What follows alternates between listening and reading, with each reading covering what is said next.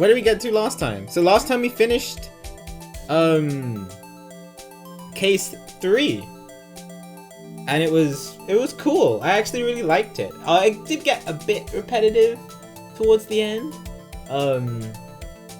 With numbers left chat, right? Just to make sure. I think so. Yeah, okay, cool. It did get a bit repetitive towards the end with how many times we did have to watch the video. Like a bit more than case 1-5. But I did like the twist that it had. I did like how the murder took place and how it was carried out and the way the trial progressed. I thought it was really fun. I thought it was really cool.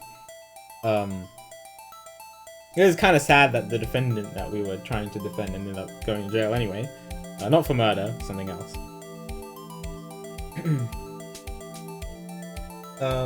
But, you know, thought it was cool.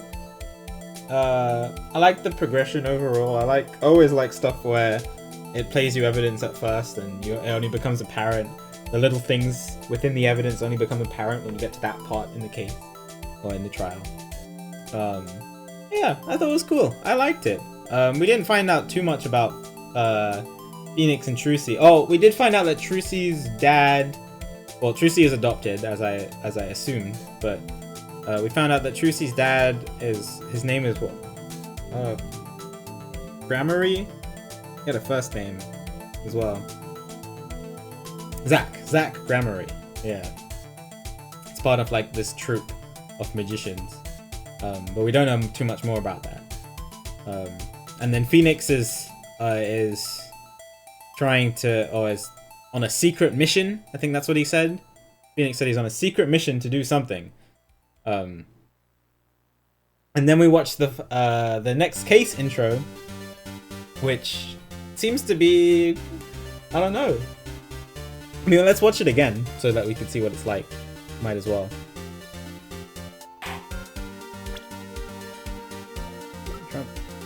Corner, Turnabout Serenade, Turnabout Succession. Yeah, this was a cool intro. So let's watch it again. Let's see what it's like. It has Kristoff in it and a bunch of other things. We'll see. And it's talk about 7 years, so it must be related to Phoenix. Let's do it.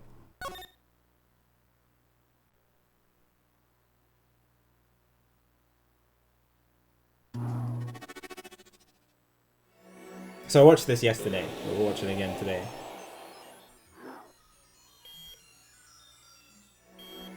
Somebody died. Somebody was in the hospital.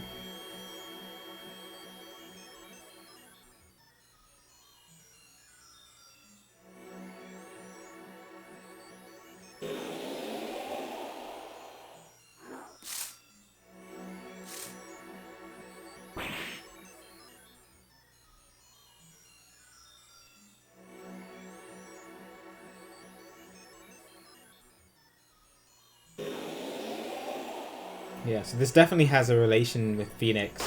And then there were 2 gunshots here. Somebody got launched into the air.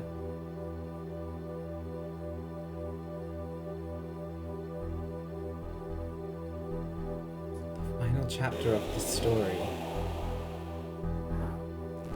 And then I don't know who this girl is, but she pulls over at the trial while reading a book. TV shuts off. Will the defendant be found... This line. Will the defendant be found guilty or innocent? The decision is yours. It reminds me... So that reminded me of... and then that's Kristoff from the first trial. It reminded me of... In the 4th case in the 2nd game. Where... You know, you had to choose between whether you should find your defendant innocent in order to save Maya or find him guilty because he was guilty. And it was up to you to choose. Yeah, it was freaky. So I'm worried that that's going to happen again because, oh boy, I don't know if my brain could go through that decision again. We'll see what happens. Anyway, October 7th. So this is a few months after case 3. Write Anything Agency. Hey Apollo, look on TV, look. Yeah, I'm kind of busy. Whoa, look at that! He's the last Grammary, alright? Amazing! So yeah, that's what happened last stream. So, not too much, we finished chapter 3 and we're on to chapter 4 now. It might be the last chapter, it might not be, you know. See what happens. Apollo, you should be watching this! Ow, ow, ow! What? What? I was writing about our last case in my journal. Lawyers are supposed to write things in records, Apollo, not journals. And why now? That case was 3 months ago. Hey, it's a long story. It's a lot, you know.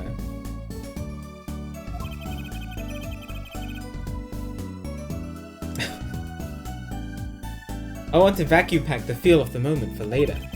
Right now, I'm wiring the crowd by figuring out how Lammy Roar disappeared. That's right, Uncle Valen did that illusion too. But you're missing him on TV right now. I was just getting to the good part. Yes, and as usual, we have a spoilers channel for those of you who know about the game and want to talk about spoilers, or if you have guesses to certain things that are going to happen, you can feel free to speculate in that channel, or you can just talk about it with people in the spoilers chat. But please try to keep things out of this chat for me, because I don't want to be spoiled on anything. Yeah, chat's pretty chill right now. Chat is chill. Suppose I should watch a little TV with that. After all, Father's expecting me to look after her while he's away. Where's Phoenix? What you're now seeing is a rehearsal for the greatest magic show on Earth! Happening right here at our very own Sunshine Coliseum. Sunshine Coliseum? Hey, that's where the Gaviniers concert was. Only 3 more days until miracles happen here. Right before your unbelieving eyes. The legendary troupe Grammary is performing for the first time in 7 years.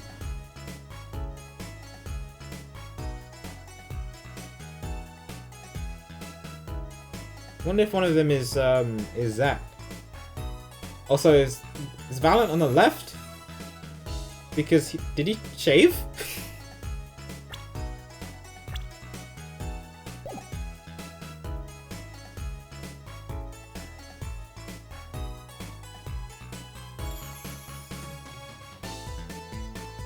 I wonder who the girl in the middle is.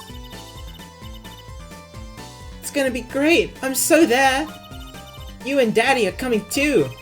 Legendary Grammaries. If Trucy's real father was still alive, he'd be on that stage performing miracles. I've got the tickets and everything! Here's yours, Apollo! Magic show ticket. Received. Ah, you are here. Working hard. Oh, it's probably Phoenix. Working hard or hardly working? Yeah. What's up, dude? Hey, how you been? Hi there, stranger. Not exactly the kind of greeting I'd want to hear from my own kid. Though he has been gone a long time. Ah ha ha. How goes it, Trucy? Here, I got a present for you. Yay, pudding! I love pudding! Ooh, it's farm fresh. And not just one pudding, but 3 whole cups! I'll have to pace myself. Well, I'm beat. That's right, Daddy. You're on a top secret mission. You've got to take it easy with the secrets, you know. Ha ha ha. How right you are. So, you still can't tell us what your mission is? Maybe it is time. It has something to do with you, anyway. Huh? With me? Ooh, maybe you're getting a top secret mission too. Maybe you can be one of those guys. One of those guys. A spy! Gotta just be a defense attorney? Ah ha ha! To be honest, telling you about the mission was my whole reason for coming here today. I get to find out. Here's your next mission. What? Tell me. You've heard of the Juris system, yes? The Juris system? That's right, the new legal system everyone's talking about. Have you heard of it, Apollo? Huh? Maybe. Maybe. Maybe not so many people are talking about it as I thought. The Juris system, huh? I wonder what the Juris system is. So Daddy, what's this Juris system thing? Well, Trucy, Do you know what a jury is? I've heard of it. Isn't that those people who sit in court in those old courtroom dramas? The ones who get to decide if a guy's innocent or guilty? Do you know, Apollo? Only from TV. It's 12 people, chosen from the community, right? Well, they're thinking about reviving that system. They're calling the new system the jury system. No more doing whatever you like, Your Honor. That's probably a good thing. This judge can be a bit crazy. A bit slow on some things. Not quite that harsh. The jurors cooperate with the judge. They help analyze the case from different angles. Ah, and there will only be 6 people of them under the current proposal, right? Oh, Apollo does know, okay. Wow, you know yourself, Apollo! Their findings directly affect the verdict. Hopefully, people will start taking courts a little more seriously now. I feel like I'm on some kind of educational TV show. Starring Dr. Wright. Ah, Dr. Wright. He's Assistant Trucy. And Mascot Apollo. The perfect team. Mascot? Hey! I'm the one with an attorney's badge. Did you know I have an attorney's badge? Ah, presenting, are we? I did my fair share of that back in the day. Showed my attorney's badge a lot too. That's what I'm showing you, bro. He may look cool and calm now, but you should have seen him before. You know me too well, Trucy. Found and provided this opportunity for a little family bonding. Alright.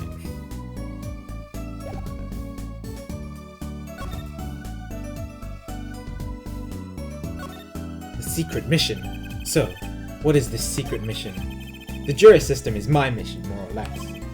Anyway, keep in mind that new ideas like this system are always risky, Apollo. Too true. Everyone's got an opinion, and they just talk and nothing gets decided. Kind of like you, Apollo. I'm not that bad, am I? Oh, thanks, Omega. I forgot last chapter. To go back and play it, just so I can get Charlie dialogue. In any case, we're gonna give it a shot. A test, if you will. I don't like tests. We'll take a case as a sample and choose 6 jurists. I'll be the one helping with that process, incidentally. Helping? How?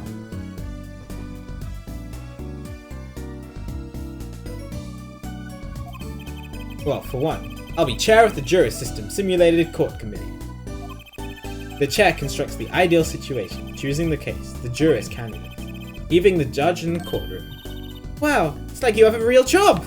He's never that good at the piano, to be honest. Once a lawyer, always a lawyer, I guess. Trial's tomorrow, by the way. Don't miss it. Oh, the trial simulation, that is. A simulation, huh? Sounds interesting. So, what kind of case is the trial simulation about? Well, since it is the first run-through of a new system, I wanted something simple. Good thinking. No sense wearing yourself out on something too serious. True. The case is a murder. Oh, okay. That's not simple at all! By simple, did you mean that the defendant is... guilty? Yes, most likely. So, good luck, Apollo. With what? With the trial tomorrow. You're defending, of course. Recall that I said I had something to do with you. It had something to do with you. Go for it, Apollo! It's just a test case anyway. No sweat. Well, I mean, if my client is guilty, then... no, Apollo can just stand there. Fine. Yeah, but there's still a verdict to be decided. And a potentially serious sentence. The most serious in a worst case scenario. Ah, you mean the verdict's for real? It's not a test trial. That's a real trial. All the forms have been filled. There's no turning back now. The trial begins tomorrow at 10 AM. Hope you can make room in your schedule. Why am I only hearing about this now? Ah, yes, there was a change this morning. I picked a new case. Huh? Something that happened last night.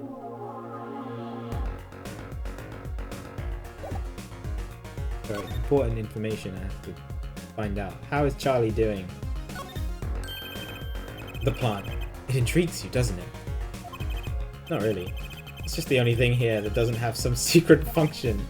Ahaha. No, no secrets, but lots of memories. And a name too. Want to hear it? Not really. His name is Charlie, if you were curious. Really? I wasn't. Apollo doesn't like Charlie. Phoenix still loves Charlie.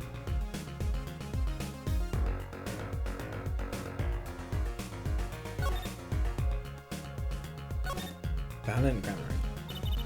Hey Apollo, I know you're all excited about that secret mission. But what about this? The Troop Grammary Grand Magic Show! Huh? Oh, right. The card tricks. They're not card tricks. They're grand illusions, miracles, the apocalypse. The Earth will do something. So what? That's 3 whole days from now. It's at Sunshine Coliseum. Let's go. Let's go today. We can say hi to Uncle Valen. Fun. What? Can't go by myself. You know I'm not very outgoing. Right. Why not go with her? But what about the secret mission? Oh, don't worry about that. You'll hear all about it tomorrow, regardless. Yeah, during the trial. Alright. Didn't trust that smile. He knows something that he's not telling me. Yippee! Now you can take me to the Coliseum. Suppose it wouldn't kill me to pop over there. Ah, Grammary. That reminds me. What's this, Daddy? Isn't that silk hat the Grammary seal? Consider it a birthday present, Trucy. Thanks, it's great! But today isn't my birthday. Good point. What day is it today, Apollo? Today? October 7th? I think it's Recycle Your Plastics Day.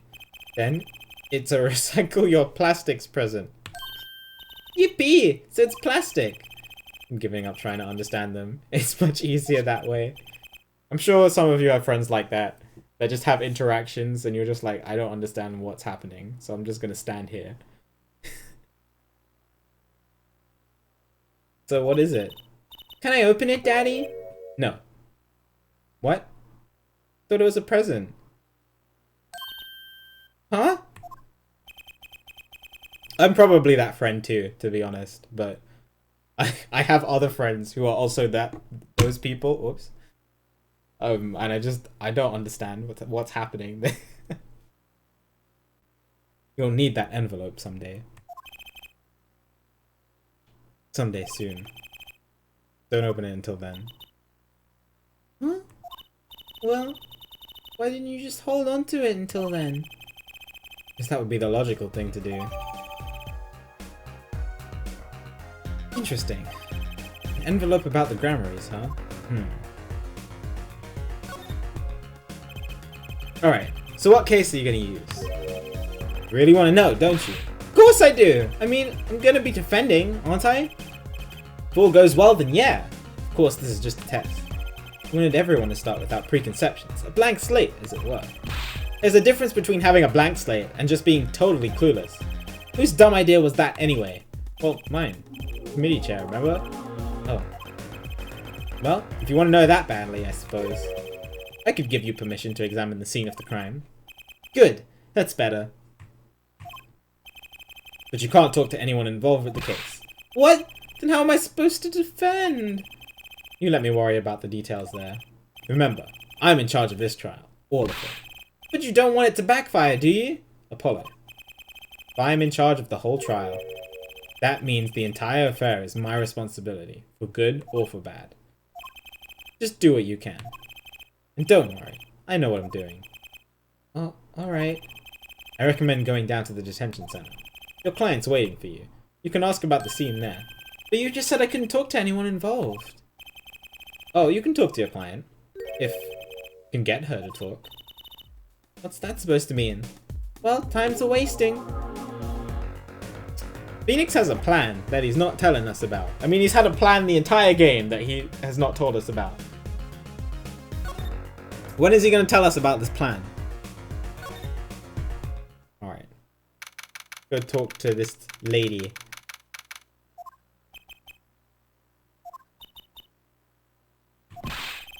It's 20 minutes we've been waiting here. 20 minutes! Maybe I should complain? I'm sure that God has better things to do than stand here pretending he doesn't see us. You know, the minute we get angry, the client will show. It always works that way. Like shouting, "Oh, waiter!" and they're standing right behind you. Oh, God! Is our client gonna be much longer? What are you talking about? Haven't you already started the meeting yet? What? Oh. Hello. She's just very shy. That is a towel too, yeah. Eek! What? Where did you come from? Yeah, I can do one better.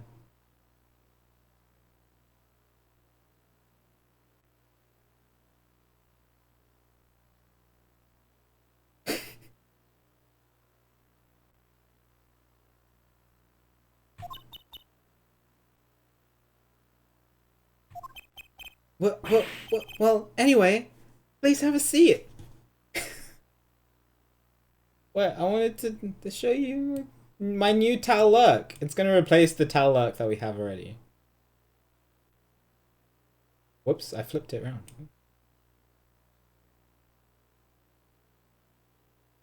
Let's put it back in the corner. Well, anyway, please have a seat.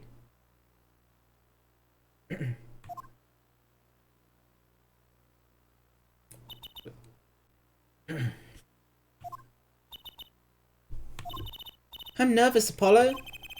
It's the silence. It builds suspense. Why don't you do something, Trucy? You're a magician, aren't you? That's right. Okay.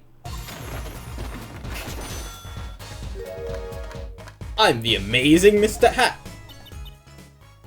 Hello. Oh, did she faint? Rip. She passed out! Miss Magic Underwear might have been a better bet.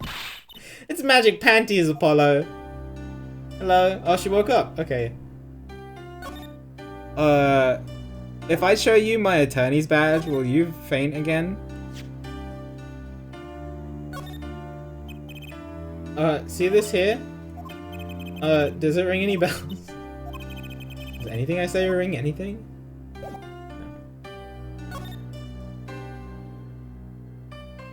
Your name? So what's your name? Oh, right, I'm supposed to introduce myself first. I'm Apollo, Apollo Justice. And I'm Trucy Wright. I know, this is getting nowhere fast. Thanks, Trucy. Hi. Well, I'm your defense. I really think it has to be fate, you know? And by fate, I mean destiny. Do you know that I'm good with astrology? Tell me, what's your sign? I can tell you mine if you'd like, Apollo. Trucy. Shh. No, never mind. I just got carried away there. Seemed determined to get difficult clients, it seems. The case. Hey, I know. Maybe you can tell us what happened. I'm your defense attorney, after all. Anything out of the ordinary happened lately? Well, the other day, this tourist from out of town stopped to ask— I'm not talking to you! Later, Trucy. I feel like I need to ask directions here myself. That was fruitless. But I think I understand despair a little better now. Oh boy. You did good, Apollo. That is a hand. Is that a glove? That you? Look, she's doing her nails. What, are nails more important than defense? Is that it? Let's go, Trucy. Excuse me. Could you read this? Sure. I feel like a teenager on a first date. And this is the love letter we pass from desk to desk at school. Stop looking so wistful and read it, Apollo. It's a business card. The name and an address. The name is Vera Misham? Vera Misham?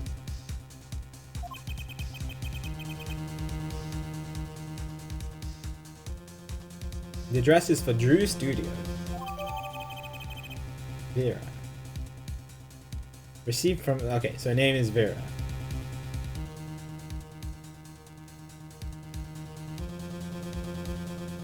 Misham? Okay. I have a friend named Misha. So... it'll probably take me a while to get used to saying Misham.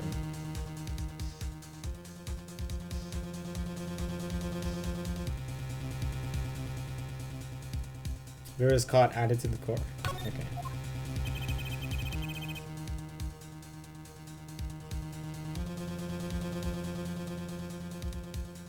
You're giving me this card because... Oh, looks like we finished it. I wonder if Drew's studio is the scene of the crime. Let's go find out. Drew studio. Whoa. Well, it looks like it. The white tape on the floor. Oh, this looks like... It looks like a studio! It's like life imitating art. Or maybe it's the other way around? With the tape on the ground there, it's a bit jarring. Yeah, looks like we found our crime scene. Apollo, look at all those paintings. Hey, don't touch those! It's okay, I'm just looking. Ooh. Ooh. That one looks really cool. Oh, Apollo, look at this one. It's half finished. You can still see the rough sketch underneath. That's odd. The rough part doesn't look like the rest of the painting. Yeah, that's a good point. That is odd. So maybe it was like painted over? Drew Measham's paintings added to the core. Oh, okay. Drew Measham. All the paintings have a really different style too. Ah, I thought I might find you two here. Oh, hi Emma! Emma! Long time no see! Oh? Seems like I run into you far too often. I bet I know why you're here too. You know about the trial simulation tomorrow? I've heard about it, sure. So Mr. Wright chose you, huh? We don't even know what the case is about. Well, he was killed. The artist who owns the studio, that is. Drew Measham? Is that her dad, then? Mr. Drew Measham. That paint is on the screen, right? On his face. Measham. And his daughter was put under arrest. Rip! Yeah, we just saw her at the detention center. And Phoenix thinks that she's guilty? But she seems so shy. And she's her... What happened? It was funny though. Seemed more like a victim than the kind of person who would commit murder. That's what I was thinking. Don't say. Not even by poisoning. That's how it was done, you know. Poisoning's a common way to get the job done when the murderer is a woman. But poisoning? Anyway, Mr. Wright told me you'll be coming. Feel free to take a look around. I'll just be over here with my snackoos. I won't talk to anyone related to the case this time around. Which means we better find out as much as we can here at the scene. Or else. Or else. Can I ban Akura for you? Sure.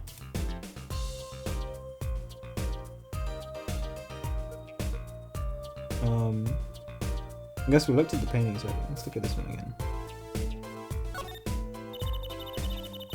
Wouldn't mind taking a closer look at those paintings. I just love oils, you know? How they're so thick? Is that the word? These paints are all dry. Just surprised at how different these all are. It's a really cool one. Yeah, and what's going on with this half-finished one? Must have been a work in progress. You can still see the rough sketch below. It's so weird. The sketch part doesn't really fit the finished parts. I noticed. That is weird. Yes, it was. It must have just been a rumor spread by someone to spread fear. It'd be very silly to just remove a sub because you got banned in the chat. Because misclicks happen all the time.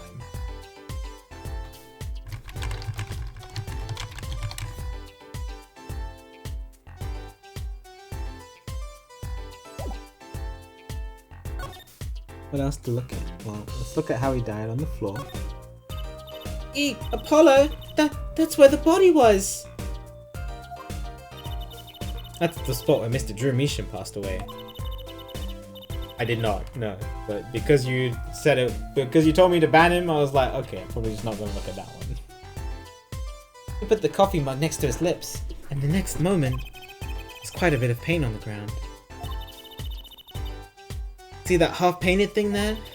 He must have been working on that right up to the moment he died. Oh. Wow, a true artist till the end. Or maybe he started a year ago and was procrastinating. Ever done that with a piece of work, Angel?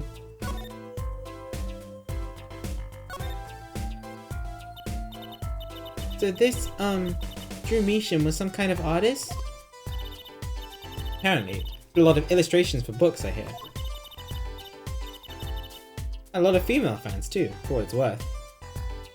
Have you ever half finished a drawing and then leave it and then come back to it months later to finish it?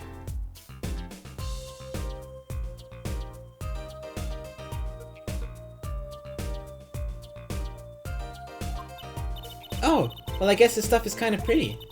Like that oil painting over there, for instance. Yeah. That wasn't one of his illustrations, actually. Never? It's because you're so fast. That's the problem. You want to take a break, but you end up finishing it in like 6 minutes.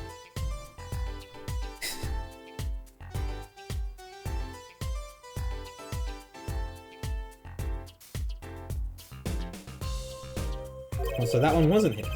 Was it a standalone painting or something? Is that what she means? He was an odd bird, Measham. Hadn't shown his face to anyone until the end. Yo, nice, Darkbird. What do you mean to anyone? He was always locked up here in the studio, apparently.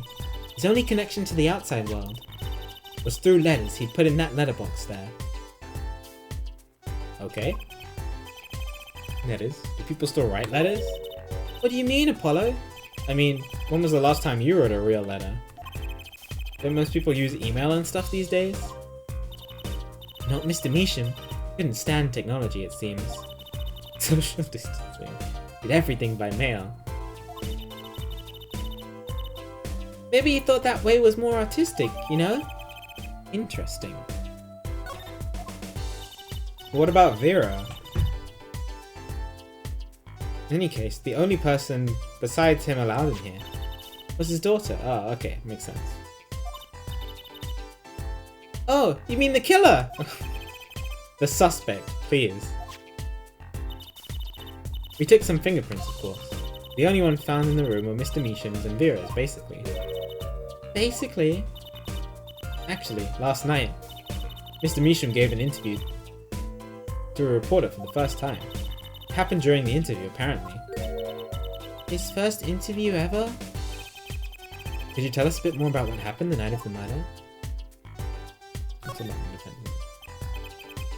So this woman, Vera, she's Mr. Measham's daughter, right? Yep, a real sickly girl, ever since she was little.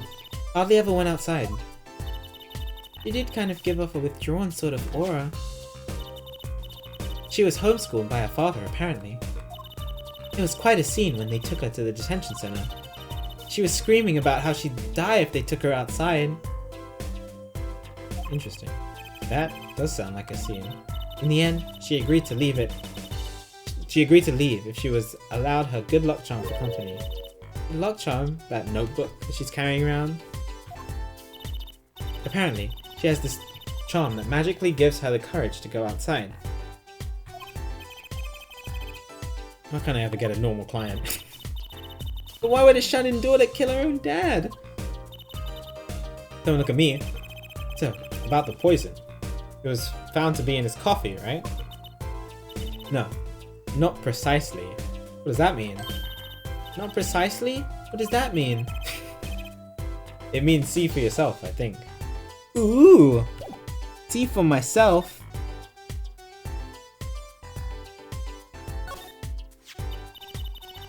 It was probably on the lip, right? Ah, that's the victim's coffee mug. Aha, so the poison was in here! This is my first time seeing a real poisoned mug of coffee. I would hope so. Poisoned coffee? Not exactly, actually. What do you mean? No traces of poison were found in the coffee. What?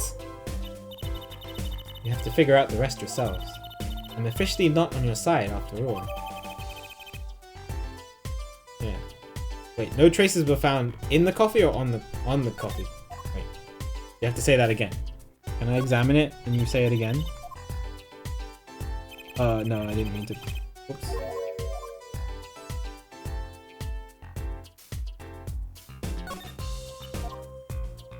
Found in the coffee. Okay. Yet the only thing the victim drank that night was this coffee. Yeah. I like you better when you just tell us stuff. Look, just figure it out yourselves, okay? I have my position here to consider. Alright. Let's finish talking to her. Oh, that's the wrong thing.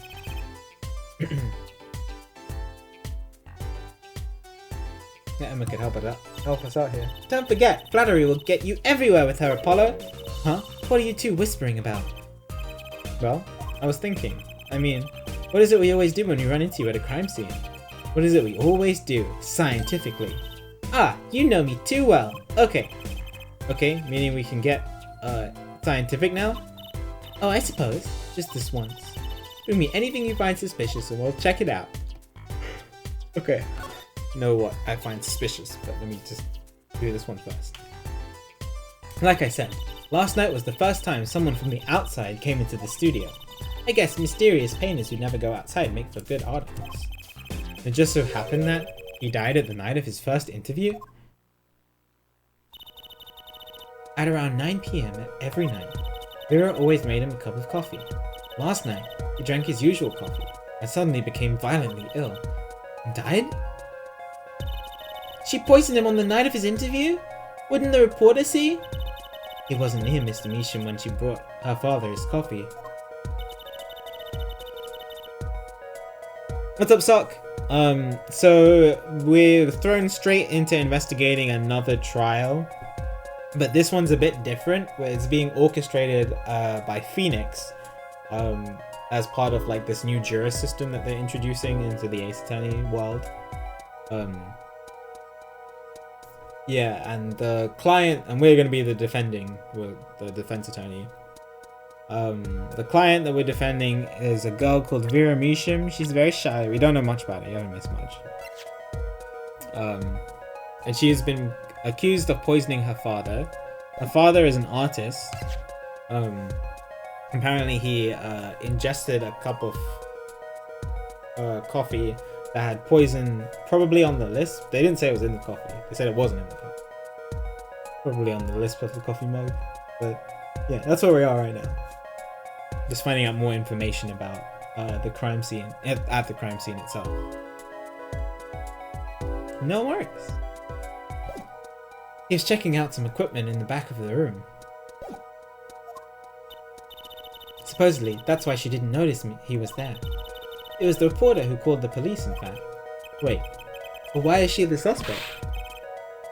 If anyone is suspicious, it's the reporter. Yet the reporter never got near Mr. Measham's coffee. Even Vera acknowledges that. Regardless, I want to know more about this reporter.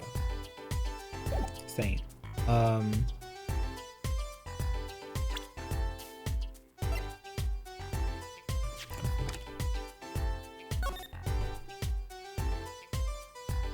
M for Measham. Oh, that just has an entire name. Now, what is this blue mark? Must be where the poison is. Hey, look there! That stain doesn't look so healthy, Apollo. That must be the Blue Mountain stuff we've been hearing about. Something tells me that even Blue Mountain coffee isn't this blue. No, the stain is probably... Better ask Emma. Oh. Right, that's what I was gonna do next.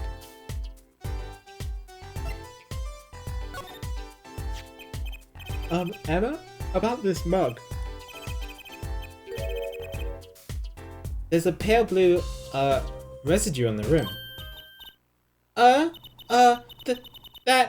Yes, well, it's just a rumor. But I've heard there's a kind of coffee called Blue Mountain. Pretty sure it isn't actually blue, Emma. Ah, right.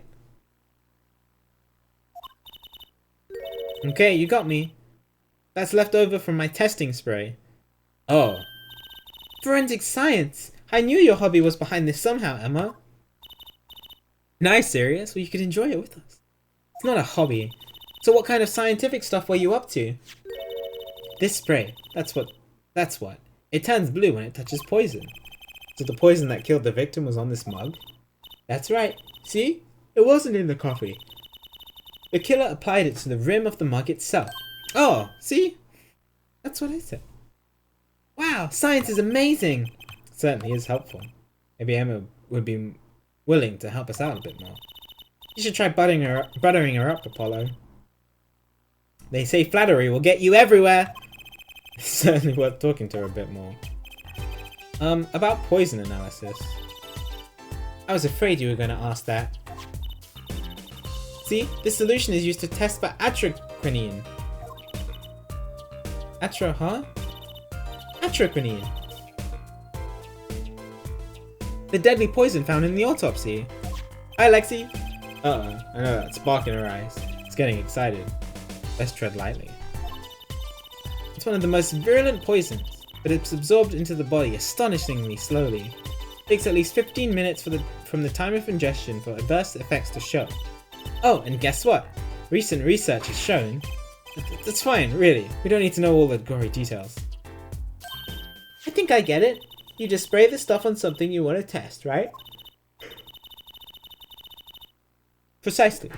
You can find even the slightest trace of poison with this. I want to try it too, Emma. Pretty please? You don't have to ask twice. I already used it on everything suspicious, of course. Yay! Let's give it a whirl, Apollo. Ah! What are you doing? I was just seeing if I got a reaction off of you. Just spray me in the face.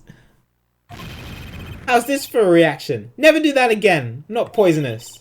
Tell that to those hapless witnesses on the stand. Get down to checking for real poison, shall we?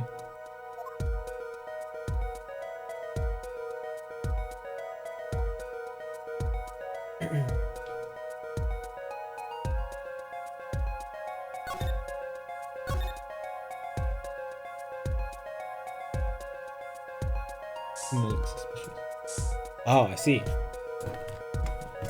Hold my DS up so I can see properly here.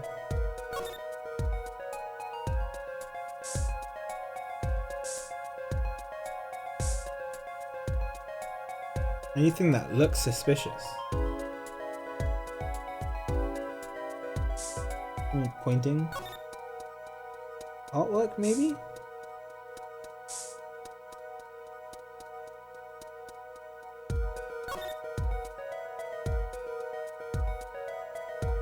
What's this machine?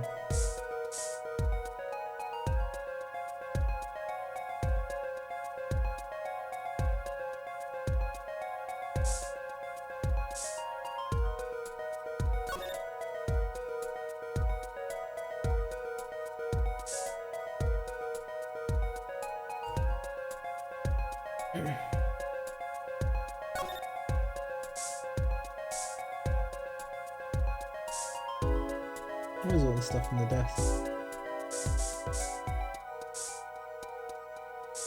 I haven't really examined the room properly yet. Maybe I can do that first.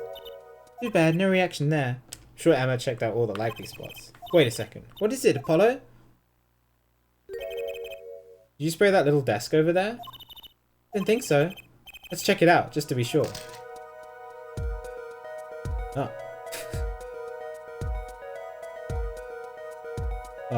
Okay. I just wanted to back out and look, but I guess the game didn't want me to do that. Oh, hello. The first thing I touched! I was like, let's go left to right. Ah! A reaction, Apollo! Ah, where? Where? What is it? Inside of that cute little frame, look! Well, would you look at that? Nice going, Trucy. I'm known to work magic. Never mind that I was the one who found it. Oh, great. Okay, well. Looks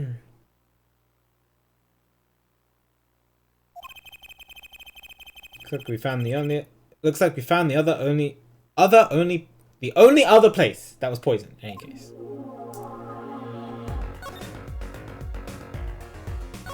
It was here. Take a closer look at this desk, shall we? Oh, hello. Yeah, Let's look at this in more detail. Wonder why there's a poison in this tiny frame. Very strange indeed. Wait, I know! I'll bet it was poison from the time he bought it. Haven't you heard about some kind of green paint being toxic? I don't think they sell that kind anymore. And the poison was atrochromine anyway. Tiny mysterious poison frame. That's interesting. What's this picture? This is Drew Misha. Oh, it's Drew and Vera, I'm guessing? This little girl must be Vera! Yeah, they took that some years ago. They look close. A happy little family. Until you arrested his daughter. Yeah! Look, I was personally against that, okay? She just didn't seem very suspicious, scientifically speaking. Uh-huh, right. Look, it's pointing. How point? Something about the way that figure is posed. I've seen that pose before. It's you, Apollo. See? You're making one of those, your flamboyant gestures. Please, I'm a professional. I wonder why it's posed like that. Coincidence? Maybe it's pointing at something. Ooh. What are these books? Is this a journal? Wow, talk about a clue. Let's read it. What is it, Apollo? He didn't write the name of the killer, did he? It's new. He didn't write a single line. Oh. Ah, you had me going there for a while. Interesting.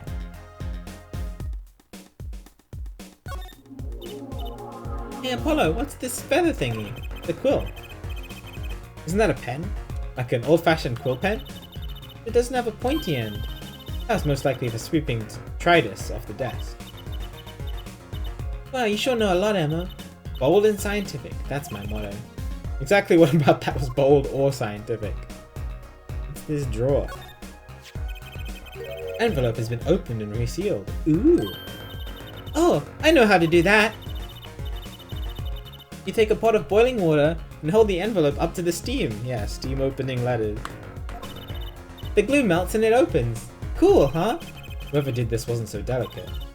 You're right. Looks like they just ripped it open and stuck it back together. Huh? The postmark on this letter. It's from 7 years ago. Ooh. Why would someone open the letter, then seal it again?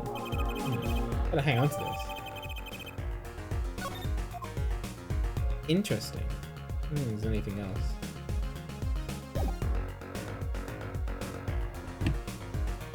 Gap's missing Emma again, I know.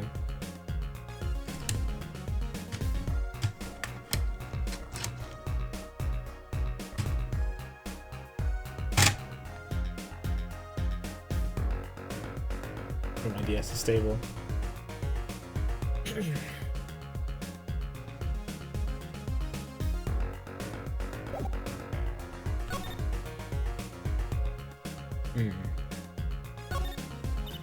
What is all this equipment here for? Doesn't look very artistic, really. He had everything from a lathe to a laser cutter. Looks like he was ready to work on metals and wood, too. Though his equipment's a bit old, to tell the truth. How would a painter need all this? From the dust, say he hasn't used this stuff for years. Corner doesn't fit with the rest of the studio. Oh, do you think I could borrow this? I want to cut a quarter in half to make it a trip coin. This is a crime scene, Trucy. But those coins cost like 50 bucks at the magic shop. Oh.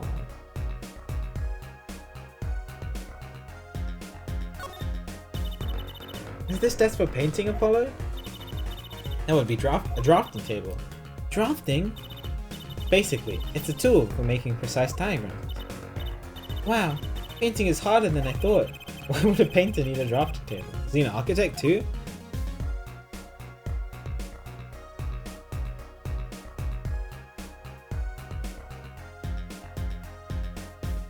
I was trying to look at the microscope instead of the drafting table, but... What is all this equipment here for? Hinting. These pictures. What are these pictures? What is all this equipment here for? Oh my god. Bold is gonna say the same thing. Mirror? What is this painting? Hey, there's a painting hidden back here. Hey, you're right. What if it's embarrassing somehow and he didn't want anyone to see it? Certainly seemed pleased by the possibility. What is it? Oh! That's this picture!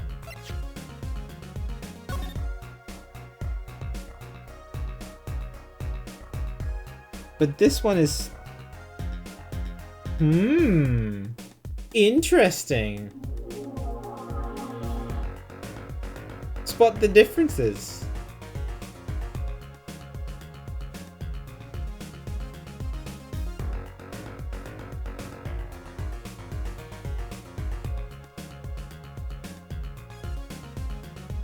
Was he doing a forgery? Uh-oh.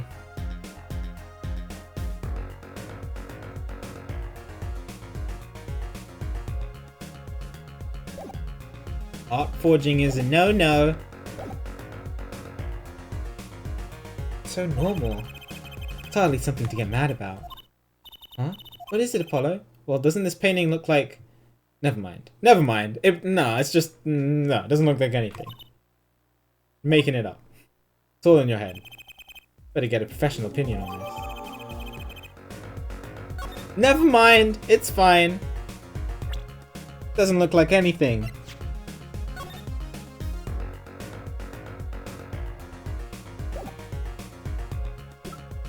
Never mind. It's just like when we talked about incuritis.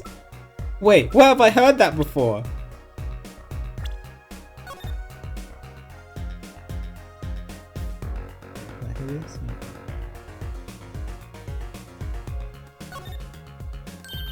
Hey Apollo, this painting, I know it! Huh? Really? It's that story where the old woman is doing the wash in the river. And this giant peach comes a-floating on down. That might possibly be the strangest thing I have ever heard. Yeah. Don't you hate it when you go to wash your clothes in the river and a giant peach flows down and interrupts it?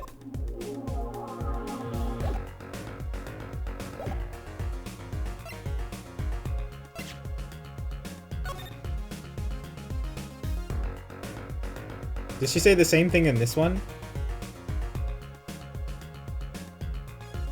Oh, she doesn't say it about this one. She just... Oh, interesting. Maybe this one isn't good... Maybe the forgery isn't good enough.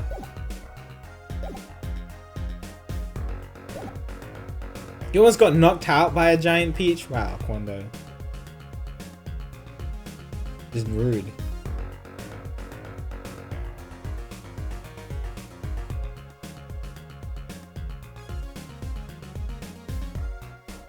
Look at everything else.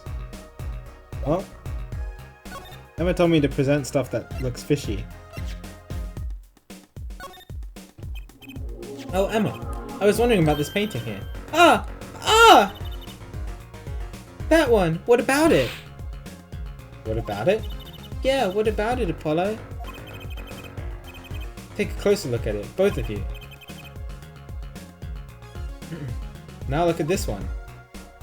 I don't know what you're talking about. This is the third painting he was working on. They're the same. Wait, really? No way. I was hoping you wouldn't find that. You were hoping we wouldn't find that? It's not very well hidden. Drew Measham was copying his painting. Wow, it's pretty good. Copying a painting? What for? What for indeed? Can we talk about that? We can't. Okay.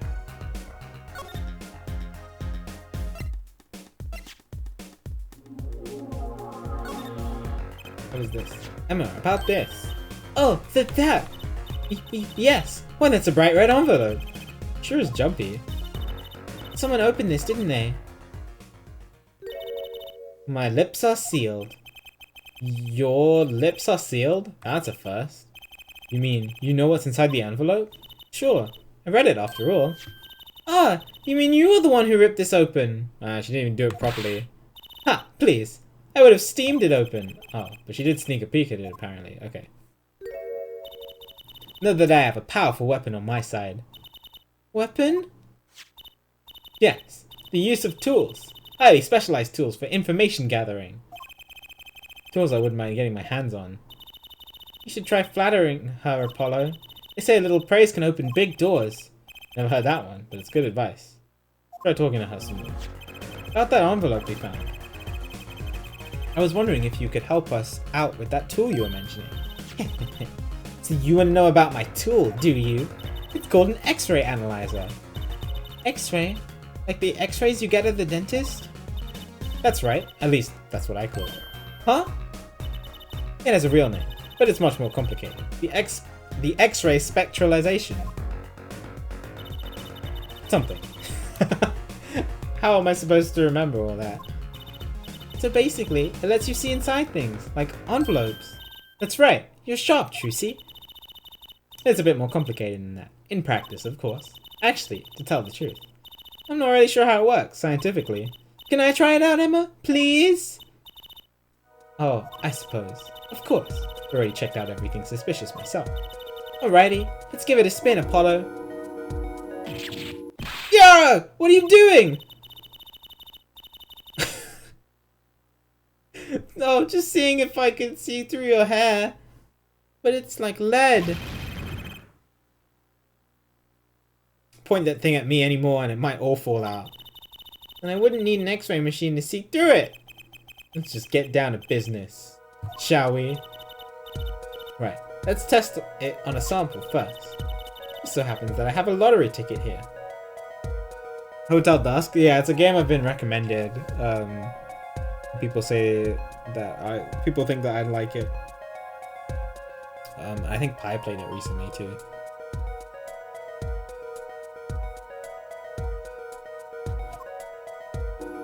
Scanning.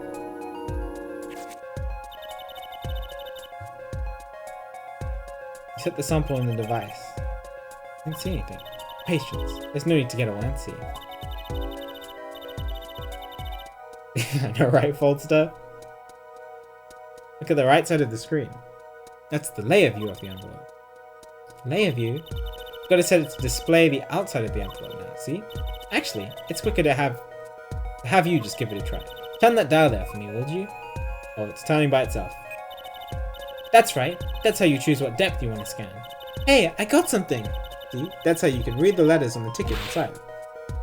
Cool, huh? Except, I can't read them. Let's turn the dial a little more. What you have to understand is that a sheet of paper isn't really flat at all. When you zoom in that much, you see that paper is like a bunch of hills and valleys. Wow, really? This X-ray device uses a beam with a wavelength of only 0.05 microns. It breaks cards down into thin layers, so it can only show what's written on that layer. Sounds good, Omega?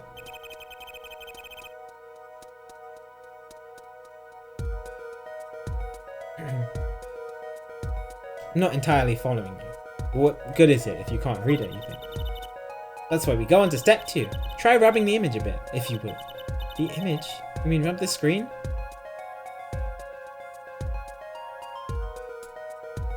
Oh, it's not doing this part for me. Okay.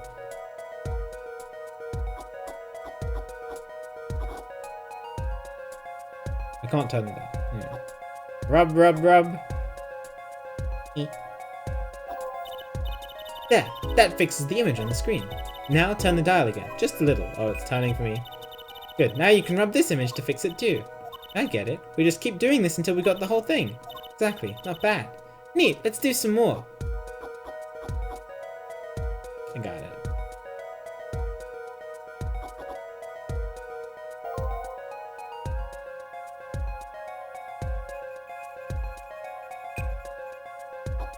I got it, I got it. You just turn and rub. Turn and rub. Turn and rub. Turn and rub. Turn and rub. This is kind of cool.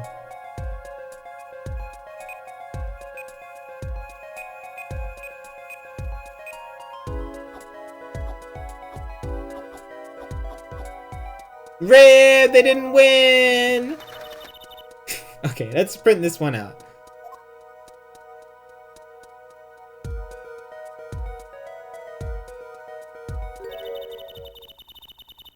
Does this mean I have to buy another one to win? Well, it's Emma's ticket. Let her buy another one. It's okay, there's no need. But see, this is the true hidden power of my weapon. Neat, huh? Now let's try it out on the real thing, shall we?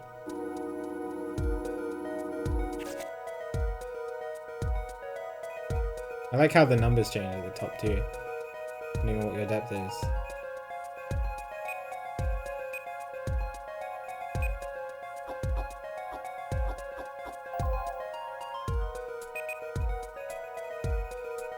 With the power of the DS.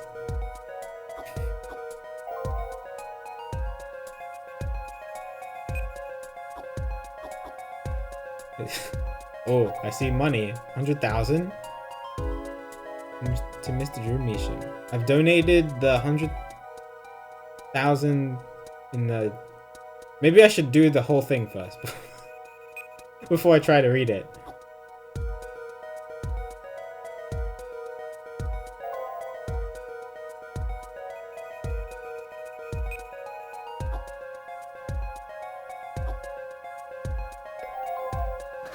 Deposited the 100.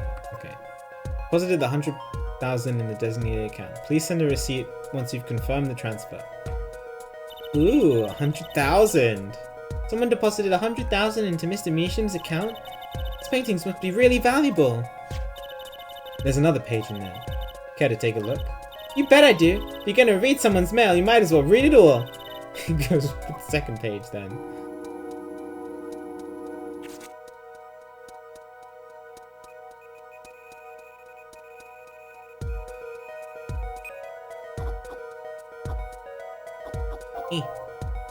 Wee woo!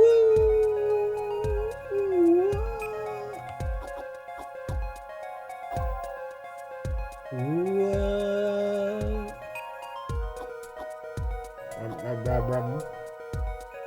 Whoa!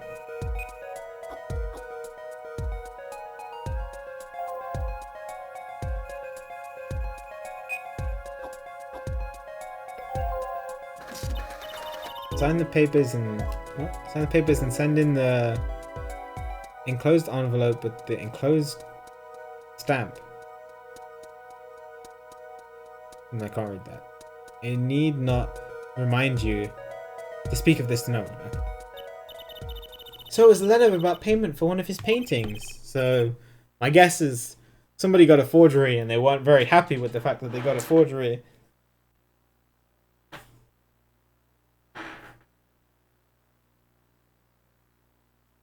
Why all the secrecy though? And what? Why was this letter the only one in here?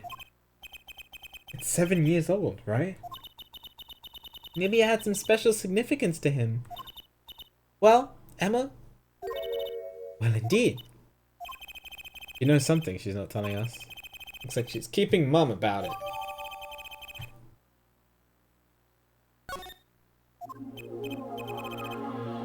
So Emma, I was wondering, what's the story about this reporter that came in here for the story of the night of the crime? Ah, I'm afraid I can't tell you because he's going to be a witness tomorrow. I thought so. I'll never forget that face. But what was his name? Oh right, Brushel. Brushel. He's after a scoop to sell to the papers. So a reporter comes for an interview with a painter. His first interview ever, and that night he's killed. Seems strange to you. Really strange. It does raise a few questions. I'd like to speak with this reporter if I could.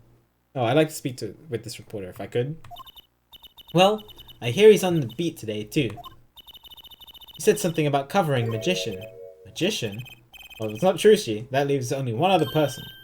It wasn't Valiant Gramarye by any chance, was it? Yeah, something like that. He's got some big show lined up, I hear. So he's out interviewing Valiant Gramarye. Looks like I'll be heading out to that Coliseum again sooner than I thought. Here, I'll give you that reporter's card if you want. Marshall's card as a recorder. Ooh.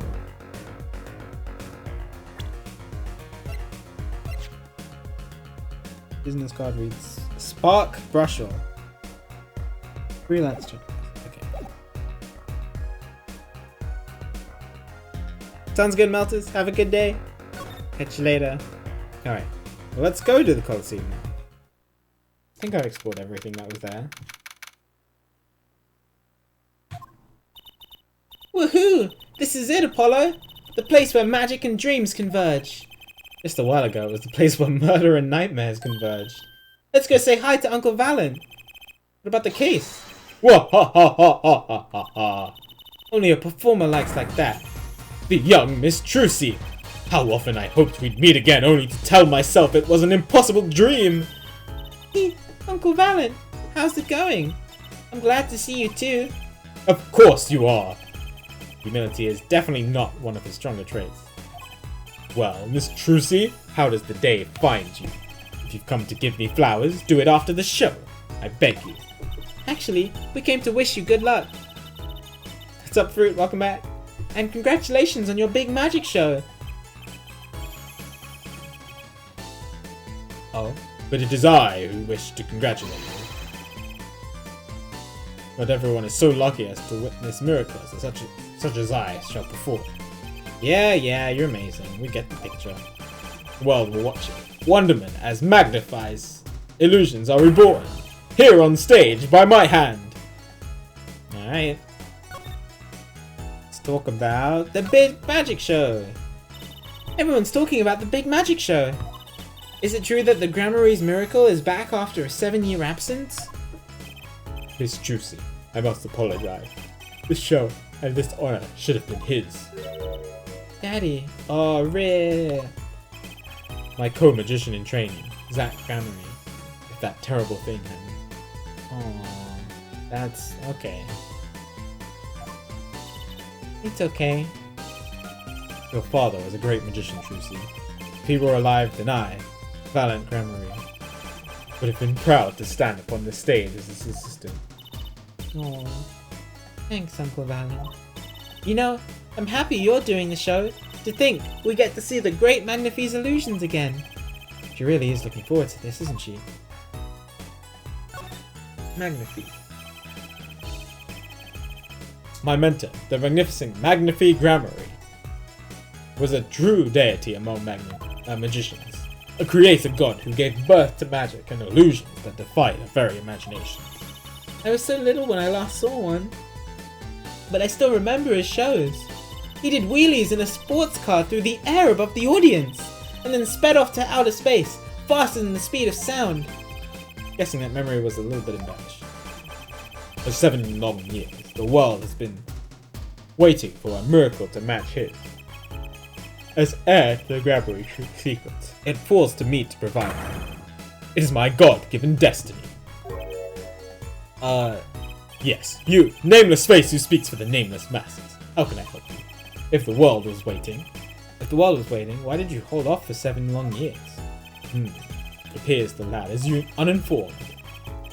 Perhaps you have heard of the magic known as law, which governs our land. I have, though I'm not sure how it qualifies as magic. The performance of Magnifie's miracle was impossible. A certain law prevented it for 7 years. But no more! 7 years. Pretty sure likes to pop up, doesn't it? Why was that? Talking to a lawyer, that's true. A little matter called performance rights, Miss Trucy. Performance rights? Can you tell us about these performance rights? Magnifie's magic relied on an incredibly innovative idea. A trick, if you will.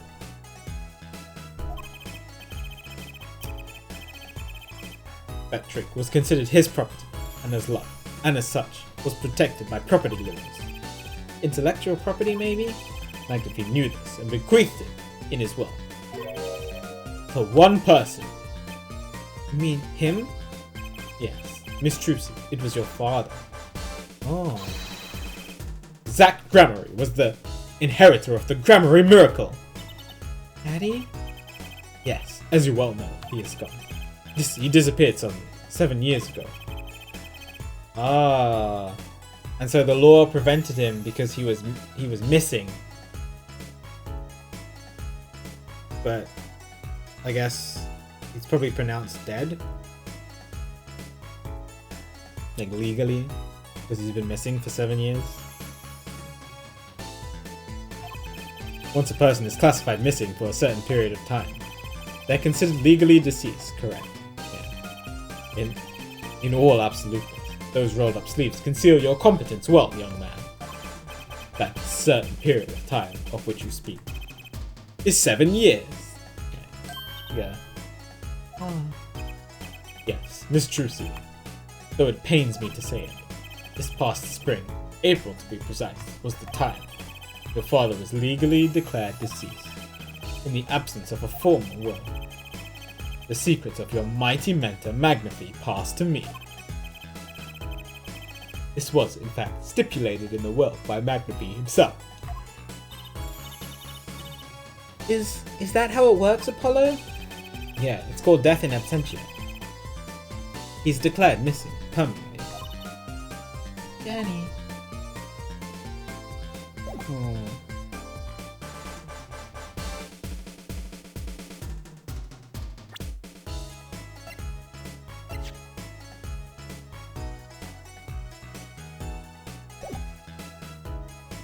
He was supposed to be here.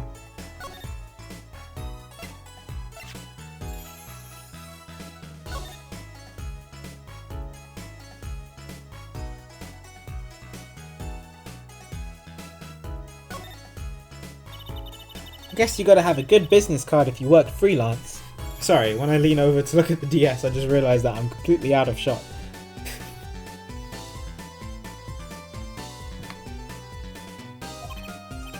Really? What's this? A camera lens finder? Do reporters take photos too? I guess if he's freelance, he'd have to. Maybe you should try being a prosecutor and a defense attorney. You'd always win! Why don't I become a rock star too while I'm at it?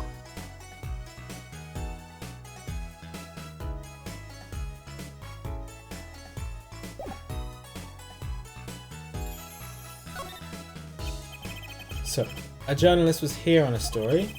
All eyes in the universe are upon my stage. All pens to seek to commit its mysteries to paper. His name is Brushel. Brushel. I think he remembers him. He doesn't look too happy about it. Is that what you're here for? I'll just lean forward constantly then. Just read off my DS. Brushel, that cloying smell of mint when he smiles. Yes. Could you tell us more about him? What did he want?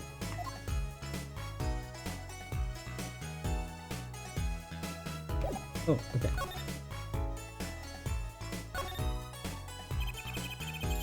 A man by that name called on me just now. Just now? Valent's vision is always towards tomorrow. Valent's feet step always forward. That is all. That's all? Very confusing. I am to perform a big magic show, yes. I wanted someone to cover it. Yet he had ears only for that incident. That incident? In any case, I requested that rapacious reporter remove himself. So a painter has died. What of it? It is but a footnote in the footlights compared to the magic of gramarye. Uncle Valen, do you know where the reporter went?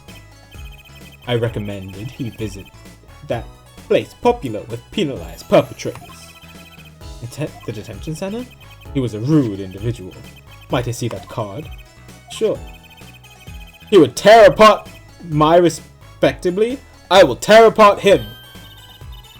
Oh, here it comes, Apollo. Uncle Valent's big magic trick. Is he gonna fix the card? Not sure that qualifies as big magic.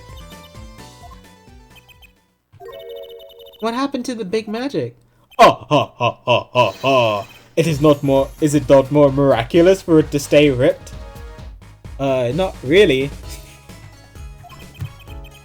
You must have really not liked that journalist. Okay.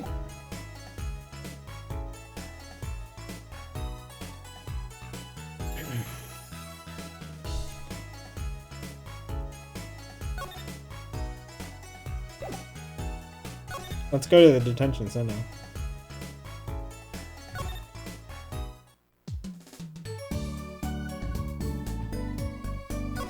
What's up, Phoenix?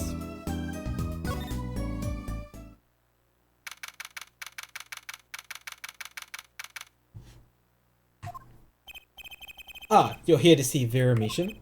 Yes, that's right. She's in the medical office at the moment. Medical office? Is she okay? She's just lying down. Says she didn't feel so good. Sorry, but I can't allow any meetings at the moment. Most annoying client ever! She's the most annoying? Did you not meet Waki? Yes, we should come back. Oh, okay.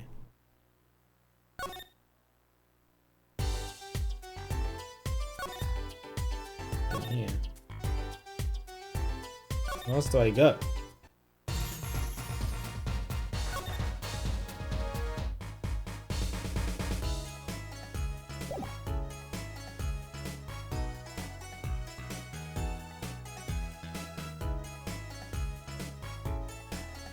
Maybe I need to present something else to him.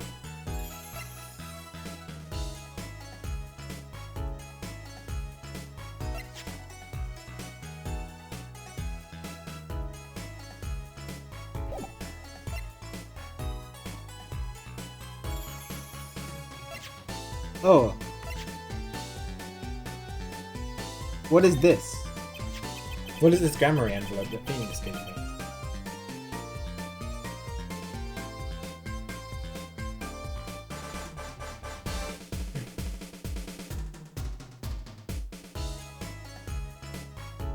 Oh yeah, Nick was our first client. He's great. I love Phoenix. So Phoenix has been my favorite client so far. I was wondering if you could tell me about this. Aha! Why, that bears the Grammary seal! Uncle Valen? Something wrong? Trucy, where did you get this? Oh, he's sweating. Daddy gave it to me. Your daddy? No, my other daddy, Phoenix Riot. Why now? Why would your Lord Daddy? Lord Daddy? It's kind of stretching the whole archaic thing a bit. Lord Daddy. Signature upon the back. Do you recognize it? It belongs to none other than Zach Grammary. What? Daddy signed this? Can we raid with Lord Daddy? If we have enough people to raid with, sure.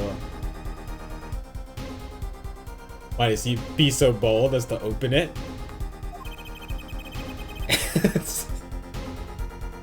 I'm sorry, but I can't let you do that.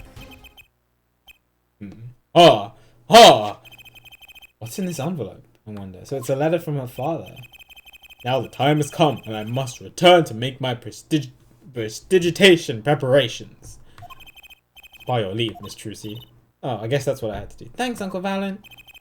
3 days from now. Make ready for a miracle! What do you think that journalist was after? Why did Valen react like this to the envelope? I think it's time to pay the detention center another visit. Okay.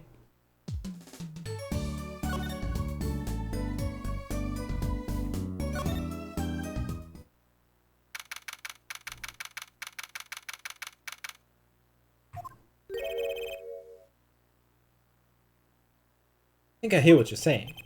We're all doing it for the money. End quote. No, not at all. Looks like someone's already meeting here. Maybe that reporter? This is Brushel. Hey there, how you doing? Who might you be? Sorry. We didn't know someone was already here. Best character? I hate him so much. I love him. I hate him. Alright. I'm Apollo Justice, attorney at law. Talk about a nervous monkey. Is that a toothbrush in his pocket? Oh, look at that smile. Oh my lord. Your Justice? You? You know me? Do I know you? Of course I know you. Stop. Stares down witness on stand till they spill beans. End quote. That's not true. What's he writing? Why is he writing it on his arm? You a reporter by any chance? Angel's here.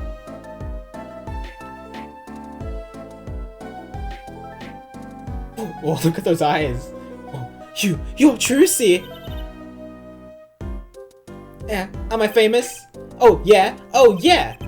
Trucy right. Hates. Oh, that's a toothbrush. Also, his hair looks like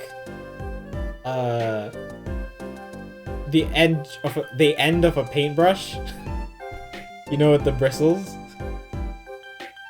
Either that, or it looks like a cork from a bottle. You just pop it open.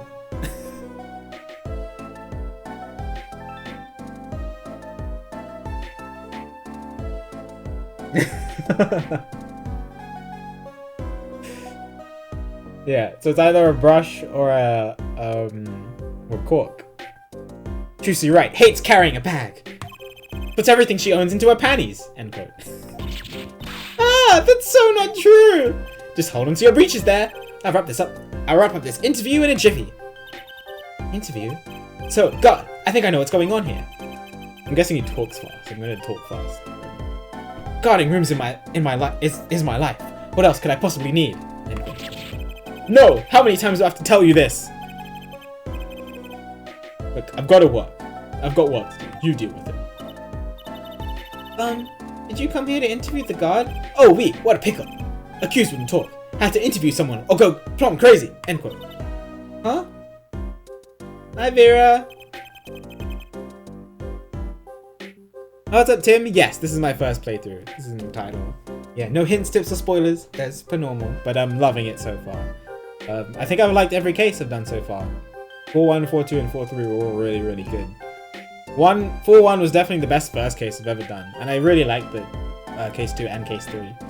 Some really good twists in them. The case 2 had me laughing so much. I was dying of laughter from the panty snatcher. Should have guessed. Where's my manners? Name's Brusher. Spark Brusher. I'm not picky. Journalist just closes his eyes. Writes. End quote. What's that nauseatingly strong mint smell every time he grins? I liked it, yeah. It seems like there's some really split opinions on it, but yeah, I liked it. I enjoyed playing it. It was really fun for me. Until you've been interviewed by me, you don't know what thrilling is. Wild romp through crossroads of mayhem, madness. End quote. I can see that. He's writing something again. Slow nod that he does.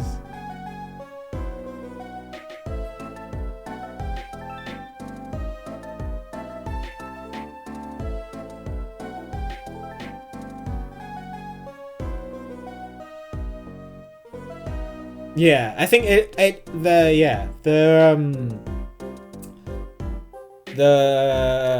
repetitiveness towards the end was kind of but I did like the premise of the video, similar to the premise of the Blue Badger video in case 1-5. I thought that was really fun to do too.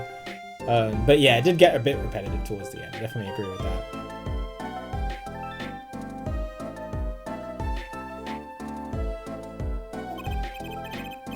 Well, if he's a reporter, maybe he knows something. What's up, Chow? Good to see you. Hope you're doing well today. Alright. Spark Brusher. Oh, interesting one. Yeah, I'd like to...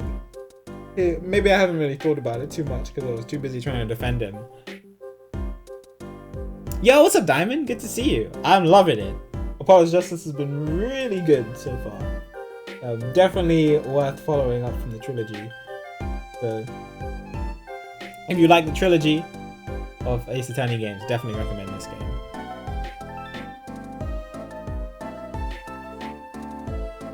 Oh yeah, it was super creepy having the Blue Badger theme play when the video was in black and white and someone was getting hit over the head in a locker room and the Blue Badger is just going like this. Oh yeah, that was super creepy.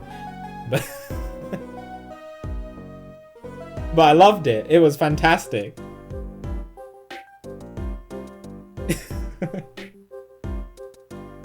So, Mr. Brushel, you're a journalist? Ah, me? Look, let me state one thing for the record here. Yes? I'm the interviewer, you understand, yeah? I'm the one asking the questions here. End quote. Yeah, but they definitely did it on purpose, don't worry. And like when Edgeworth notices the back of that page that has the Blue Badger theme. Oh, the Blue Badger picture, and it just starts playing the music again. Oh my god. I think there's a clip of me reacting to that too. Okay. For instance, do you think a movie director watches movies? Well, I think he probably does. Exactly! I knew you'd understand. Huh? What? So, the night of the murder, you were at Drew's studio? Who, me? Look, let me state one thing for the record. Yeah? I may look calm and collected, but I'm busy. Real busy. Always on the road. Journalist always buys one-way ticket, never looks back. End quote. You can understand that philosophy, but you want to know the thing about one-way tickets? Once you use them, they're gone. All because you have to give them to the guy at the airport.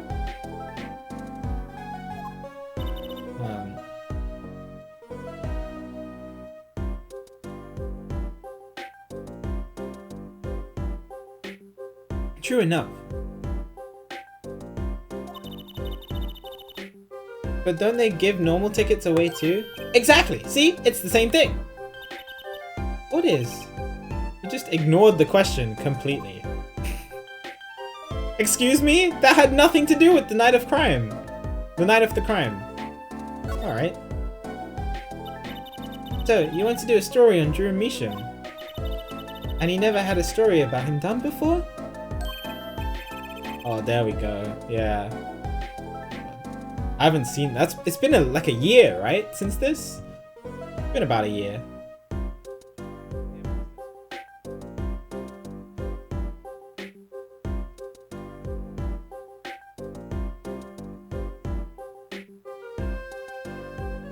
Oh, I miss Edgeworth. And the faces that he makes.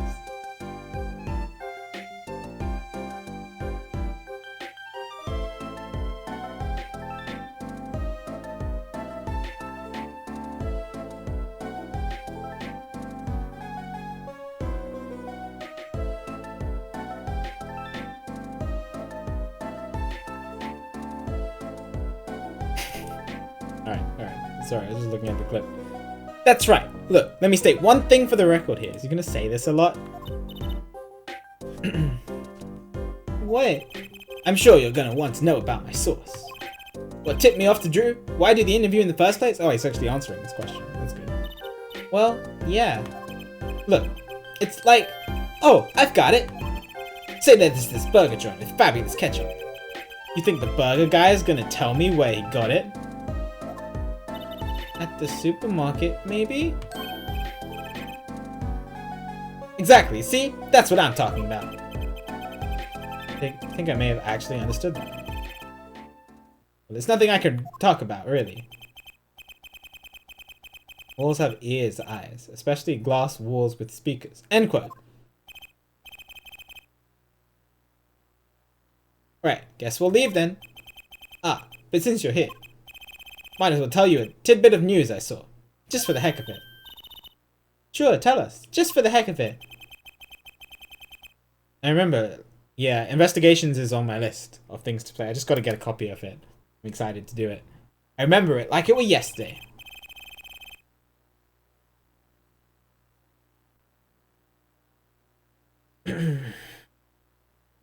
I've seen a movie on a trip and wandered into this burger place with amazing ketchup. Nah, people told me to play this game first before Investigations 1 and 2.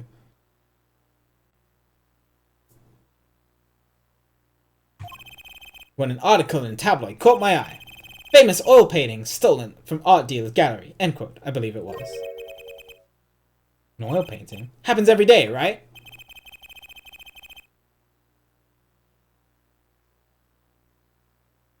But I thought I'd seen that painting somewhere before. Interesting. Painting of a giant peach floating down a river. Oh. Ooh, someone's... What was that nose twitch? Do that again. Do that again. Do that again. Do it again.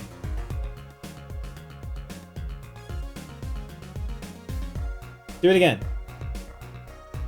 Do it. Doesn't want to do it.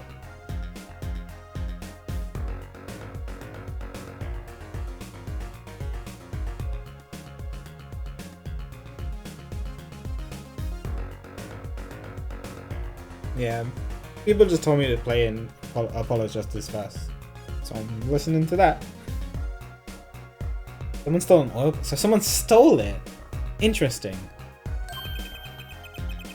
So someone stole it and then did a forgery, and then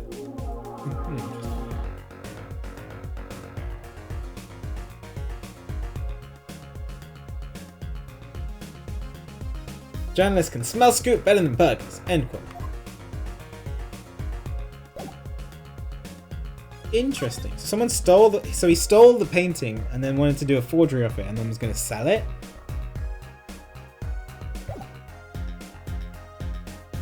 God,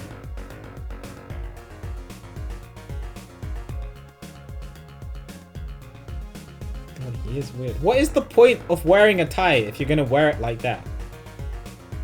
Come on, man.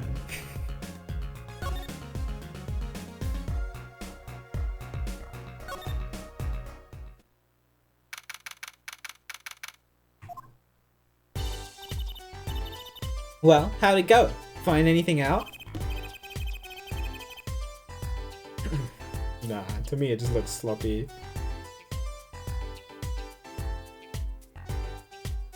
Actually, there was one thing I wanted to check with you. What's with that scary face you're making? Not that I know something, but I'm not telling face you've got going, Emma. Well, a tie is used to, you know, push your shirt up and your collar up. It makes the whole ensemble look much neater overall. You wear a top button. Hides the buttons with suits and stuff like that. Makes it look very neat, very formal. So the idea of having your tie sloppily placed, to me, I guess it's probably just because of the way I grew up as well. It ends up looking sloppy. Like if I went into work looking like that, oh hell, jeez.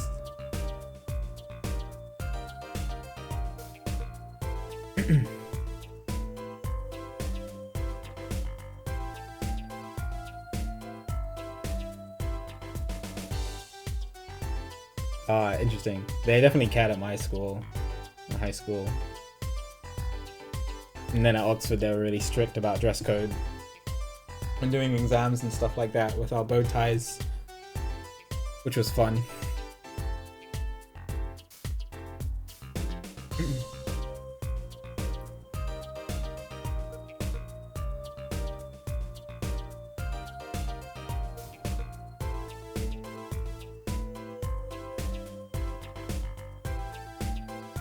See, yeah, that just looks. Wonder. It's just to me though. Just it's probably because of the way that I, you know, do things. But like if you're wearing stuff, if you're wearing it like that, you know, you might like it looks so much smarter to just wear just the dress shirt and nothing else, not the tie. So if you don't have the tie on, you look a lot smarter than if you just wore your tie very sloppily. I like wearing ties too. I like dressing up. I love dressing up. And, you know, doing it since I was a kid in school uniforms and stuff like that. And then all throughout high school and then university, we had to go do exams and you know, ensembles too.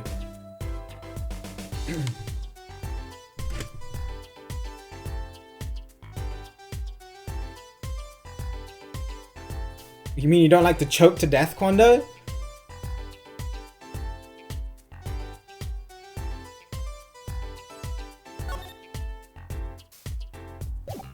It's just tradition, Omega. The simplest thing to explain it. People always ask me, they're like, why do you wear sub-fox uniforms? It's just, you know, just tradition.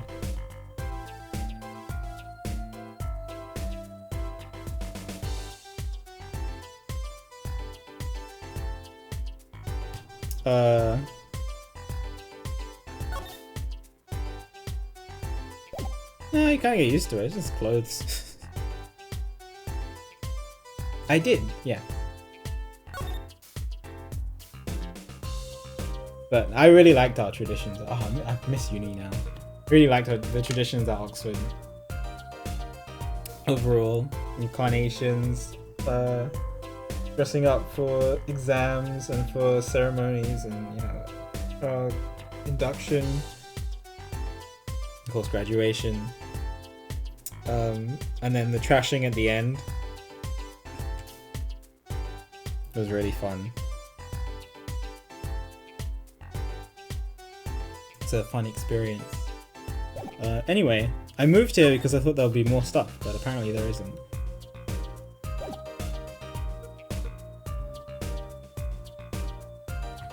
I studied mathematics.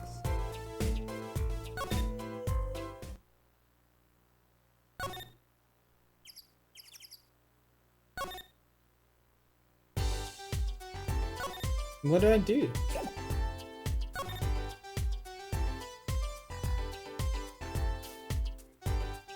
Hiding notes in their long sleeves. Wow.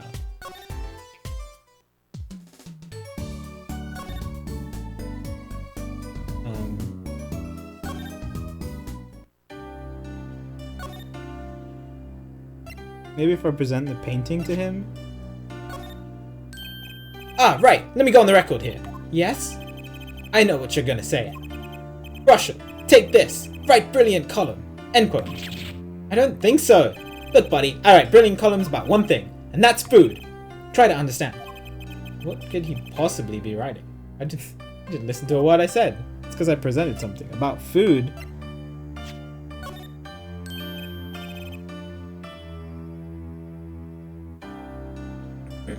Graduation, again, it's more for like a traditional thing. You know, parents like to see their kids graduate, etc., etc.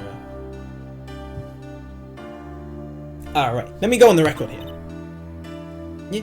Yes? I know what you're gonna say. Russia, take this. Right? Oh, okay. It's the same thing. Where do I go?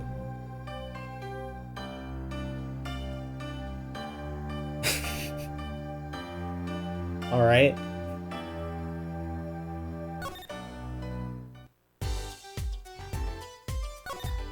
Maybe if I show her the painting. I already did this though. This painting came from behind that dresser. Yeah, so? Oh, I'm sorry, Falster. Well, I mean, if you asked your university, you could probably get it rescheduled. Instead, because graduation ceremonies happen fairly often with people who graduate like part-time and stuff like that.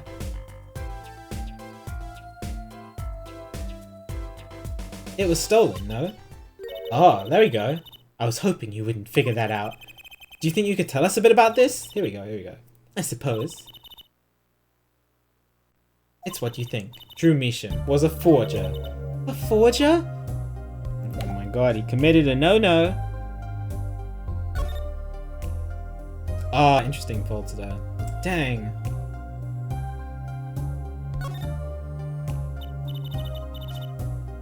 Well, that sucks. Sorry, dude. But you can still get dressed up if you want to do and hold your diploma in the air.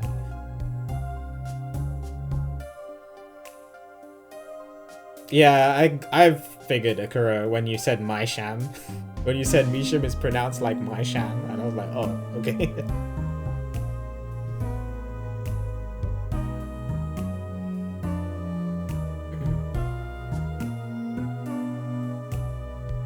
I mean, you could try and get yours rescheduled, Angel, unless you go to a small uni too.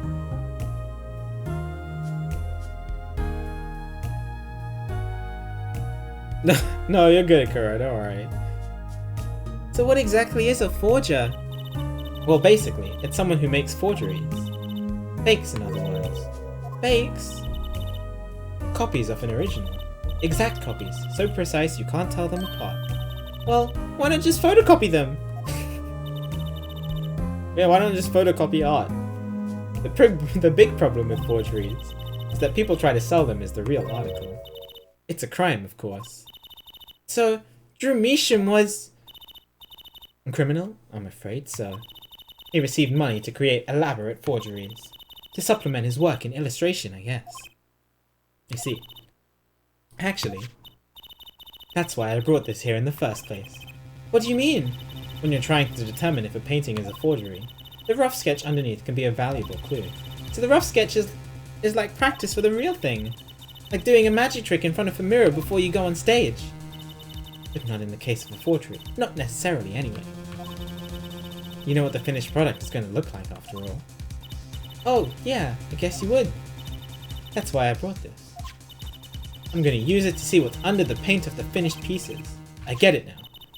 Not that I really need to go to such lengths, seeing as how one of the paintings was only half finished anyway. Still, it'd be neat to see Mr. Measham's rough sketches. Kind of like what he was drawing when he thought no one was looking. True. That would be interesting. Maybe valuable for our case. You should try buttering her up, Apollo.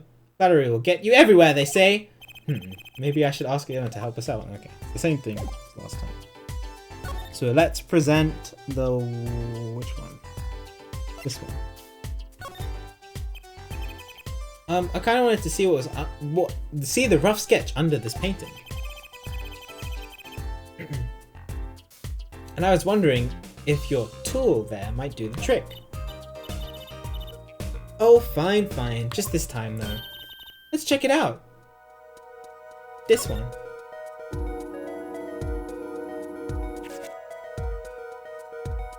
I like this. This is really fun.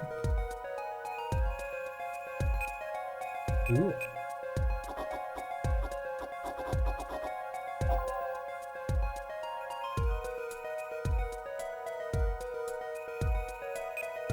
Spin, spin, spin.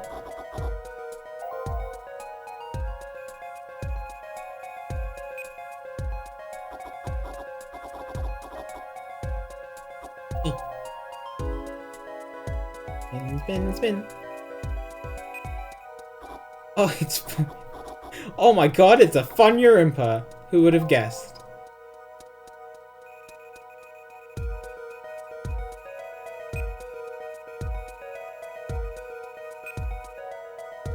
Oh, I missed one, apparently. Oh no, this is the last one.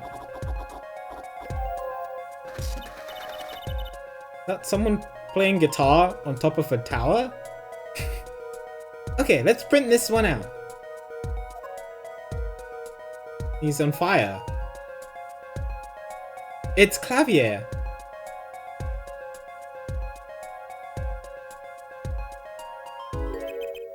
What the heck? Wow, he really blows. Oh, wow, he really blows. Finished painting isn't anything like the rough. Devices like mine didn't exist until recently. Probably thought he could draw any sort of thing he wanted to for the rough. What do you mean? Well, in the past, you could only analyze the composition of a rough sketch. Composition? In other words, the traces of charcoal between paint and canvas. So you could tell if there had been a rough sketch. That's a lot of things in chat. Interesting, but not what it looked like. Huh, I think I follow you. So in essence, it wouldn't matter what was underneath the finished painting. Some pros would actually paint out a rough sketch entirely. Yeah, for those of you who aren't subbed, you can use Inquisitive Boy. Then do a completely new painting on top of that. So Mr. Mishan was drawing whatever he wanted before painting over them. Painting over them? Possibly. Is there a problem with that? Not particularly, but something about the sketch itself is kind of odd.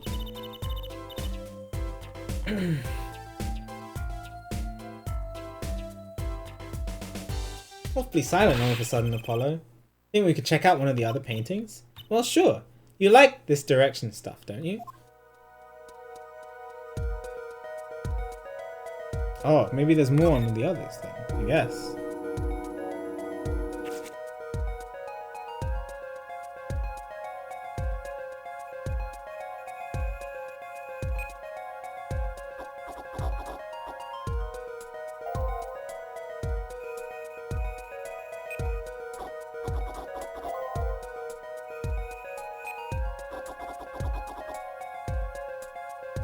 One of these is definitely going to be the Fun Urimpa. I'm waiting for it.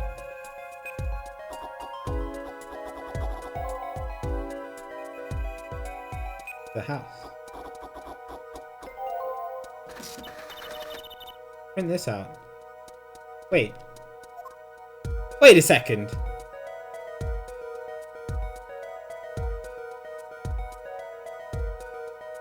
Is that what I think it is?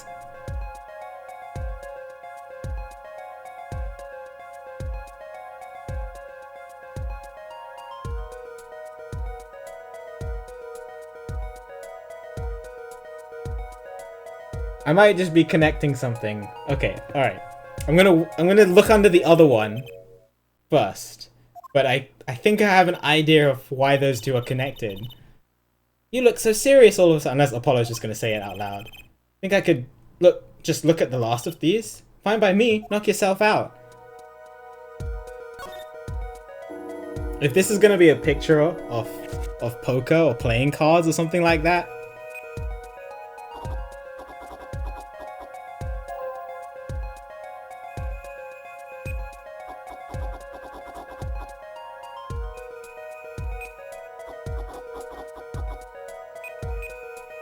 Oh, whoops. I think I finished it.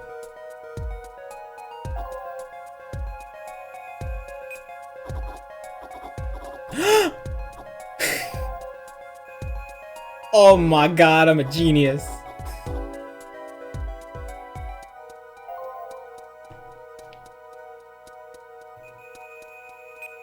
Oh, I didn't finish one of them. No. So they're the previous cases. What the frick? So one was Clavier's guitar being on fire on the stage. One of them is the noodle stand being pulled by the doctor. And then this is Phoenix playing poker.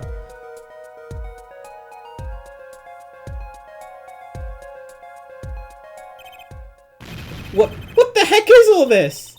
I hesitate to ask why you're getting so excited. You're sure your device isn't leaking some kind of strange radiation? Trucy, look at these 3 sketches. Do you not notice anything?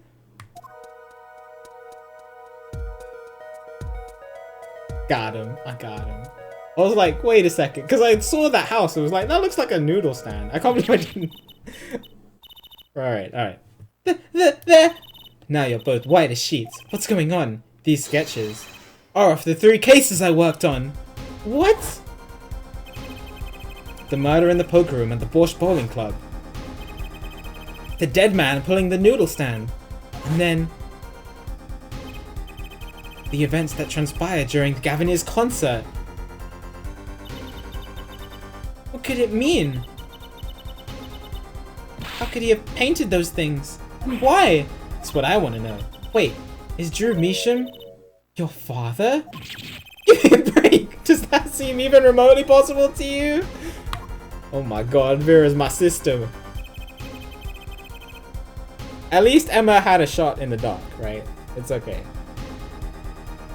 Never even heard of any Drew Measham before. Hadn't even seen a picture of him. But there were my cases, drawn on his canvas. Every single one of them. It couldn't have been a coincidence. Just who was this Drew Measham? What did he have to do with me? Oh, TBC! Oh my god, are we going into the trial?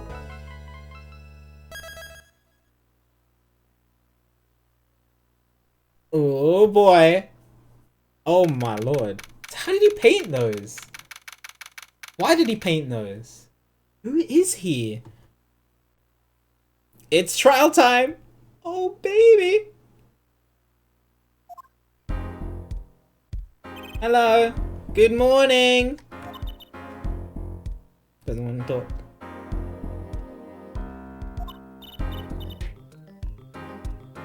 So, you're Vera, right? I'm Trucy. Trucy Wright. That's right, with a W. But, wait, but not right, right?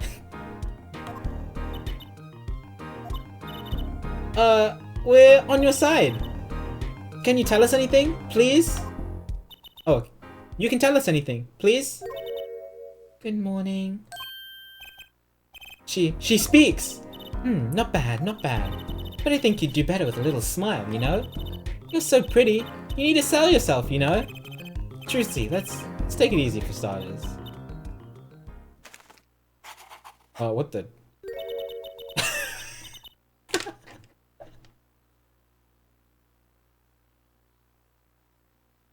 Oh my god. I don't have a pen and paper with me, but I would draw the exact same thing. I don't hold it up right now. Well, she's wearing these overalls with a bear on it. It's very cute. Thank you for taking my case. Okay, well that's a start, I guess. And she goes with the nail polish again. Can I draw it as quickly? Definitely not, but Angel can. That's great, really. It's so cultured. Oh, it's drawing again. Oh. Wanna try?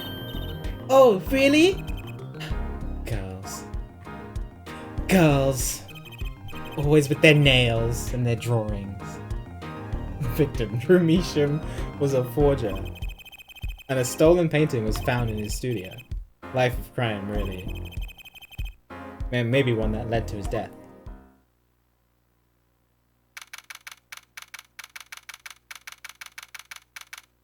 Got your sketch pad now to see if you could draw that fast. You can draw everything she does. Alright. Oh, it's Clavier again. Alright. Well, we will now begin the trial of Vera Measham. Is the judge okay? His voice is a little raspy, and he's looking around all nervous like. Phoenix is supposed to be in charge of this one. The repercussions of today's trial will most likely be felt for a long time, and may indeed alter our legal system forever. Today is a test of the jury system, and the first step towards a new order in our courts. Daddy's secret mission! The jurists will function like a jury. It is hoped their inclusion will help the courts to better reflect the people's will. You guys can participate. Could be my jury. Why aren't there any jurists in the courtroom? 3 closed-circuit cameras watch this courtroom at all times. Yeah, wait.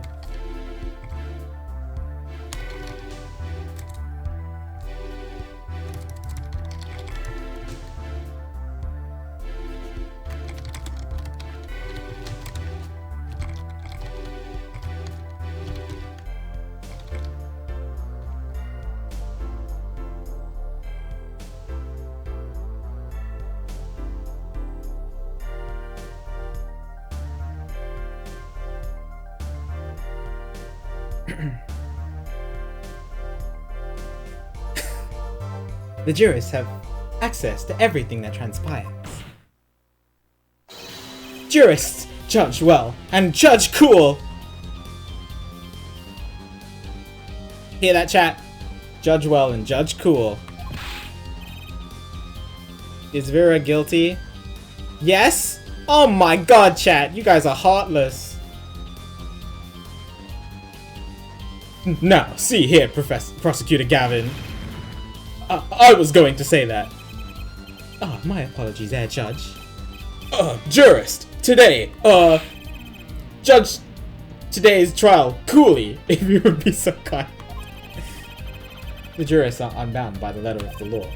They don't affect the trial with evidence, but by their feelings. We're about to find out just what effect they're gonna have. Oh my god. Yes, one. I'm sad about it. Well, guess we're finished with the game then. There's no point trying to defend someone if they're guilty. No, that one. Very well, Prosecutor Gavin. The details of the case, if you would. The victim is the painter, Drew Measham. He was killed in his own studio. His coffee was poisoned. By whom, you ask? By none other than the defendant, Vera Measham.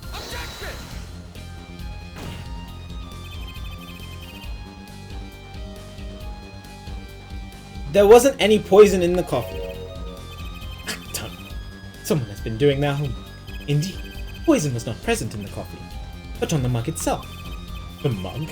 Ah, residue was found on the rim, I see. The autopsy report describes the manner of our victim's death. The court accepts this as evidence. Oh my god, it's the updated autopsy report. Death by atropine poisoning. Estimated time of 9 to 9:30. Panic, thanks for the 5 gifted subs! Much appreciated. Enjoy the emotes, everybody. Appreciate the support.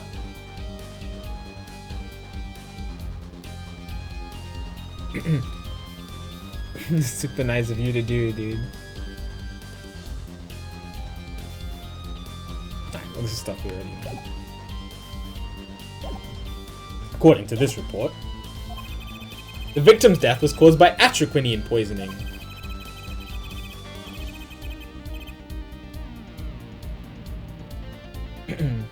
chemical compound. It does not occur naturally.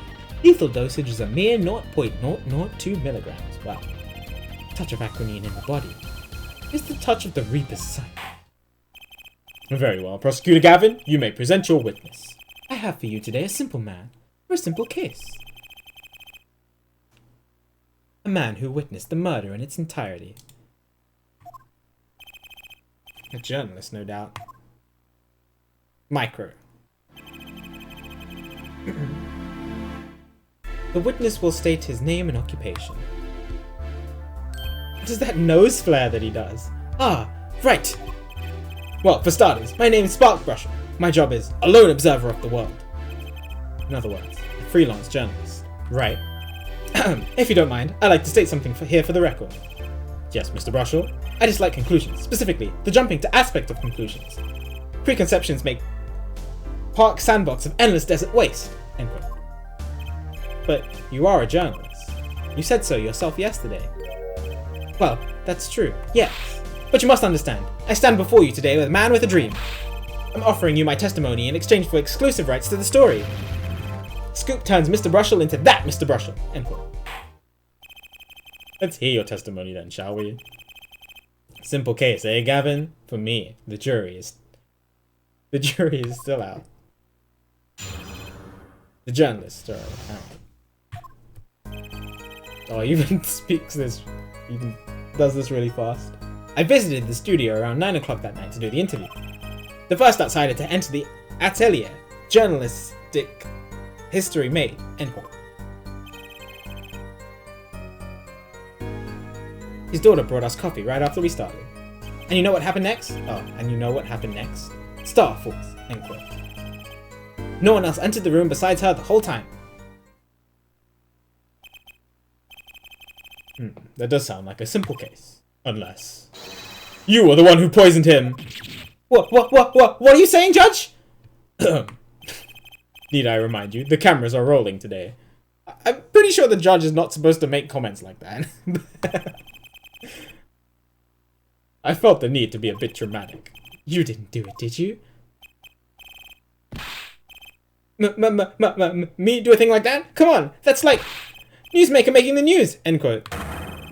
Or even contemporary witch hunt, end quote. I know, wild accusations rock courtroom, end quote. Ha ha ha ha. Rock indeed. Prosecutor Gavin sure looks like he's having fun. So happy for him. Very well, Mr. Justice, your cross-examination, please. Why haven't I done this before? I don't know, just feel like he should talk fast as a journalist. Okay, I do have to focus for this though. 9. And he died at 9 to 9:30.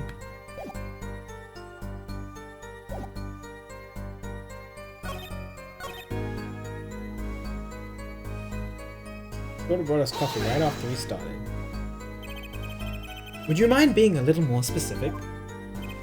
Ooh, let me tell you, I enjoy cuppa. In fact, it all began when I was in the 3rd grade. No, wait, 4th. That's not what I meant! I believe I know what her forehead is driving at. The coffee the victim was served. Did anyone other than the defendant touch it? Right, that's what I was gonna say, really. Well now, if you've got a question to ask, you best straight up ask it. That's what I tell all the new recruits, several times if necessary. Right for a grade school. That's my motto. Which isn't to say I can only... Who touched the coffee? Dunno. I was in the back, looking at the studio equipment when she served it. And what happened next?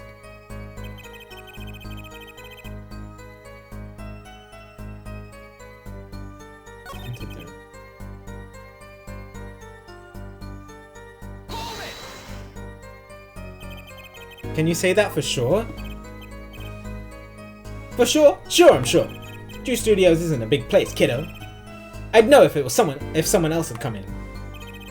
What if they had been hiding in there from before? Even if someone had been hiding in the studio, they'd hardly could have poisoned that mug without anyone noticing. You think I, Spark Brushall, would miss something as obvious as that? No way! He sure makes it sound exciting. I guess that's his job. There's only one moment we need to focus on, really. The moment when Drew Measham died. Exactly. There has to be something there. Star Force. What do you mean by that? He fell over? What's this about a star falling? Star falls, huh? Like an old telegram. Send money. Over. Zowie, you don't know. That's like a journalism's code word. An important personage passes away. A star falls, get it? But there's no gravity in space, is there? I wouldn't think stars could fall, really. Does this matter? Oh boy, this is good stuff. Good stuff. How about star breaks? Nah, lacks punch. I know. Star dies. Nah, lacks imagination. Of course, you can go with Drew dies. Straight to the point. I like it. I think we need to hear about something a little more substantial. The moment of death. About when Mr. Measham passed away. Oh boy, what a scene that was. He puts his coffee mug down with a crash, right? Yes, and then? Then the cold finger of death touches his spine. Life's flame sputters out and fails. So cold was that touch, he could do naught but tremble uncontrollably. His case full. Actually, life's flame is a little tired. Life's river froze over. Yes, let's go! I think he's starting his article already. Could you describe that a little more simply? Well, as you can imagine, I was pretty surprised. He hit the floor, as they say. Artist seizure is final performance. As they say! Atroquinine paralyzes the central nervous system. The body arches back like a bow. The limbs tremble. Ugh! Oh god, that's quite enough of that. Some of us want to be able to sleep tonight. Oh yeah? Well, I want details. Lots of juicy details. For that, you can listen to our last year's single hit, Atroquinine, My Love, by the Cabineers. Available at all major music outlets. The point here is that the victim died of atroquinine poisoning. Well, Mr. Justice, how did you find that testimony?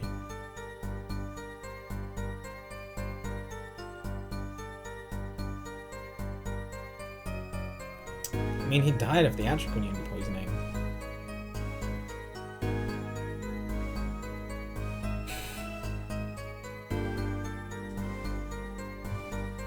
Let me see what happens. Well, as an account of the moment of the victim's death, I'd say it's very important. Please add it to the testimony. Very well. The court requests the witness add this account to his testimony. Those spasms. That was definitely death by poison. I can't really contradict that.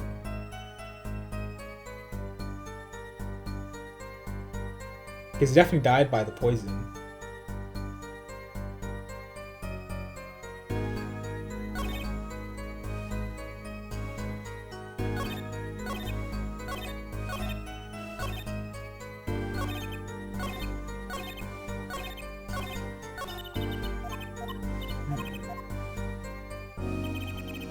Maybe I should look at the other options that he was going to say. Yeah. Looks like this. What happened to the Star Force thing? I guess this just replaced it. You say that was definitely death by poison. How can you be so sure? Hey, look, I'm a journalist. I've seen lots of things. And I've had more than my share of experience with so-called poisonings. Man eats fishy fish. Goes bye-bye. End quote. Food poisoning doesn't count. Okay, I'm gonna talk about something else. The Stars coffee. This is, Drew's coffee. You say Mr. Measham had the coffee too. But did you actually see him drink the coffee? Of course! He who sees it wins, but he who says it wins bigger. End quote. I live in a man, see dog, eat dog, and write about it well. Yeah. Yeah.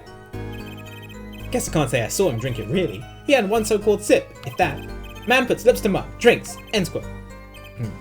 The poison is quite virulent, I hear. My stomach did a so-called somersault, as I gulped down the coffee without so much as a second glance at it. Wait, maybe something's there! Some kind of so-called trick! Anyone want to venture a guess, for the record? Does this guy have a pause button? Well, Mr. Justice, did you find the testimony valuable? Really? Take a sip of the coffee? Doesn't matter, like, once he had the poison, because he only needed a small amount. Only thing I can... That immediately fell over? Is that what he said? Oh, that doesn't sound right. I thought it takes time to... Emma told us that it takes a while to take effect. I don't think it was a truth bullet. Truth bullet. A piece of evidence that we found. But I remember Emma saying something about it. Oh, yes, yes. You can go to press with that one. Your Honor, this is a vital piece of information. Please add it to the testimony. Vital, right. And one sip of that. The next moment, he was on the floor. This is wrong. But I think it was Emma who told us that it takes I think she said 15 minutes to act.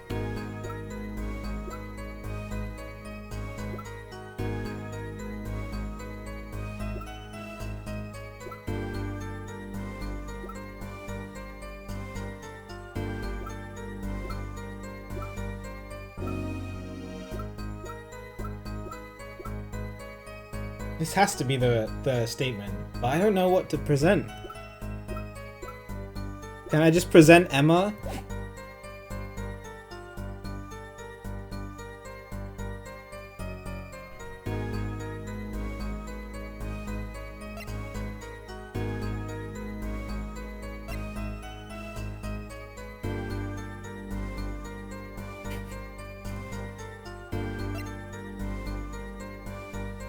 I can always present my badge, that is true.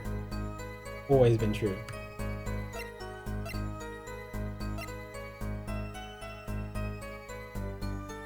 I guess the closest thing would probably be the coffee mug.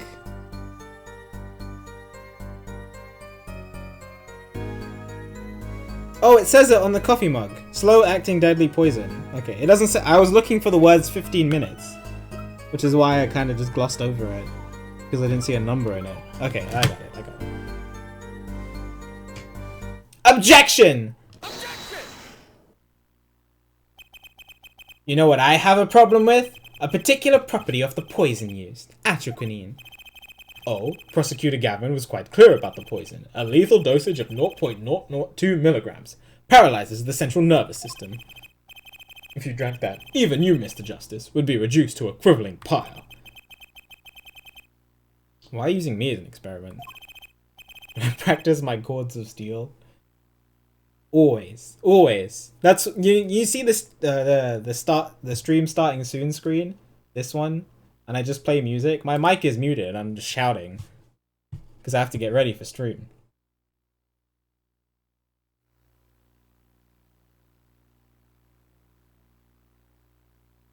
Fortunately, we weren't told everything. Oh, you haven't seen the starting soon one? Yeah, you gotta see it right at the beginning of the stream. Yeah. It's cute. There was a vital omission in Prosecutor Gavin's information. An omission?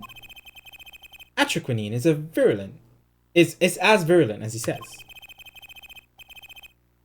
But death doesn't come upon ingestion. Not immediately.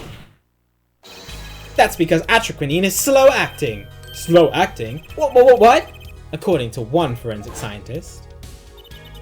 It's one of the most virulent poisons. It is absorbed into the body astonishingly slowly. It takes at least 15 minutes for the time of ingestion for adverse effects to show. If we suppose that the moment that Measham sipped the coffee was when he sealed his fate... Sorry, I put OBS in the way of the screen. Then he would still have time left to enjoy his last cup of joe. Order! Order! What is the meaning of this? If what the defense says is correct. Why, that contradicts the entire testimony we've just heard. Well, Mr. Brushell, anything to say? On the record? Slow acting. S-L-O-W-A-C-T. Was very even then, it had already begun digging its claws into the journalist. He's working on his scoop. Objection! It's Brushell, yeah? Herr Brushell, let's take a trip back down memory lane. Huh? Did the victim really die the instant he took a sip? Think it over. This is vital. You know what I think? I think that was a not-so-subliminal suggestion. End quote. I admit, it does cause a problem if he died when you say he died.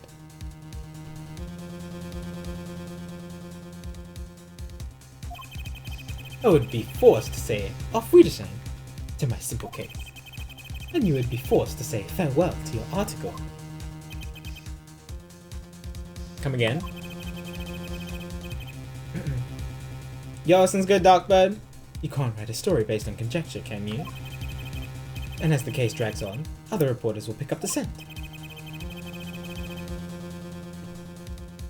And you will be forced to kiss your exclusive scoop goodbye. Scoop?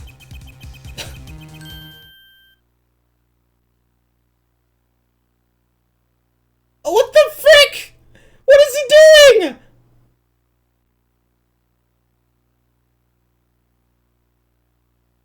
Ew! Ew! Ew! Ew!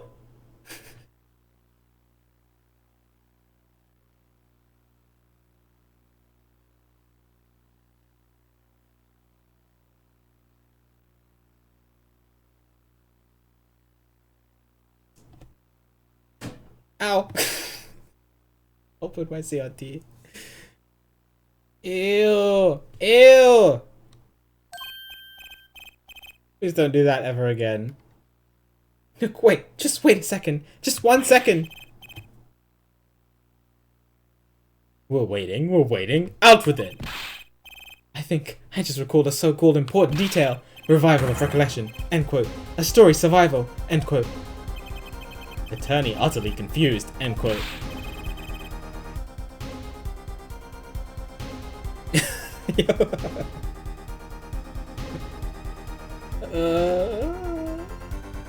See, please. Actually, I did notice something when I visited the studio. I'd heard of poison that takes its sweet time, see? But that's not what I've been saying for the last few minutes, apparently. Mr. Brusher, are you saying you noticed something that explains what happened? You bet I am. The antidote for a poisonous contradiction. End quote, you might say. Well, I still have no idea what you're talking about. End quote. I figured it out, but only after an in-depth interview. See, thanks to my journalism skills, I know who poisoned that copy. Ooh. Order! Order! Order! As far as I can tell, the witness is standing by his testimony. That Mr. Measham died the instant after he drank. Of course, I'm standing by my testimony, and I dream of exclusive rights to this story. I suppose it was too much to hope for. What was? Of course he wouldn't choose a simple case. Not him. Him? Phoenix Wright. Who else? Tongue, Russell. Report for us if you would. What is it you noticed? Said smile. This court is a critical trial for the jury system. I'm afraid no room for doubt is permissible. You will testify to the court about what you noticed. Alright. When I arrived at the studio, Mr. Measham was at his desk. He seemed to be writing a letter, but he quickly sealed the envelope. I thought nothing of it at the time, of course. Now that I think about it, what if he was writing a suicide note? Sealed the envelope. Must be the envelope that we looked at in the drawer. Suicide note? Yes, he had this look on his face. Man's face inscrutable as a quadratic equation. End quote. Suicide? Poor Mr. Measham. But that means Vera is innocent. Did someone commit suicide in the middle of an interview? Oh. Very well. You may begin your cross-examination.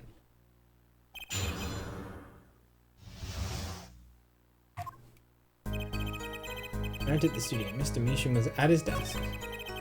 This is the one I want to press. So he put the letter away when he saw you. Early reporter gets worm. End quote. That's my secret. I'm not sure I follow. It's the night of the interview. I arrive 15 minutes ahead of schedule. The handle turns, the door opens, and I barge in. Are you sure that's okay to do? I mean, isn't that unlawful entry? Really? Mr. Measham, sir, seemed to think so. You should have seen him. He crammed his letter into that yellow envelope as fast as he could. Yellow envelope. I know a secret when I spot one, and that was one. Does seem significant. Well, Mr. Justice? Wonder. Yellow envelope. Ours is red. The one that we have. Testimony. The defense finds this testimony vital, Your Honor. Very well. Please add it to the testimony then. Huh? Hey, why not? My account comes free of charge. It was a yellow envelope. I heard it was left at the crime scene. It's... this one. It's red! Got him! Objection! As it just so happens, there was a single letter in a desk drawer at the scene. In a red envelope. Ooh.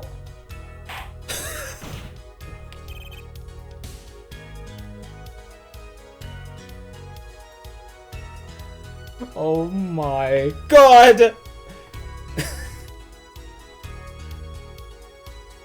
Prosecutor Gavin! Yes? Was the yellow envelope found at the scene of the crime? I don't think this man is okay. Unfortunately, no. What, her forehead? It's easy to mistake the color of an envelope. You got I guess. But not this envelope. You see, it was postmarked already, 7 years ago. Well, Mr. Brushell, I can explain that. Drew, right? He wanted to get that letter in an envelope. Pronto! Get it outside of my beady eyes, right? So he grabbed the nearest envelope and crammed away. I have not legacy, but I guess I could. What about the whole red and yellow envelope contradiction, chump? Well, Mr. Justice, have you anything to say to the witness's claim? That night, the victim put a letter he had been writing in a red envelope. No, because the letter was addressed to him.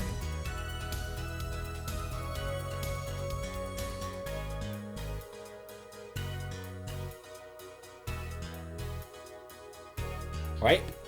Right? The letter was addressed to him. Why would he write a letter to himself about depositing money?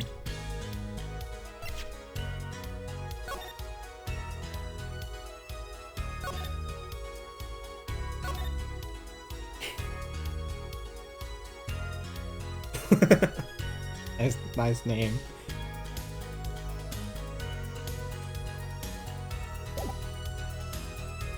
Yeah, must be impossible. Because it's addressed to himself. Why would he write a letter to himself? That's impossible.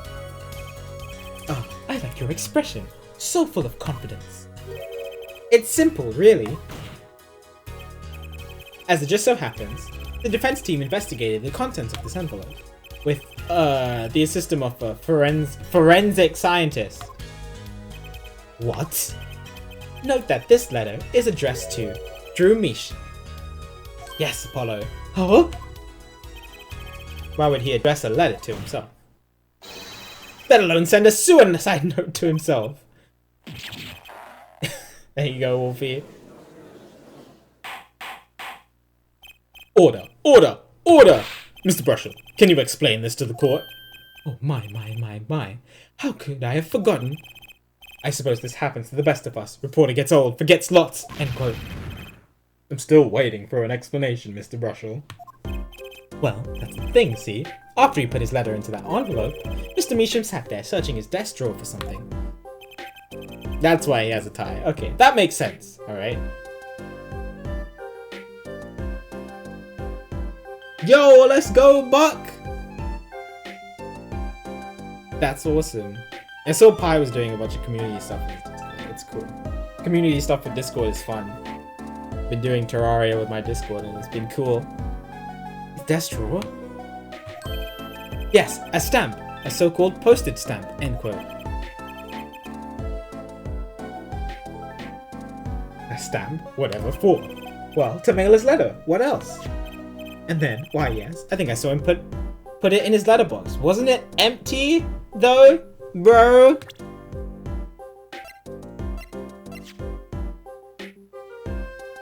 Wednesday session is gonna be fun. We're gonna fight a really cool boss. And get ready for the end game.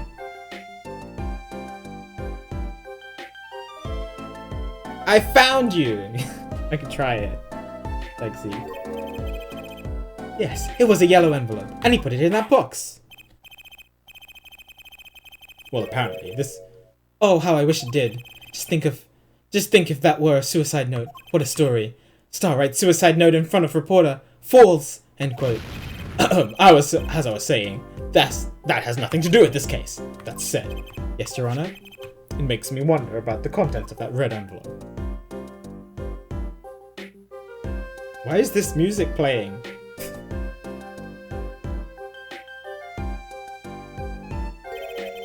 $100,000 is quite a good deal of money. So this was from 7 years ago, yeah? ...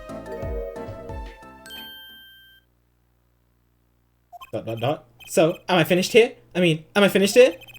I was thinking of, going home. To start writing. Stop that nose twitch! Oh my god! I'm glad you like it, Okai. Yeah, it's really cool. Angel did a fantastic job.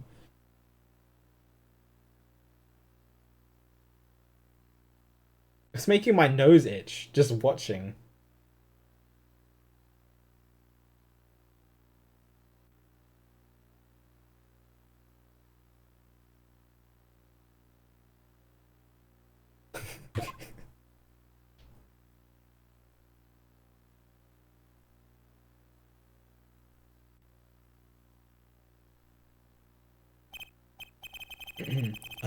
I hate to state what should be pretty obvious to anyone, but when you catch the scent of a story, you make that, rather unique face. Yeah, that face. Come on! Attorney is active imagination. Little else. End quote. Just put the music. Even I noticed something, and my eyes aren't what they used to be. I'm starting to understand what all this perceiving stuff is about. Just as active imagination. End quote. Please, continue with your testimony. Tell us about a scent of a story. Stop it! Stop it! Stop it! Stop it! Stop it! I don't care what you said. I don't want to see that ever again. Actually, it took a bit of work to get a thumbs up on the interview. Reporter leverages story, gets his interview, end quote. The story concerned a certain case from 7 years ago. The red envelope probably has something to do with it. Say what you will, but Drew's talent was without compare. So you threatened to go to the press with this story? That's how you got your interview? Well, yes! No! It wasn't exactly black. No, stop it. Something wrong, Mr. Brushel. Look! This is my story, my tidbit. Journalist info is livelihood. End quote. I see. Well, you have me chatting away in here. What's going on out there? What if some Wally Wadsworth or Sally Scooper gets wind of my story? They could be going to the press while I'm going to waste. The court feels your pain, Mr. Brushel. Mr. Justice, let's pick up the pace. Certain case ago. 7 years ago. Wait, 7 years ago? Question mark? 7 years ago?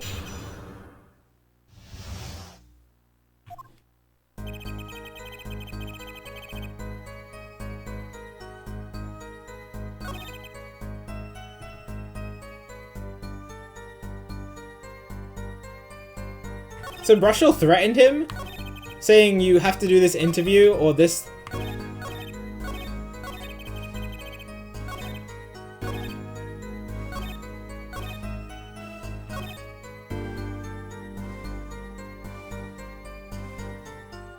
They blackmailed him, basically.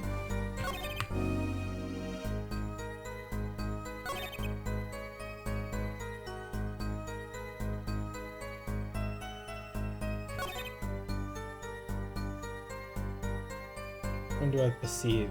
Drew's talent was without compare. Red envelope has something to do with it. Story contains years ago.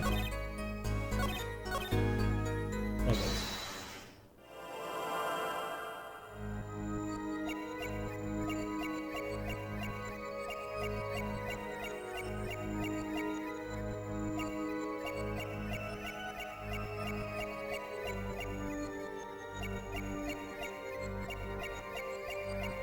Don't see anything.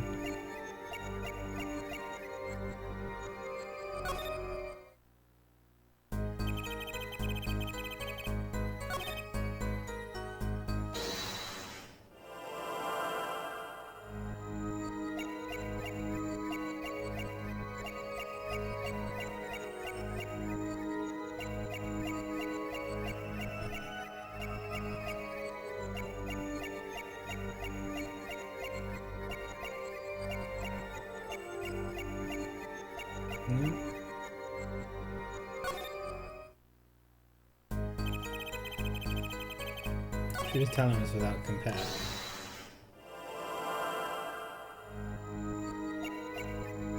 But he knows about the forgeries. This is probably it. Because he knows that Drew does forgeries.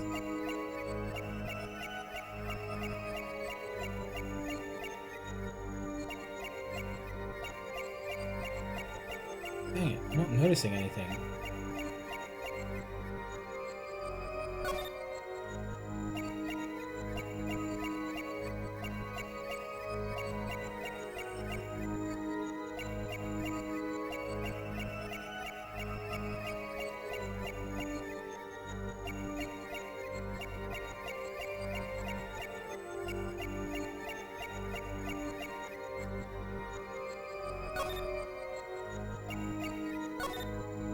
Nope.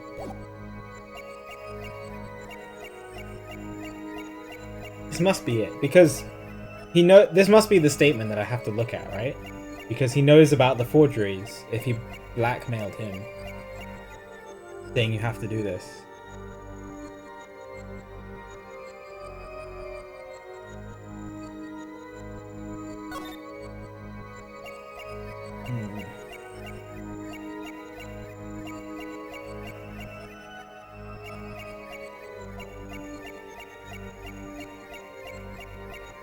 I don't see anything though.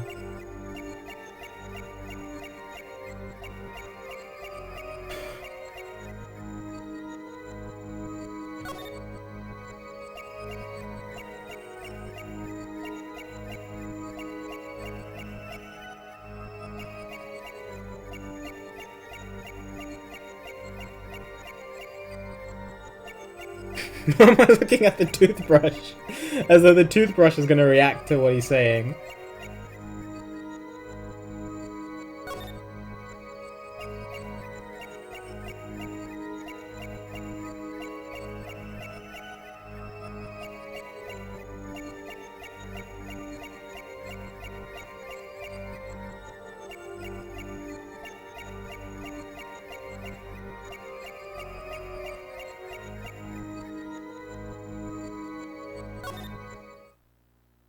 Maybe it's not this one.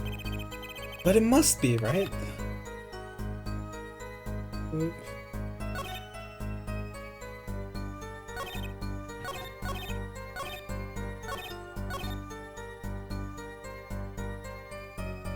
Guess I didn't look at all of these properly. Maybe I'm silly and I just don't notice something. I was mostly looking at his face, but maybe he might have twitched his hand or something.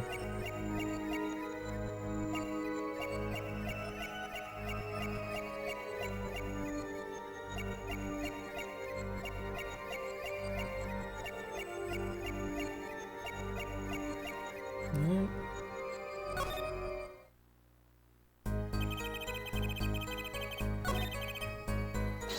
Show me your tell.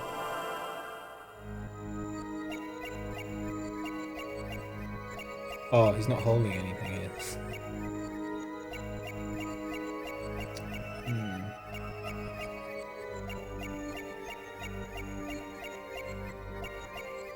That beautiful face.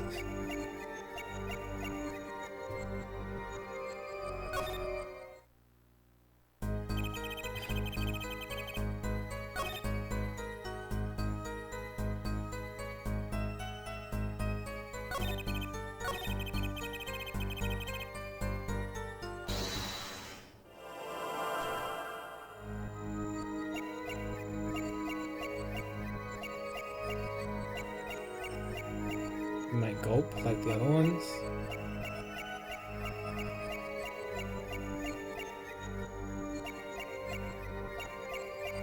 I don't see anything.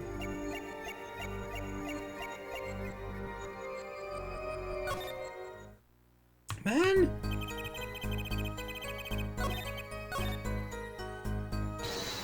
I don't see anything! I cannot perceive, Apollo!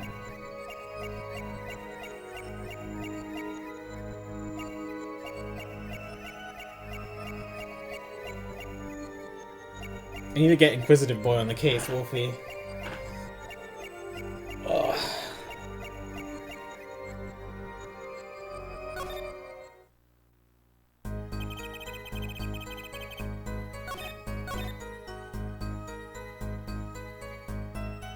Who? Apollo? Yes. This is a pretty huge magnifying glass. I mean, you can see everything. Look how zoomed in he is.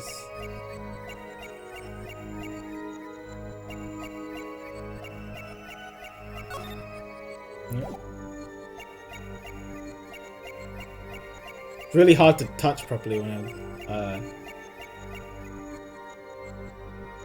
I can't see what I'm doing because I'm looking at the screen here to observe, but I'm touching the DS touchpad.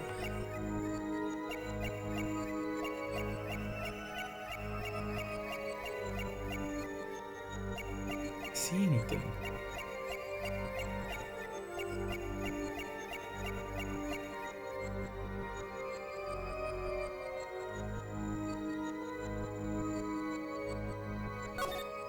Must be this statement.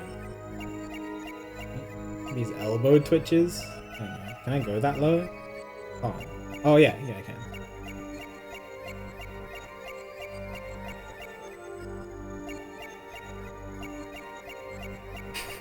No, I don't see anything. Not this one.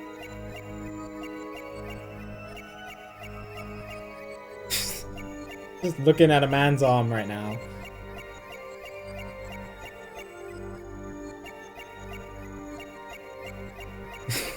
It seems to not be moving.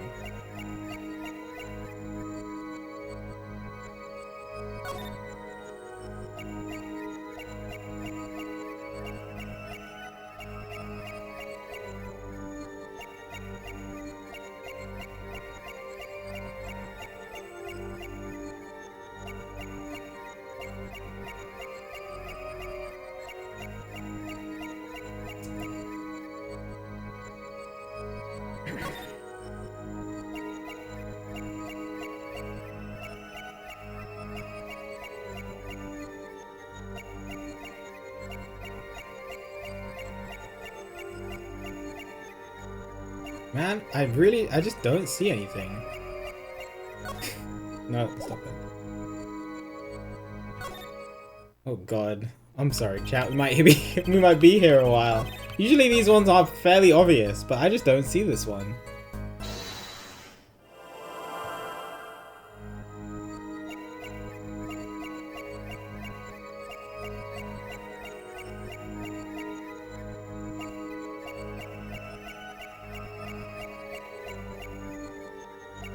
No hints.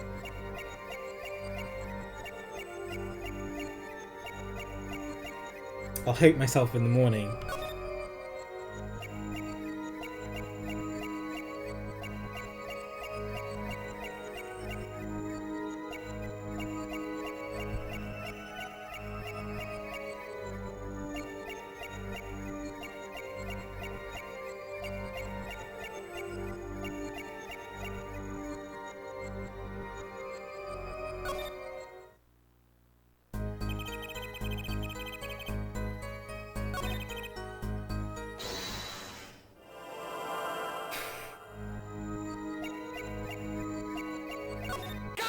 No! No!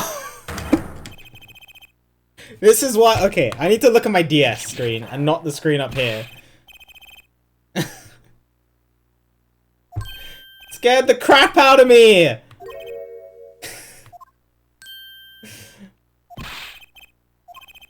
Sorry, my mistake.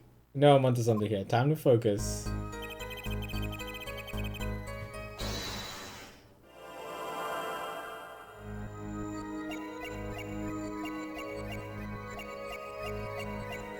Yeah, I need to look at my DS screen instead. Oh boy, I have to lean forward. Look forward anyway, so I don't accidentally touch the perceive button.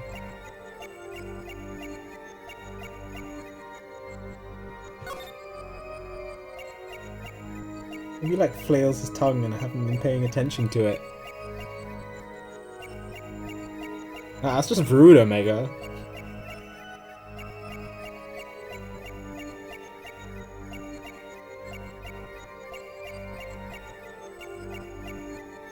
I don't see it!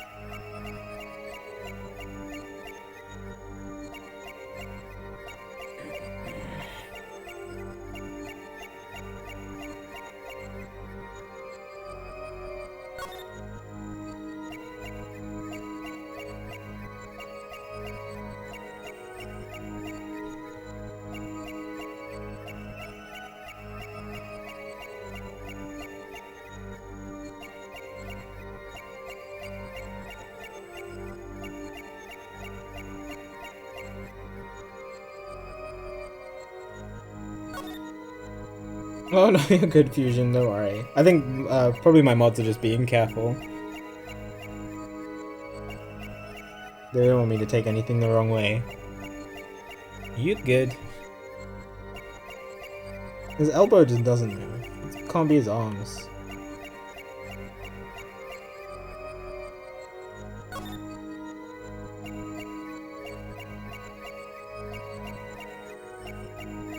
Snake! Thanks for being sub for 9 months, dude! I hope you're doing well today. I appreciate the support.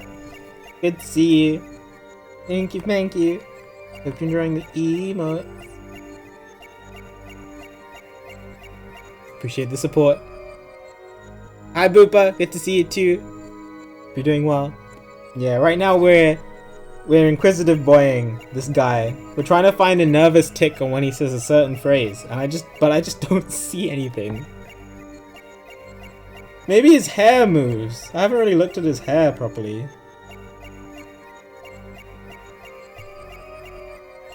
God, it looks weird. How's this game? It's really cool. It's been really fun so far. The Ace Attorney series has been fantastic.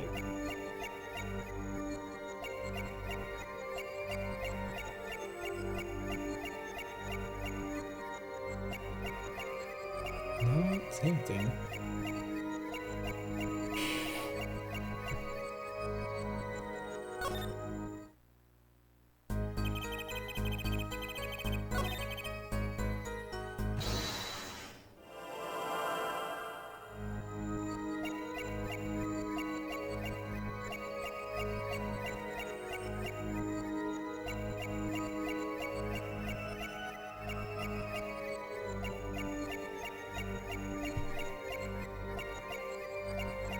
Next time I go to my barber or my hairdresser, I'm gonna ask to get this exact haircut. Surprise stream with it. Case 3? Case 3 was the one where Clavier's guitar got set on fire.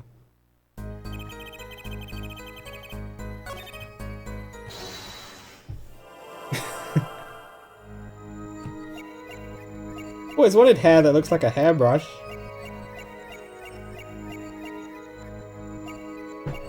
That way I don't need my own hairbrush, because my hair will be my hairbrush.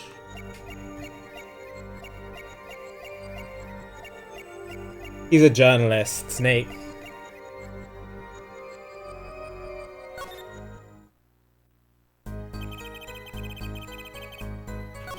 Oh, that's true, yeah. Darian's hair was fantastic as well.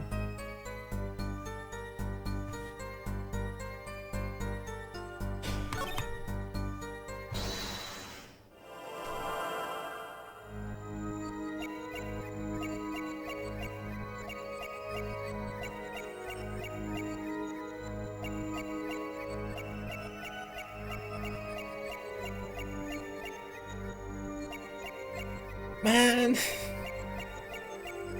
it's been like 15 minutes.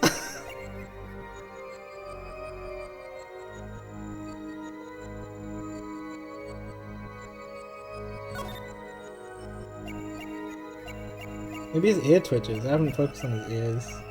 Well, I have a little, but not like focus.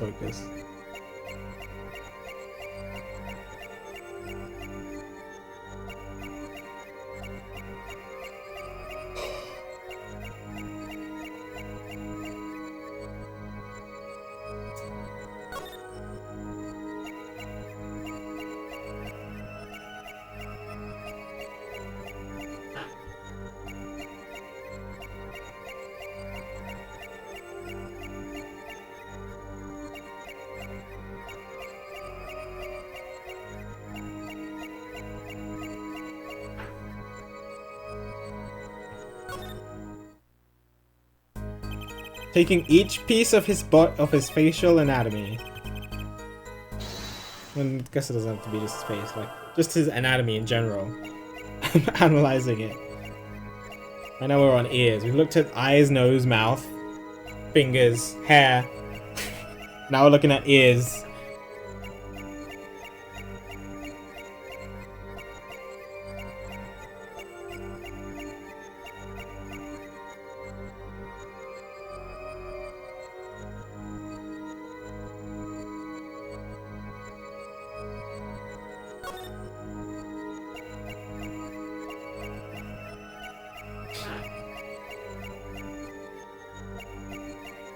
Omega, no. No. No. If you post that in chat, you are banned for the rest of the stream.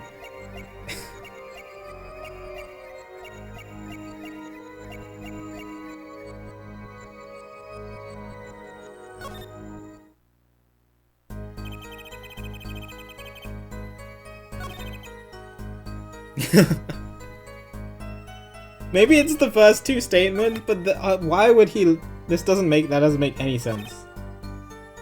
For him to have a nervous tick on the first statements.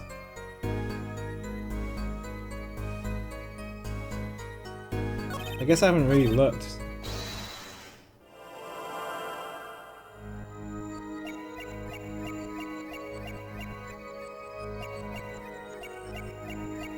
Okay. Please don't.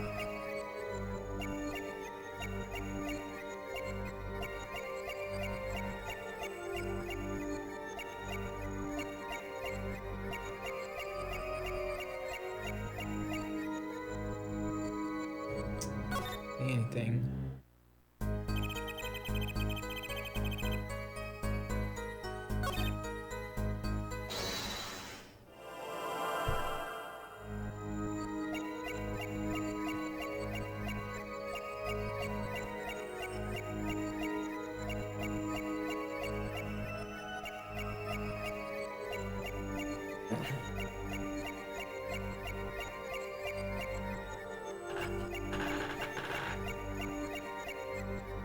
Oh my god, Lexi. Why? No. No. No, VR! No! Oh my god, I gotta find this fast, otherwise chat's gonna just turn crazy.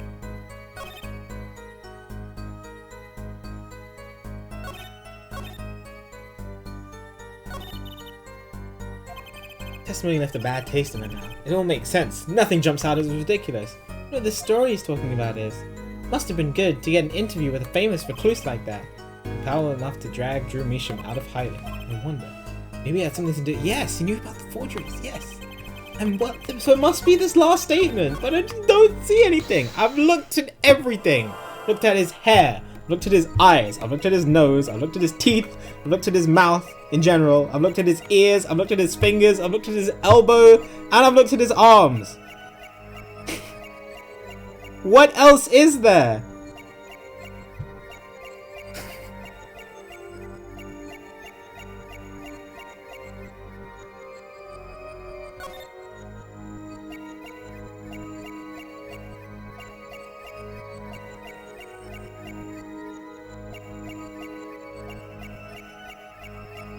I just need better eyes.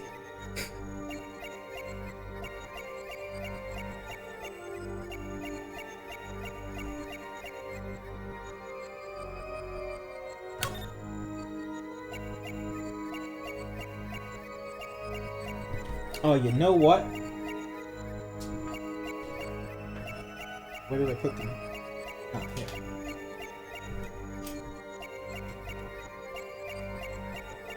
Alright.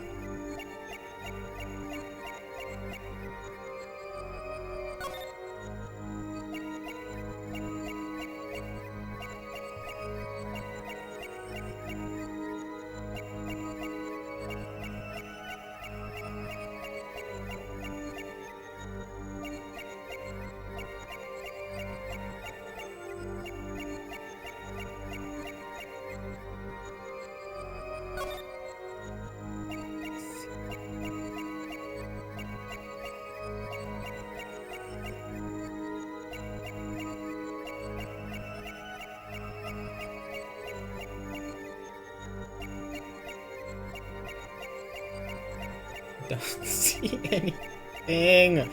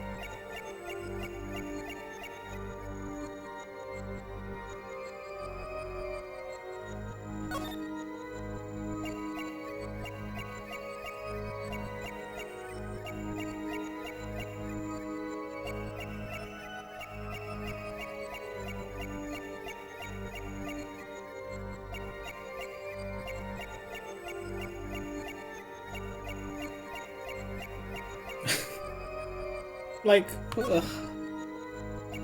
Oh my god. Maybe he's flexing his bicep. I don't know.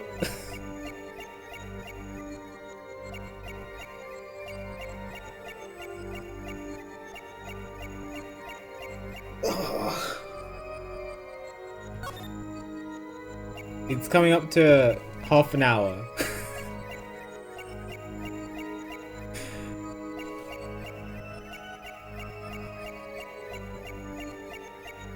Another great day of AGDQ. Love watching my childhood cancer get destroyed. Money goes to save the games. Donate to Germany.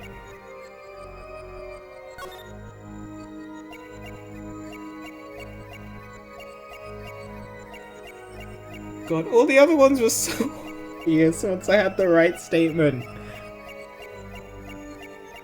And just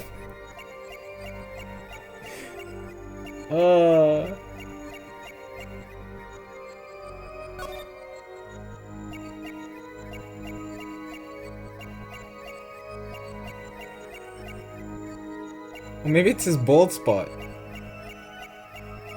Maybe it changes.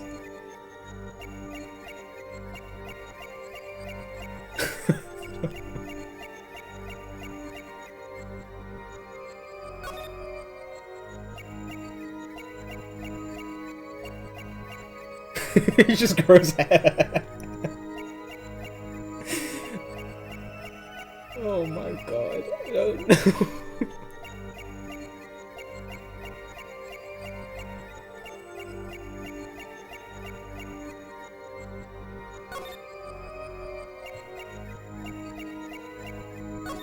No, don't do it again.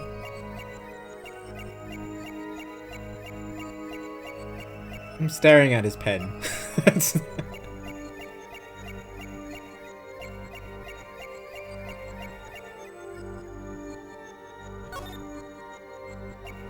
Alright, time for the toothbrush. I've come to just like start looking at inanimate objects to see if I see anything.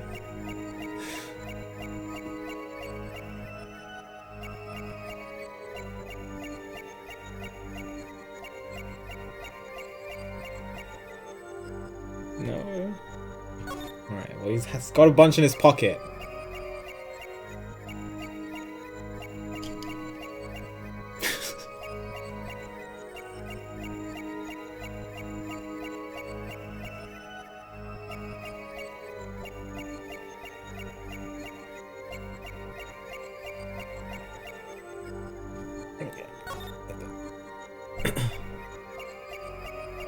Let's see the first statement properly.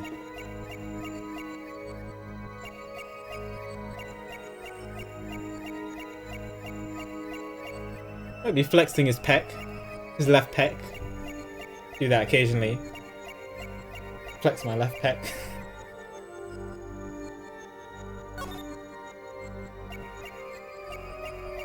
It's tight.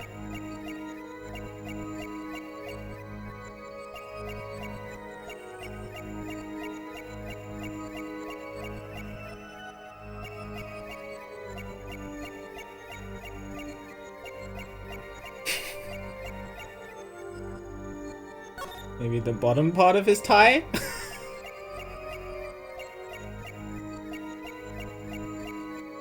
I can't go any lower than that.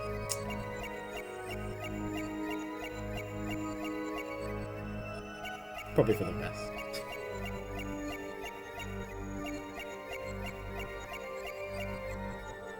Oh, I haven't looked at his shoulders. Maybe he like shrugs.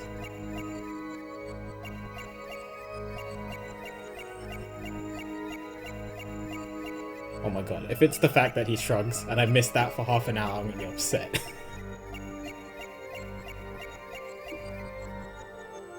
Can you see it from the beginning?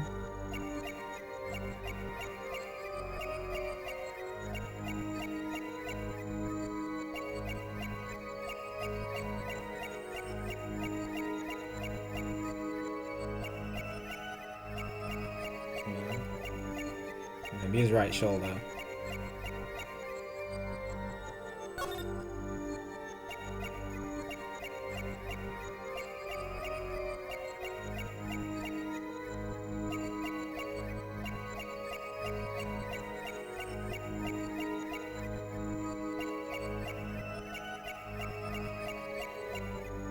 Hi, VOD watchers. I'm sorry. You might want to skip, like, 40 minutes into the future. Even still. What else do I have? Shoulders? I've looked at his arms.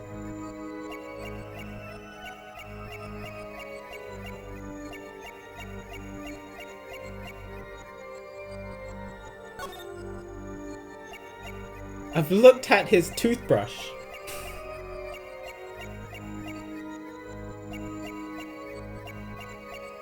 It has to be this statement, right?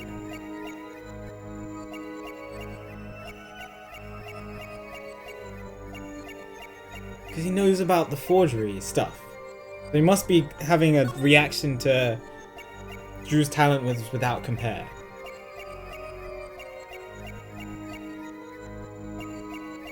Can't go lower, Malexi. Can't check his knees or toes, unfortunately. Can't check for that toe wiggle. Probably don't. I don't want to watch him wiggle his toes anyway. That's too much for me.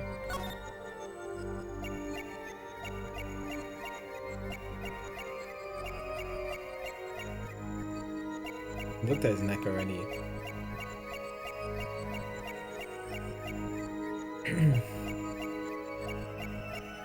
Oh, God.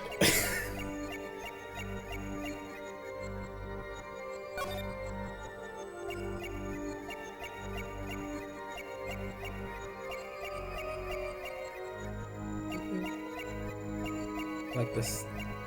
Can't really move the sides of your shirt though. I can't go lower than that anyway.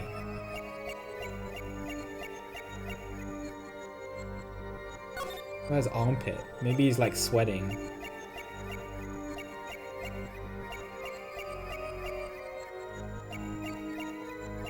Can't really see it through the shirt though.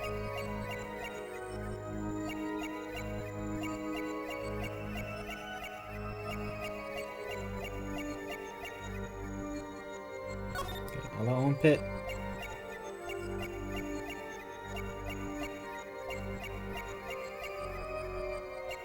Oh my God!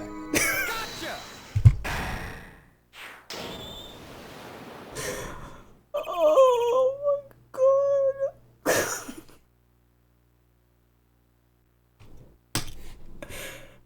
What? What? It was his armpit.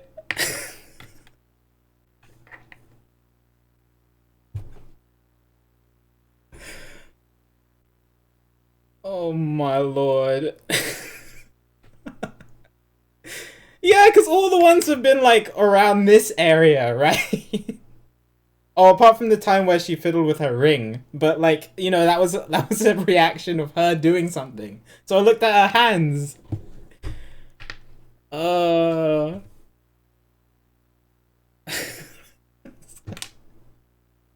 Yeah, and only his right armpit. He only sweats from his right armpit. I guess that's a cool fact about him. Yeah, but that's like his hands. So I was looking at his hands. I looked at his hands for ages.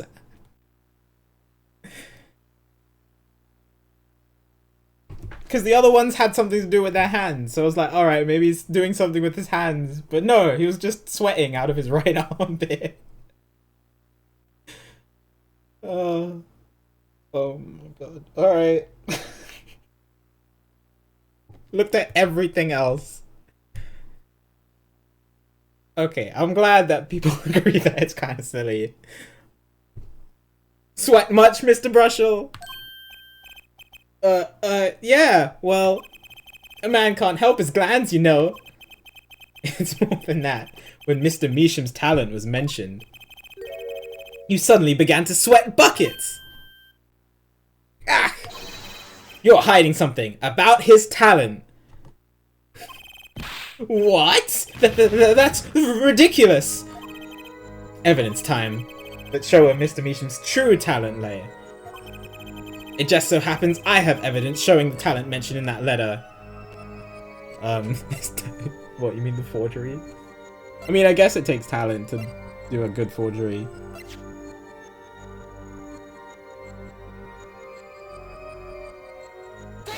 Oh, sorry, I didn't say it like that. I can't help... Oh, is it wrong? Can't help but wonder what the court is supposed to conclude from this evidence. Oh, other than you made a horrible mistake. Oh. Have to reveal what Mr. Measham really was. Shouldn't be so hard, right? The forgery. I presented the forgery. Do I have to present the real one? Maybe? Take that! Oh, okay. I just had to present the real one instead. This painting was found in Mr. Measham's studio.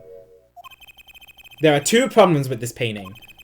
The first is it wasn't painted by Mr. Measham. The second is that there was another painting in the studio, which looks exactly like this one, except it was only half done. Then we have a letter discussing a payment of $100,000, which suggests a certain business operation. I hate that this animation is on screen. The business of making forgeries. Beautiful. God. Oh my god, nightmare fuel. That is all, Your Honor.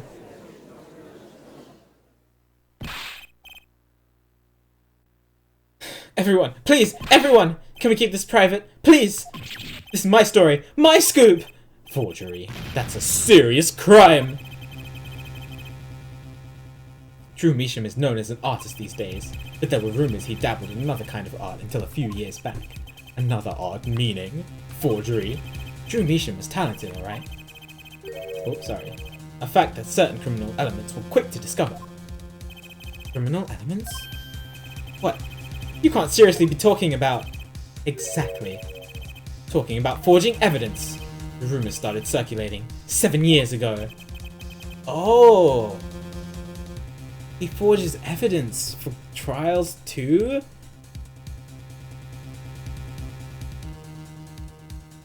Interesting.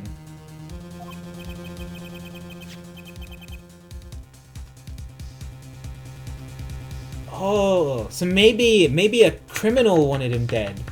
Someone who got convicted wrongly. Well, not a criminal. Someone who got convicted wrongly because somebody paid him off to forge evidence.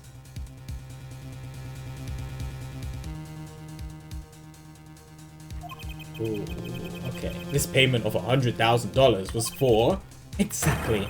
Forged evidence nets tidy profit. End quote. Order! Order! Order! Why? It's like our victim was living a double life. Aha! This is my chance! So the victim had ties to the criminal world, right? He could have had plenty of enemies we know nothing about! This is my first time hearing of this criminal world. We certainly found no criminal connections when we concluded our investigation. Love the objection battles. But how do you explain all this money? You have to admit there's a possibility of some illegal activity here. But there is no proof tying this letter to our case. Our case was, and remains, simple from the beginning. Only the defendant could have poisoned that mug at night. And you, of course. Like how he nods to that statement. Hey, hey, hey! The only thing I poisoned is my pen when I'm writing reviews. Mr. Brushell, your testimony to this point has been quite unreliable. It doesn't speak well of your reporting acumen. What are you talking about? My journalism is rock solid. Journalism so solid, you can stand an elephant on it. End quote. In any case, let's hear a summarized recap of your testimony. If we can ascertain the situation in that studio from the recap, the trial is over. Apollo, what's he talking about? The cross-examination showed Mr. Brushell didn't have reasons or mean to poison him. As long as there's no other suspects, then the killer had to be Vera. That's what. This next testimony is our last chance. Mr. Brushell, your testimony, please. A recap. The only other person in the studio that night was the defendant. It was Vera who poured the coffee. She admitted as much herself. The only thing that touched Drew's lips during the interview was that mug. And nothing left that studio after he died. Nothing. Clearly, the only one who could have poisoned him was his daughter. A nice testimony. Clear, succinct, and without room for doubt. Aw, shucks. You really think so? I believe this clarifies the situation that night. Very well, Mr. Justice. You may begin your final cross-examination. Uh-oh. Right. I still have one trump card left to play. And I won't let this trial end until I use it. Trump card?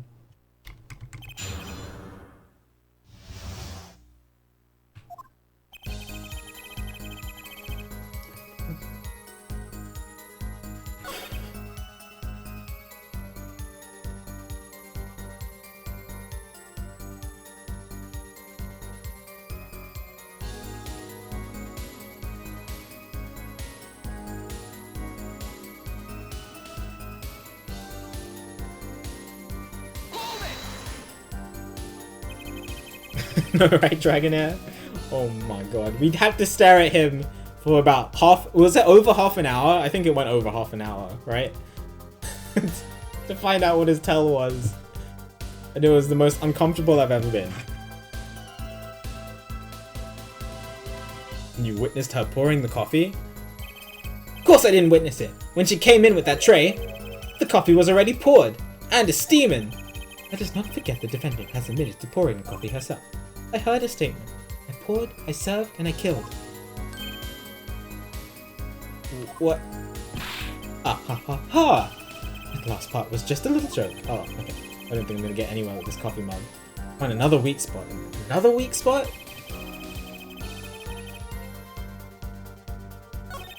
If it's not to do with the coffee, nothing left the studio after he died.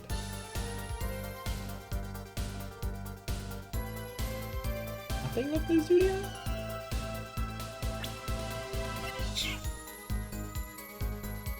I mean, we still have this, which could have been which was probably how he was actually poisoned, maybe. And the other thing was a frame job. Oh, cool, Dragonair. Yeah, this has been really fun. I've been enjoying it so much.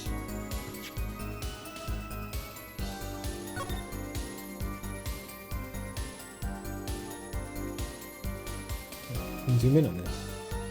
On the little screws. Looks like you have to take this back part off first to put a photo inside. You have to be a really small photo to fit in there. True. And that pale bluish stain. Why would there be poison in a place like this? Well, there's one obvious reason. Whoever put poison in the coffee rubbed a bit on here too. It's not very obvious, Trucy. Yeah, there has to be a reason.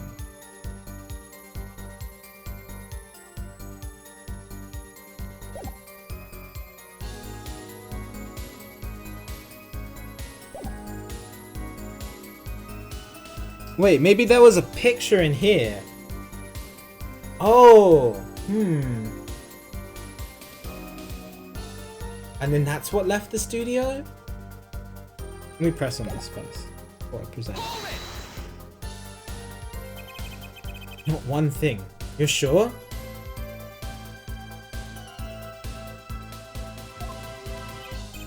Yep, sure, it sure can be. Well, with one exception. One exception? What? Journalist Spark Brushel does interview. Leave studio. End quote. Oh, yes, we know you left, bro. Alright? Come on! It's a joke! Get it? Not funny, I know, but still. Something leave the studio that night? Why does that sound familiar? Where have I heard something like that before?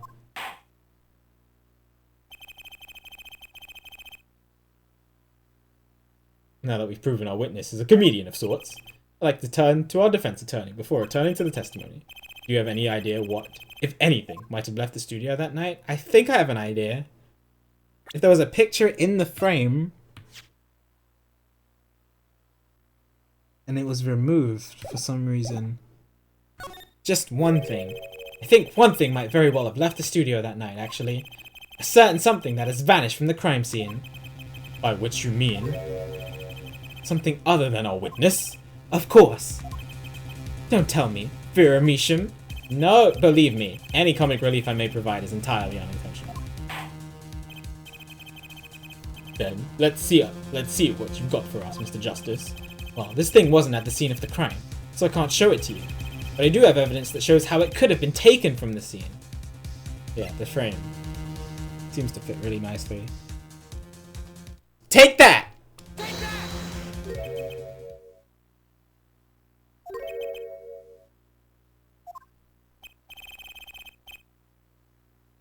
Oh, is it? I find Prosecutor Gavin more amusing than this guy. Really? If that was comic relief. I'd be wrong. If that was comic relief. Why do I not feel amused? We want evidence, not entertainment, Mr. Justice. There goes my career in stand-up.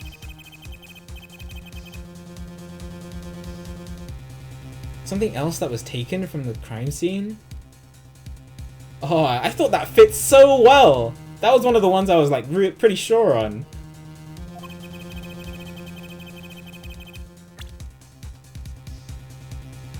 Have evidence that shows how it could have been taken from the scene.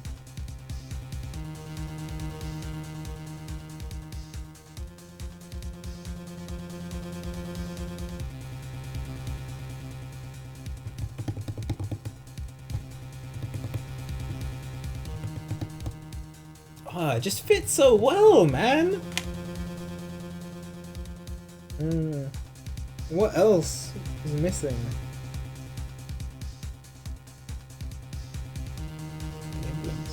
Oh my god, it was my badge. No. No. No.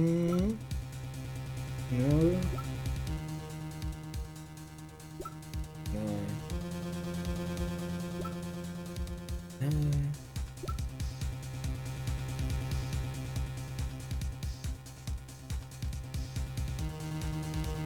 Oh, maybe it's the he said that there was a yellow envelope in here, but this is empty.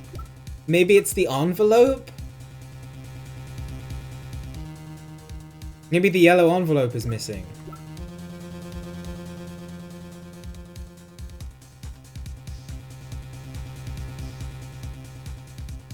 We haven't seen it. He says that he put a yellow envelope in here. Like he sealed it really quickly and put it in here. That sounds right. I don't want to lose more health. Alright. Take that! Okay, got it. This is the only link between that studio and the outside world. A letterbox? What did Mr. Russell just tell us? When he entered the studio on the night of the murder, the victim had just finished writing a letter. Yeah, I said that, and yeah, it was true. Furthermore, he went on to tell us that he put the letter in a yellow envelope and put it in the letterbox. Oh! But that very same letterbox was empty. In other words, that night, the yellow envelope disappeared. Ah, yes, intriguing. So an envelope has disappeared from the scene of the crime. Of course, this changes nothing, huh? He has a point, Mr. Justice. What we're trying to figure out here is how the poison got into Mr. Measham. Is it really important that this envelope the witness says he saw disappeared? Well, if it did disappear, then something did leave the studio that night. That seems very important to me. Very well then, the witness will add this to his testimony. You got it! I still think this fails to change anything at forehead. I wouldn't be so sure. The letter disappeared from the crime scene that night. This is exactly the opening I've been looking for. The letter was put in the post from the studio, but I hardly think that matters.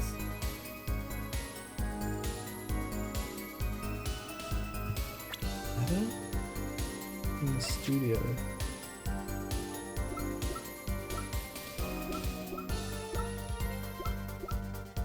I'm gonna present the frame again.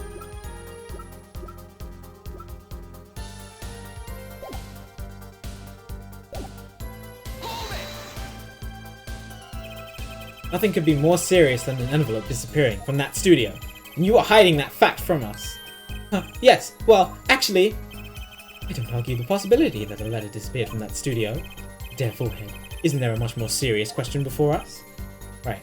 How Mr. Measham was poisoned, I know, but Mr. Russell's testimony has changed, which means the facts of the case have too. What he tells us means something entirely different now. I'm starting to think. Let's keep thinking, Apollo.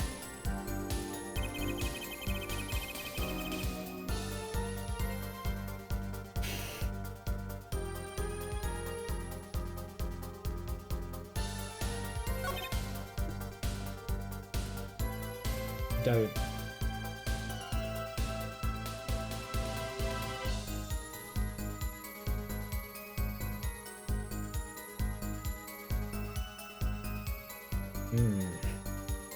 I don't know. What opening is Apollo talking about?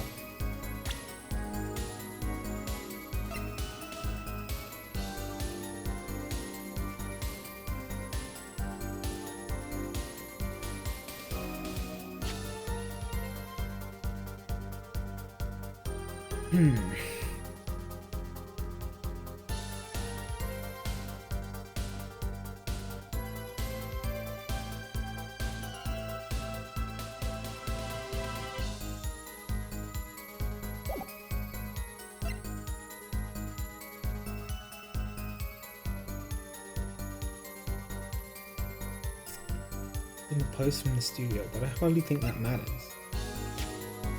Like, we don't have the letter. We have this envelope, but that doesn't have any relation to the yellow one at the moment.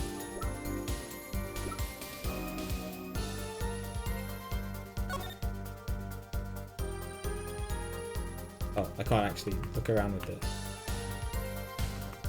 Don't let me touch anything. Watch out, it's still in here, we just didn't open it properly.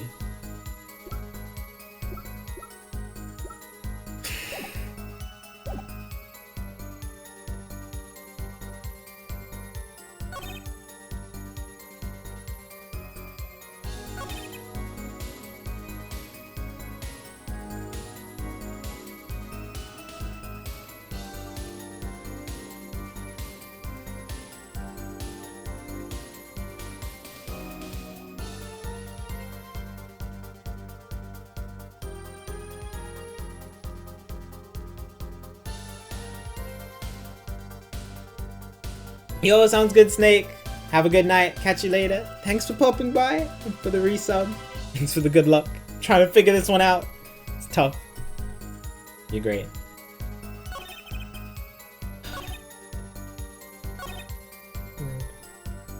The defendant. Vera who poured the coffee. She admitted as much herself. Anything that touched Drew's lips during the interview was that mug. Post from the studio.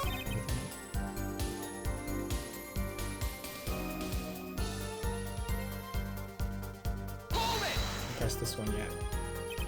You say clearly, as though it were obvious.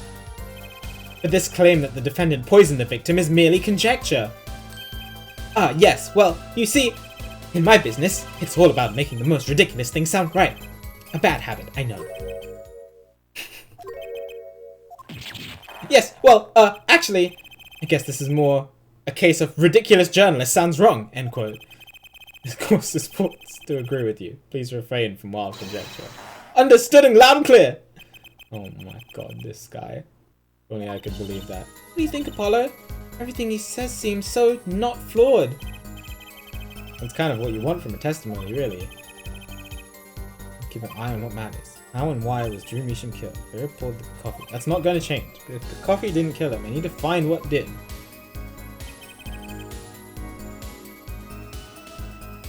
The frame! That's the only other place with poison on it. And there must have been a picture inside of it.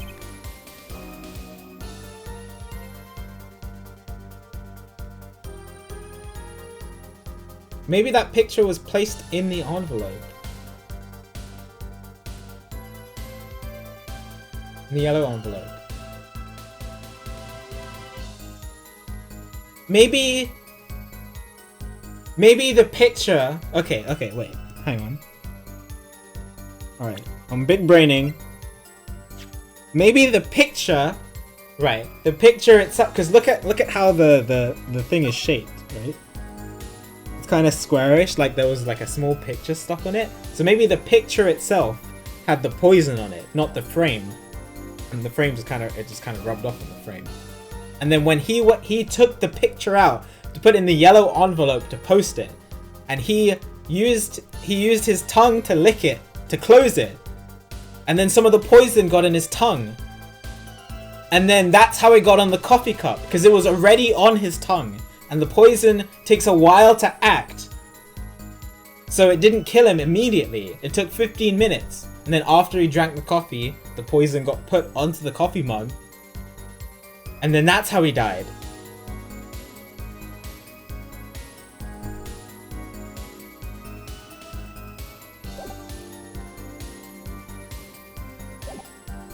Right, so it is the frame. I hardly think that matters. It does matter! Objection! Objection! Oh, the music didn't stop.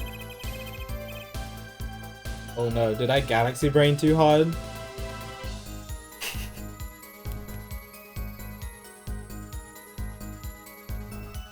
The evidence clearly reveals contradiction, yeah.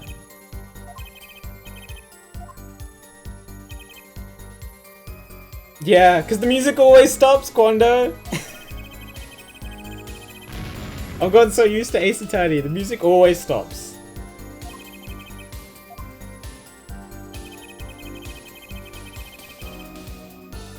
Oh, I was so sure that was it. Oh, it fits so well though.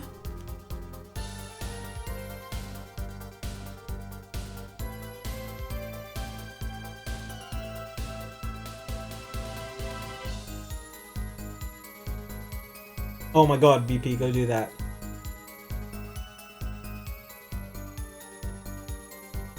Does the music stop in real life too?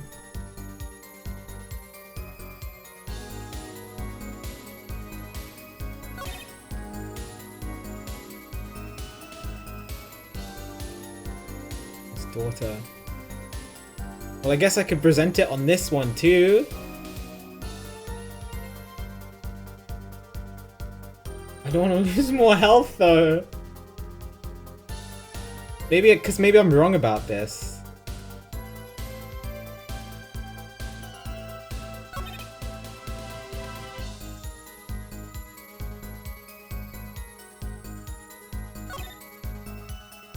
Or, oh, this statement too. I can present it on any of these three statements. And I just want to say my idea.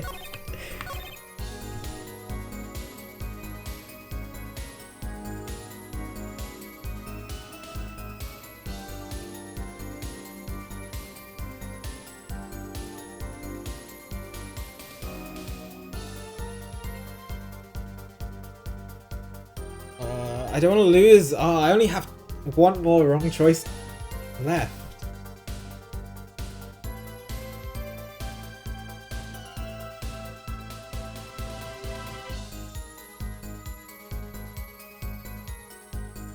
I'm so... Oh, it has to be the frame, right? It has to be a picture in the frame. It fits so well.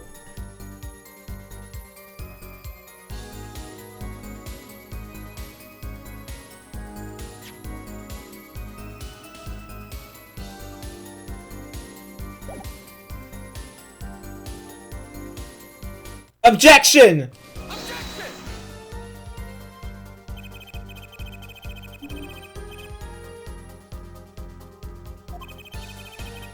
Oh, no.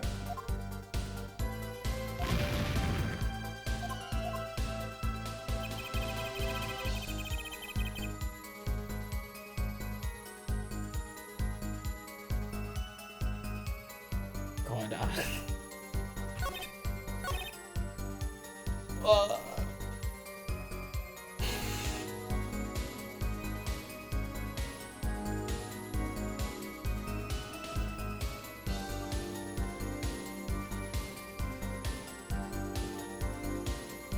I want a game over.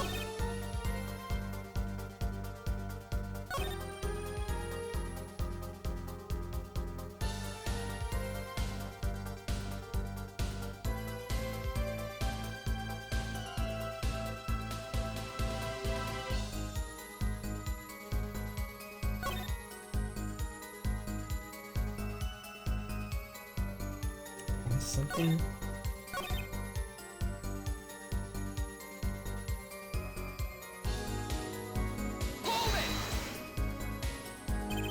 But that doesn't prove Vera poisoned it. How many times have we heard that one, Airforehead? The poison reached its victim via that coffee mug. And from where did that coffee come? Not to beat a dead horse again and again, perhaps you can fill us in. I'm on it. You need a horse beat? I'm your man.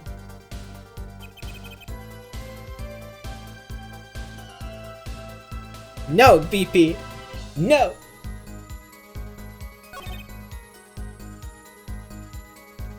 Let me press this. Did I press this one? I think I went straight to the fourth step.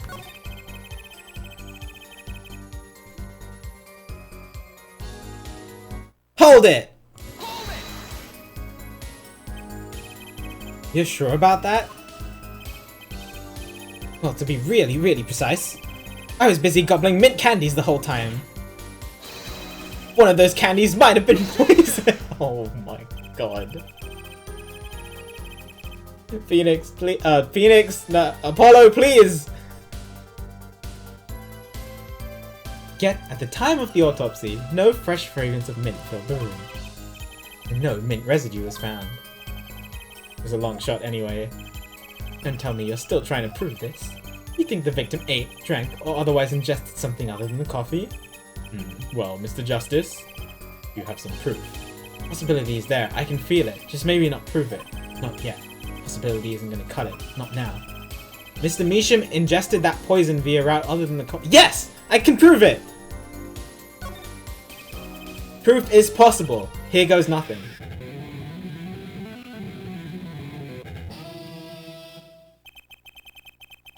You do understand what we need, yeah? Proof, Airforehead? Not possibilities. Of course. And Prosecutor Gavin, I hope you understand. I'm ready to give you that proof. What did you say? I am crazy? I have proof of the disappearing envelope. I saw him writing a letter. I did! Which was picked up by the mailman, I assume. Of course. Which means that envelope had a stamp on it. Oh, it was a stamp inside the frame. Ah. As we all know, stamps come with dried glue on the back. In order to use the glue, you have to wet it by licking the stamp. Okay, I had the right idea. It's just a stamp, not a picture. No one worth talking to actually lick stamps in this day and age. Even if you wanted to talk to him, you couldn't. He's dead after all. Thanks, Apollo. Okay, so he licked the stamp. But wait. How does one explain the atropine on the rim of the coffee mug? Oh, I got you. I got it!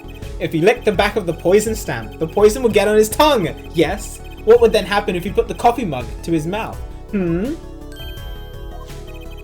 Those traces on the mug weren't the killer's doing. It was the other way around. What? The coffee mug didn't poison Mr. Measham. Mr. Measham poisoned the coffee mug himself! You're vindicated. Order, order, order! But that doesn't... Does it?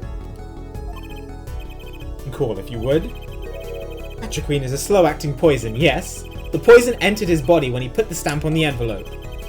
But his time wasn't up until the very moment he touched the lips to that cup of joe.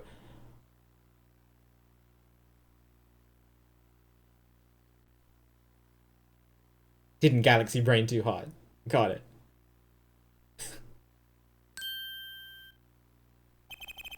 You have something to add, Mr. Brushel? Uh-oh. His nose is picking up another scent. As I believe I mentioned earlier. Well, that's the thing, see? After he put his letter in that envelope, Mr. Measham sat there, searching his desk drawer for something. Yes, a stamp. A so-called postage stamp. End quote.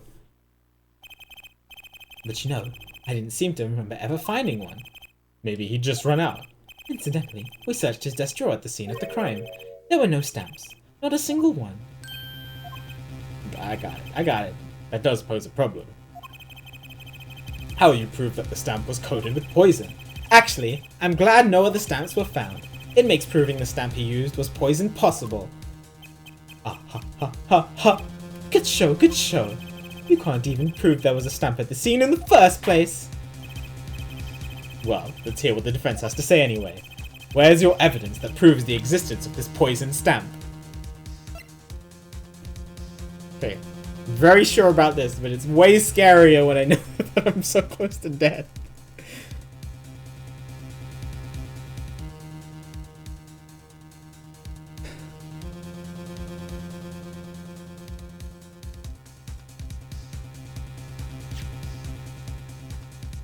Stream value, Omega. The only stream value you'll get is that I'll end the stream because I can't continue right now.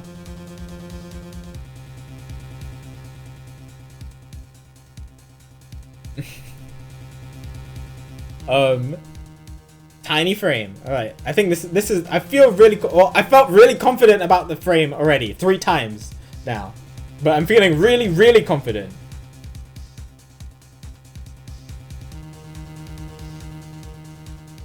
Okay, we got it. It's fine. Take that! Well, that certainly is a cute little frame. And by little, I mean really little. It was on the victim's desk, Your Honor. Quite empty, as you can see for yourself. I noticed that too during my inspection. So what? Ah, apparently you weren't as observant as you should have been. You see, when you saw the frame, it was missing something quite important. Missing something? Yes, a pale bluish stain on the inside of the frame. Atroquinine residue. What? Why wasn't I told about this? The frame is only 2 inches square. The face of the frame is even smaller, maybe an inch wide at most. Yo, let's go, Semi! Are you gonna do it on stream? Oh my god. I'm excited. It's great. Fantastic game. I hope you enjoy it. And if you do it on stream, I have to be there. You aren't saying. Alright, cool. Let me know when you start. Oh, but I am. Tell me, what fits in such a small frame? A commemorative stamp, perhaps? Order. Order! Order! The poison stamp was in this frame? Makes more sense than a picture that's an inch big, I guess. Impossible. Prosecutor Gavin! Why would he put something like that on his desk? Don't tell me he had it in there so he could commit suicide if the mood struck. Yeah, close, close. Yeah, I just think frame, I think picture frame. Had the right idea, just stamp instead of picture. Yeah, it's really good. It's really difficult, but it's also really good. It's my favorite puzzle game. So if you like puzzles, I think you'll like it. You know, can I say something? I had a thought, see? What, Mr. Brusho? And please stop jittering around like that. I agree. The victim was a forger, right? There's a lot of money in that line of work. Forger forges friends. Makes enemies too. End quote. So the poison stamp might have been a murder weapon aimed at him? How long did he have that stamp for? Oh, rich. That's rich. Leave the ridiculous flights of fancy to the Gabonese song lyrics, please. Finally, something we agree on. The stamp was a murder weapon. Nonsense. Murder is a simple business. Who would go to such lengths? No one. Oh, I disagree. Come again? Recall, if you would, the victim's reclusive lifestyle. Drew Measham hid from the world. He avoided meetings. His only contact with the outside world was the mail. The mail? Now, if you wanted to kill someone you couldn't meet, but you knew red letters, a stamp would be the perfect weapon. Ridiculous. Where's your proof? I want proof. Show us evidence that this poison stamp was sent to him as a murder weapon. Might not have evidence, per se, but things are finally starting to come together. What is it, Apollo? Your fists are trembling. I think I know what happened. I don't believe it, but I can see it. I think I know how Mr. Measham was killed. Well, fill us in, Mr. Justice. A certain piece of evidence points to the truth, Your Honor. Uh-oh. I can show you how someone with the intent to kill sent Mr. Measham the stamp of death. Oh, the red envelope. Okay. I get. Yes. Yes.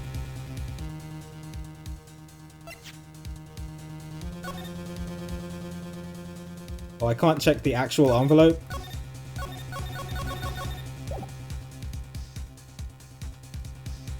Is there a stamp on? I don't think the DS screen is big enough. I'm trying to see.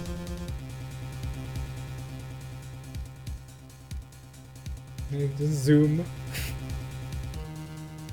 Wait, I could zoom on the OBS screen. Wait, hang on. Take this and just... Aha! Genius!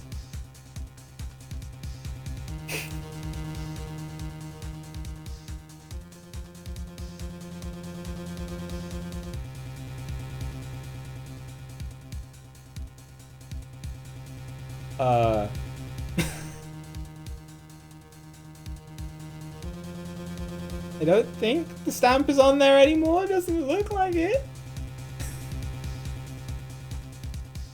You can read it? Yeah, look at all those words. Go and read it for us, Wolfie.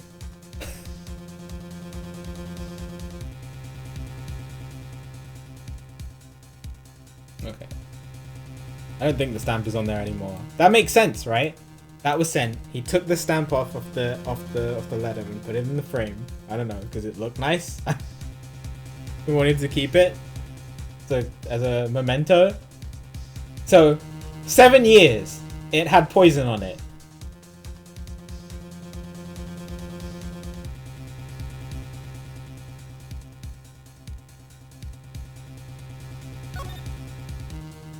Oh, I get. Wait, was this sent 7 years ago? No. I think I'm confusing things.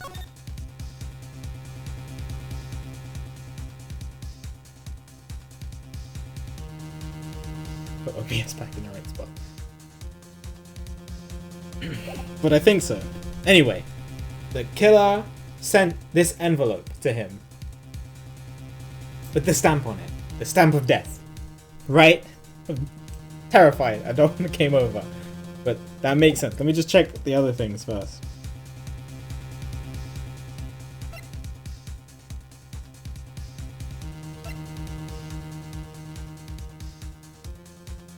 No, I think it makes sense. Take that! I always consider the badge crazy, don't worry. It's always the first thing I think of. Isn't this the envelope? The one from 7 years ago? Oh, no, I'm right. It was 7 years ago. Oh, okay. Confusing my own brain. Think about the text of the letter again. There were 2 pages in the envelope. This is page. So 7 years ago, someone tried to kill him and was just waiting for the day that he would die. How old is Vera? Vera's 19. So unless she tried to kill him when she was 12.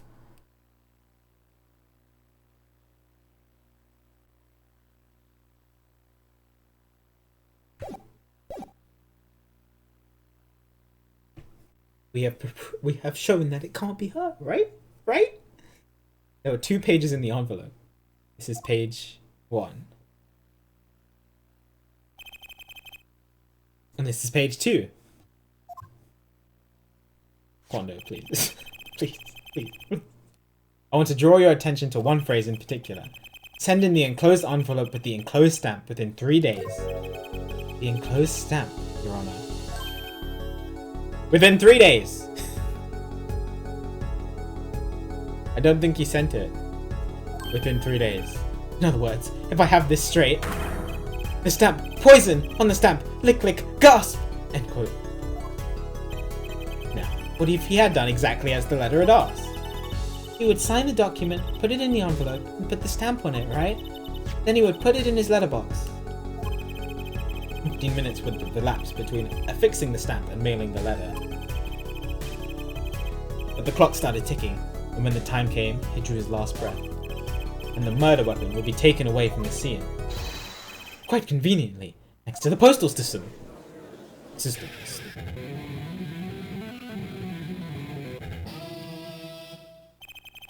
Such a splendid imagination you have, Forehead. Let me confirm one thing with you, if I might. So, This poison stamp was inside this envelope from 7 years ago. Is that what you'd have us believe? Really?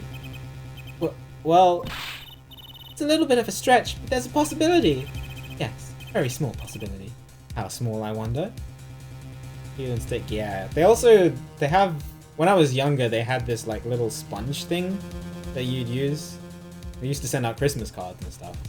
I'd use that instead.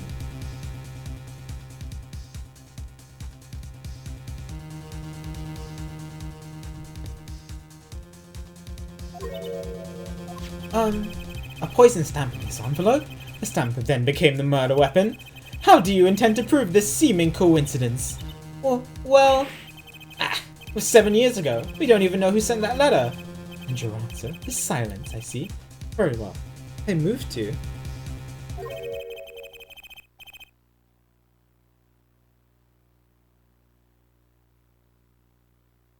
Oh, yeah, I know. Oh my god, yeah.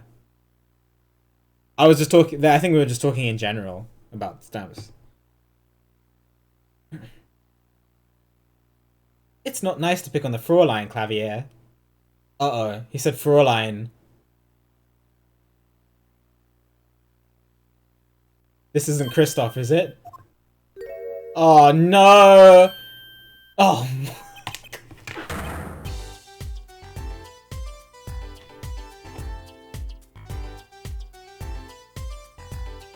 are you kidding? Why would they do that?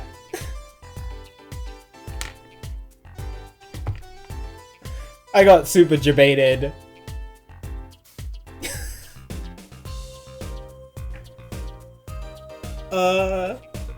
So for those of you who didn't see that, Christoph, that guy, the blonde guy with the glasses, Clavier's brother, he was the murderer from the first case, and he should be in prison. He should stay in prison. Emma. Well, like my Christoph Gavin impression? No! Did I sound like I don't care. Don't quit your day job.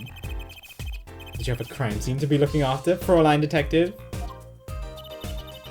Someone had to come dig you out of all the mess you're making of this case. Mess? You know, none of this would happen if you just trusted science a little more. You can find out if that stamp was in that envelope easy. Care to explain yourself, Fraulein Detective? Glare at me all you want, but science is on my side. It's all in the residue, right? That's right! The poison detection spray. Produce the red envelope at once! You can open it on the authority of the court. Yeah. Makes sense. Oh, baby.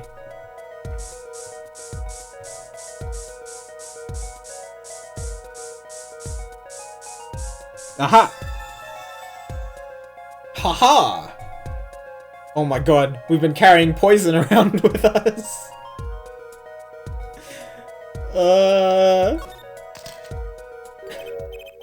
Well, would you look at that? No, mistaking it. That's atroquinine residue.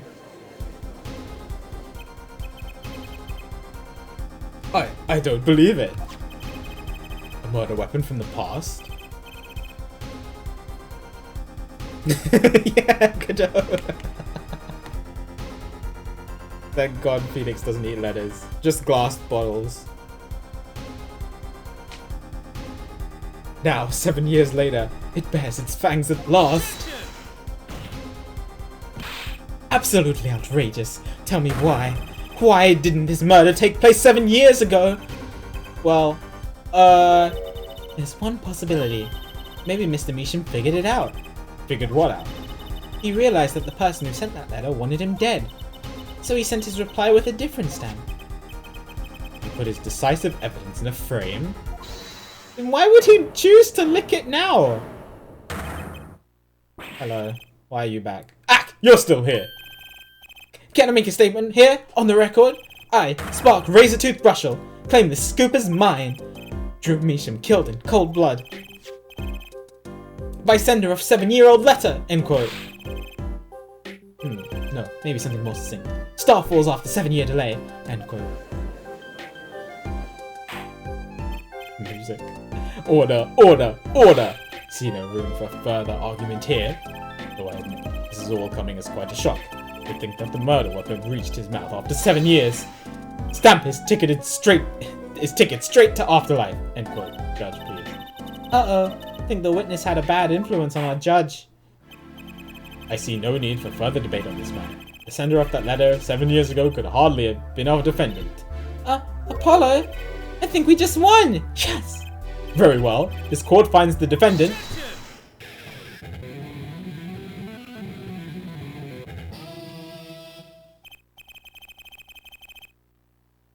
Debated. Again. Is this the bright future of our legal system? Prosecutor Gavin? A ticket to the afterlife from 7 years ago? Tickets for Gavinier's shows are invalid after 2 weeks. But it doesn't make sense any other way. It boggles my mind that so many people haven't noticed this. There's a fatal contradiction in Air Forehead's claim. A contradiction? Poison stamp was placed in this envelope 7 years ago, whereupon it was framed up until now. If that's the case, then why would Drew Measham have done what he did? Yeah, exactly. Emma explained that. He must have realized it was poison. Therein lies the rub. 7 years ago, the forger Drew Measham sent a trap with the stamp in a frame. We do not debate this. But this begs, yeah, why would he lick it now? Why, 7 years later, did he use that stamp on the night of the murder? Surely, you don't mean to suggest that Mr. Measham simply forgot? He put the murder weapon in a frame on his desk for 7 years, and forgot? You expect us to believe he sprang the trap on himself? I mean, you're right, Apollo.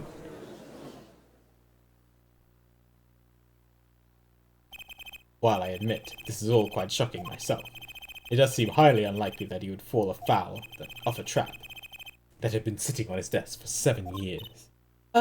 Apollo? I don't think we're winning anymore. I'm glad to see we're all back in the real world now. Welcome back to reality. We've been waiting for you. Okay, then how do you explain the poison stamp that was in this envelope? The poison stamp? Where exactly is this poison stamp again? Have you brought it to the court for us? I see no proof that such a thing ever existed. What about the atroquinine residue, huh? Oh, I agree. That does seem to be aquiline residue. But our forehead, it's certainly no stamp. Yeah, but... Even if your precious poison stamp did exist, Drew Measham never would have used it.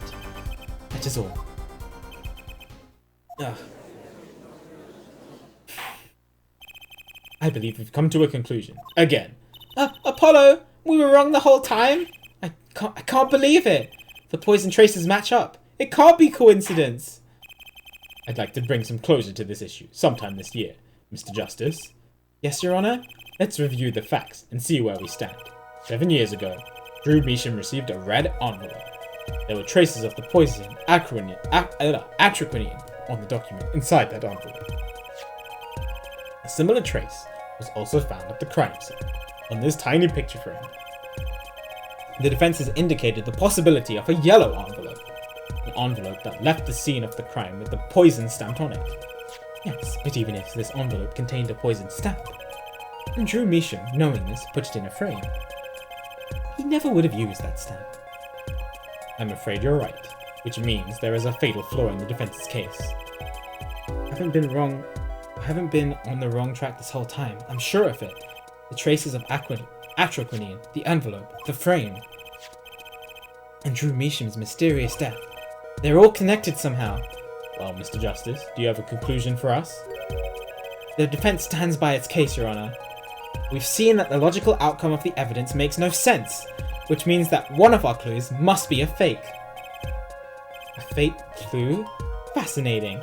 And if we find this fake, your wild fantasies will prove quite reasonable, yeah? Fake clue.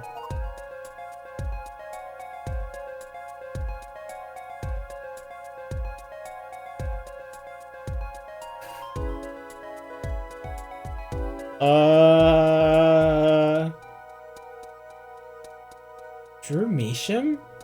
The envelope isn't fake, right? And the frame can't be fake. They both had poison. Drew Measham? What does that mean?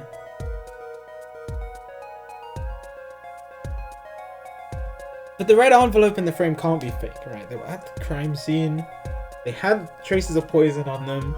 I just don't know what it means by Drew Measham, but it feels like it's leading me to that.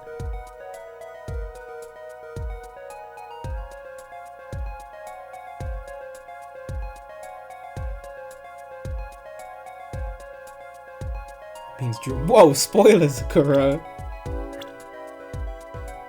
Drew Measham was fake after all.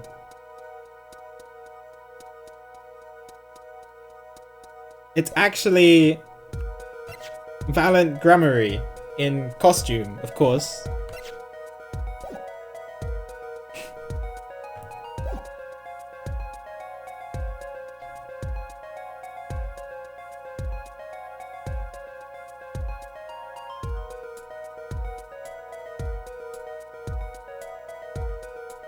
I think it wants me to choose Drew Measham, but I don't know exactly where Apollo is going with this.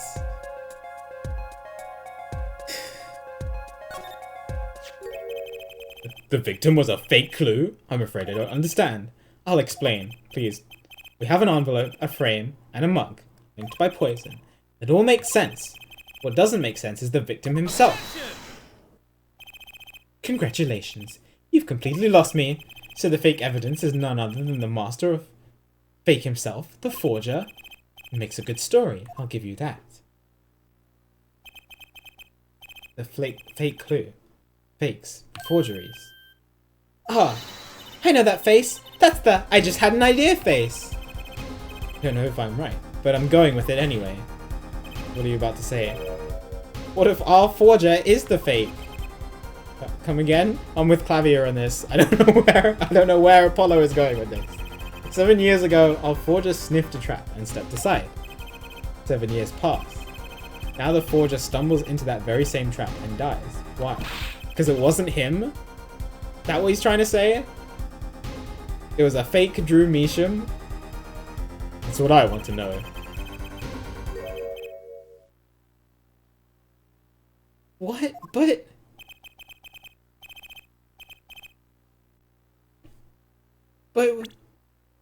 But there was an autopsy report. It says the victim's name was Drew Measham.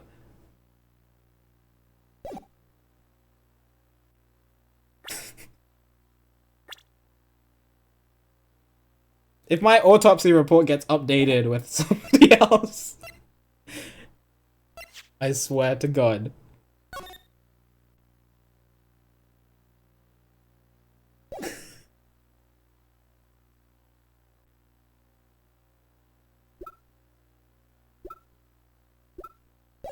But how can okay, I'm just how can you fake this? One forger smelled the trap. One forger fell into the trap. That's 2 forgers, and one of them was a fake. Order, order, order! So you're telling us that Drew Measham, the victim, was a fake? Well, if he was the fake, who was the real forger? You better not be claiming there was some kind of switcheroo. I'm afraid you're going to have to back up your story, Mr. Justice. Show us just who the real Drew Measham was. Drew Measham wasn't the real forger. Is it trying to say that Vera was the person who was forging everything?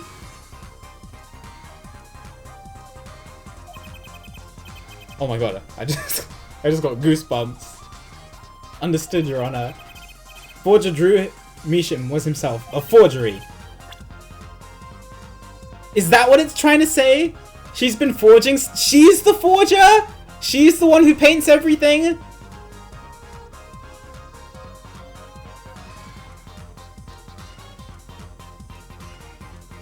She could be the only other. She's the only other one because it was always them two together. Nobody else would know. Nobody saw him actually drawing, but we've seen her draw. So she got the letter, but they're claiming, but she wants everybody to think it was Drew Measham? Or maybe she just didn't want to say it was herself? Maybe it was more plausible? Must be. Okay. Take that! There can only be one explanation, really. The real identity of the forger, known as Drew Measham, is none other than his only daughter, Vera Measham. Get you, Apollo. Order! Order! Order! Mr. Justice, this is going out on a limb, even for you. I kind of agree. I mean, Vera? A forger? Let's consider it before you write it off entirely. If you look at the paintings in the studio, one fact becomes quite clear. Forgery had been taking place in that studio for quite some time. The forger wasn't caught in that trap 7 years ago. This can only mean that the one who was caught in the trap wasn't the forger. Well, actually, that does make a certain kind of sense. One more thing. Only 2 sets of fingerprints were found in the forger's studio. Drew Measham's and Vera Measham's. If we know that Drew Measham wasn't the forger, that leaves only one possibility. By process of elimination, the forger was Vera Measham. Well, this is really big brain, Apollo. I love it.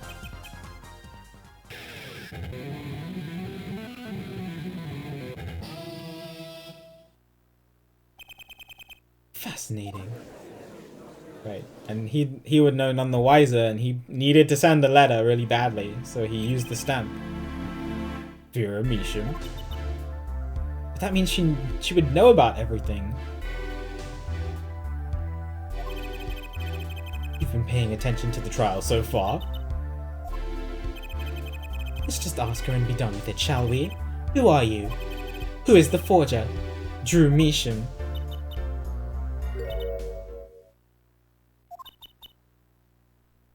Oh, she's so shy. Is that an expression of emotion I saw on her face? She's staring holes into Professor Gavin's face. I'm used to being stared at by Fräuleins, believe me, though they usually talk to me too. Tell us, were you the one who forged those works of art?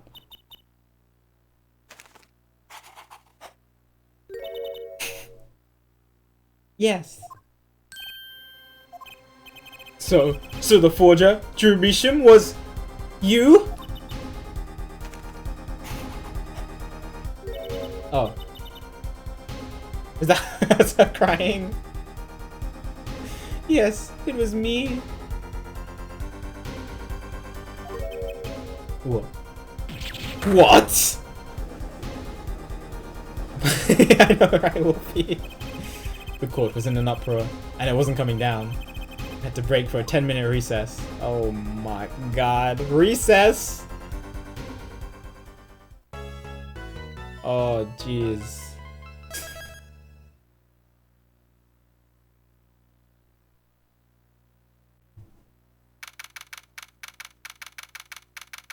It took us about 2 hours. Well, half an hour of that was spent looking at frickin' Brushel. But man, this is cool. This is crazy. Now I'm excited. Now we might finally get to hear from Vera, which will be interesting.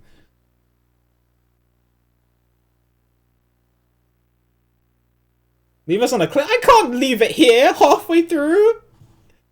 No way, Jose.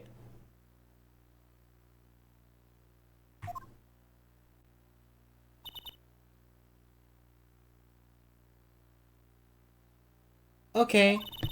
So where exactly does this leave us, Apollo? Oh. Well, the Drew Measham who was killed. Oh, I'm sorry, wrong voice. Wasn't Drew Measham the forger, basically. Huh? Well then, who was he? Well, he was actually... Hello. Doing her nails. So, you really made those forgeries?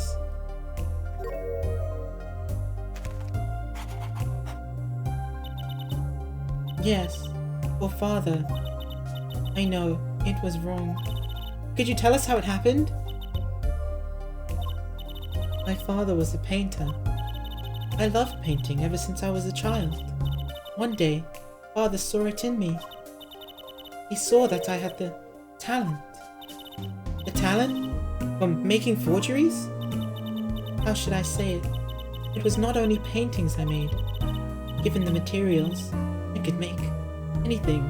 Wow, the ultimate artist. Anything? Father was so proud, and I so happy. But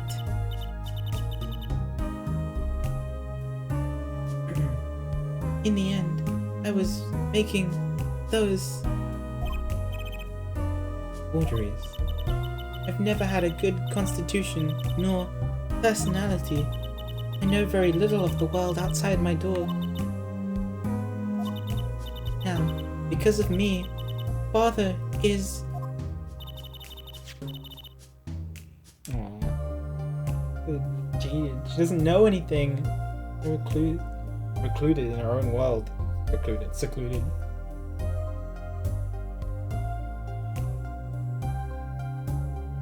Poor girl. Do you know about this raw envelope? I remember that envelope. It was some time ago. So you were already, you were already creating your works back then? When she was 12? Started when I was only 12 years old. So the one who figured out the stamp was poisoned, that was... Mr. Justice, it's time! To the courtroom, please! Why would you interrupt me right then? Right, out of time. Wait, Vera, just one more thing, please! There's 3 paintings in the studio. I painted those as part of my work. Right, see? We checked them out, and we saw what was underneath. Oh yeah, did she do that too?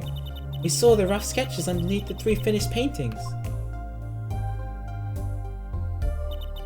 I see. Mr. Justice. Yes? Father, he knew of you. Of both of you. Your late father? He was watching, gathering information. All about the Wright & Co. law officers. But lately, we're not doing just law. Yes, you do tricks, gags to amuse, and play piano. Well, they're not really gags. Yet when Father heard you had resumed the legal business, how pleased he was. Who was Mr. Measham? How am I supposed to know? Yes. What if he was Daddy's daddy? What? No. Trucy, please. Judging from the relative ages involved, I say it's highly unlikely. Things are really already confusing enough with all these daddies running around. You know that the victim's daughter, Vera, was the forger. What does this mean for the case? Guess we're about to find out.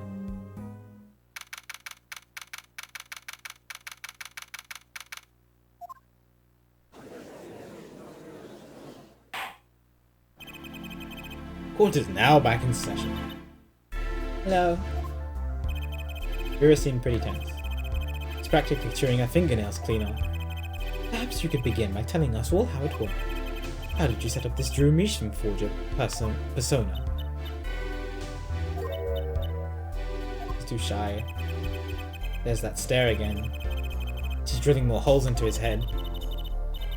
I know it's hard for you, but hey, he's a handsome guy. What's hard? Very well, miss. If you would.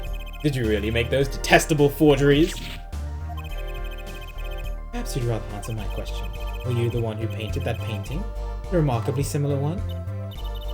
Judge needs some tact. Ah, yes. I painted it, yes. Father praised me quite highly for it. So, she was the one who made the forgeries? Yeah, she did not wish to reveal the truth of their operation, so the victim was a stand-in, a decoy. To the world at large, he was the forger, not her. I've done a bad thing. I have, haven't I? Regardless, we need a little more information. That, for instance, this. You have seen this before, yeah? Yes, it was in the desk drawer. Why did she save the stamp? This is interesting. Very well. You may proceed with your testimony. Tell us everything you know about this envelope.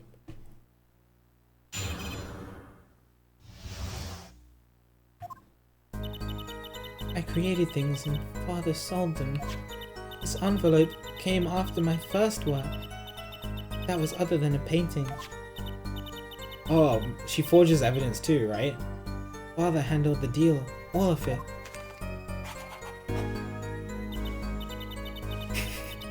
There you go, something new for you to draw, Wolfie. I received that stamp that was in that envelope. You can draw that.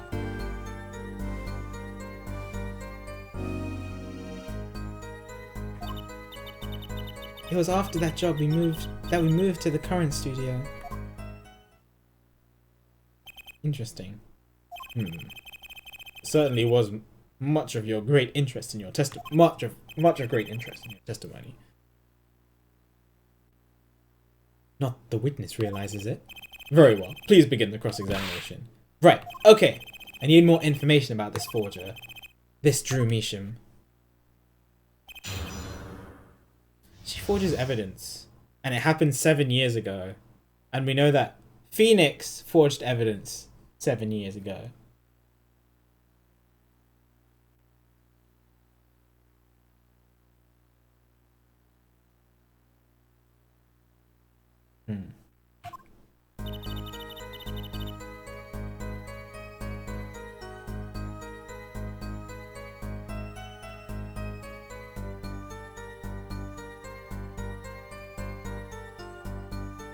Yeah, if that was if her first job was forging evidence for Phoenix, he did, yeah. That's what got his badge revoked. But they haven't gone into detail about it. It's only been offhand comments.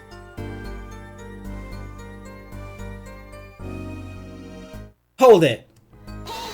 I'll have my full health bar back. Thank you. So these things you were making, you mean paintings identical to other paintings, right? The closer they were, the happier Father was. Or maybe it was just paintings. I know they alluded to other things too. I was happy too. Still, you're quite young now. When did you begin this work? My first painting sold when I was 12. Your Honor, she had no idea what she was doing was illegal. Easy there, little attorney. You're not here to defend her for the crime of forgery. True. Please, tell us more about this envelope. The envelope may very well have killed your father. Alright. Welcome back, Omega. That was other than a painting. Oh, first work that was other than a painting. Alright. Hold it! By other than a painting, you mean you'd only done paintings up to that point? Yes. But Father had a realization. He noticed my talent extended to making things other than paintings. For instance? For instance, letters someone had written. Or a fingerprint left upon a cup. Holy crap! She could draw a fingerprint on a cup from a completely different person.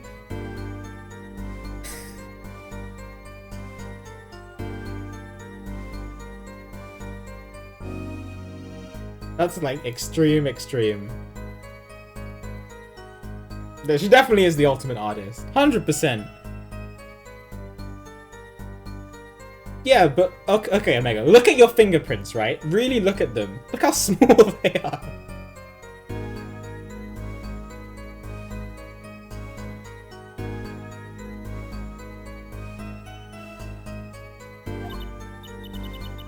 Or a signature on a document. Seal upon a letter. None of this makes her sound very innocent at all. And the 100,000 promised in this letter was the start. The beginning of a new industry for Drew Measham. A new industry. The creation of items to be used in criminal proceedings. Forging evidence, in other words. Yeah, she forged evidence for Phoenix 7 years ago. I gotta open this envelope, Phoenix. What's inside it?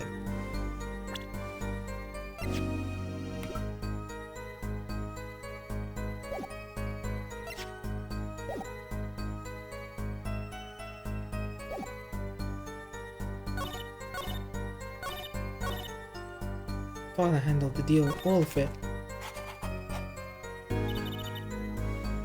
See the stamp that was in that envelope. Hold it! CK. What do you mean you received it?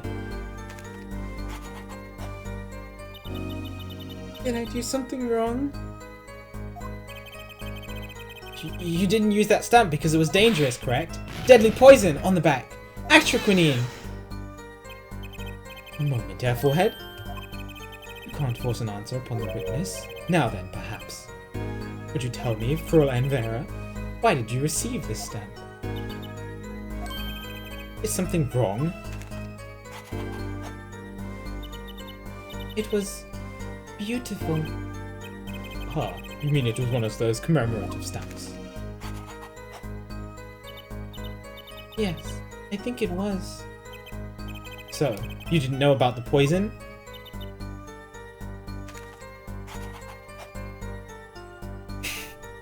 There's another one for you. Guess not. It's a very sad face.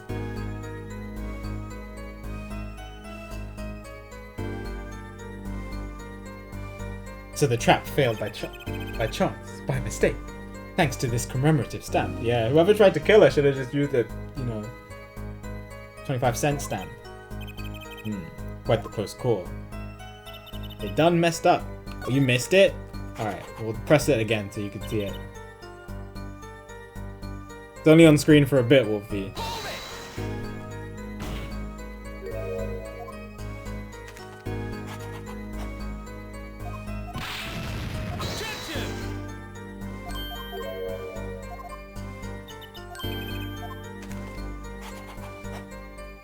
Oh, no, not yet. Wrong one.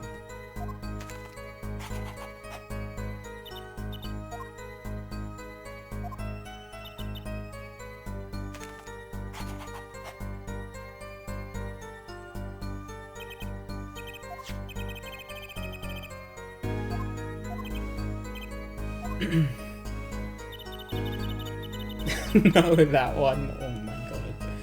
It was after that job that we moved to the current studio. Hold it! You mean you moved to where the current Drew studio is? Yes. We saw very few people there. I began drawing picture books. Single job had tied them to the criminal underworld.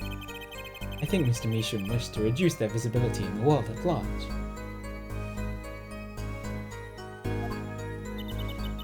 When we had to meet someone for some reason, Father posed as the creator of the work. So that was the real essence of the artist, Drew Measham. You did the work, and he supplied the face. Oh, that's it. So you really didn't know anything? Did you? You had no idea how much danger you were in.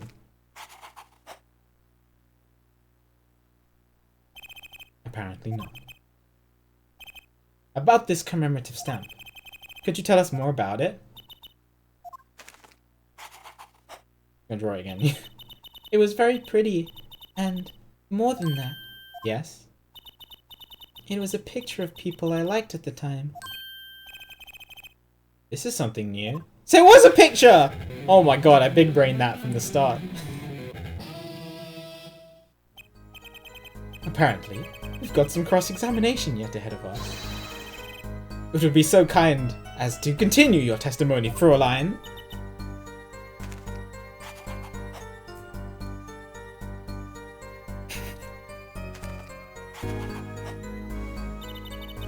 The stamp was a picture of my favorite magicians.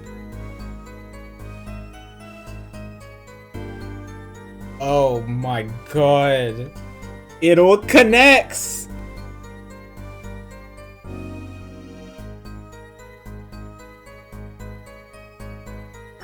Did I have the picture of them?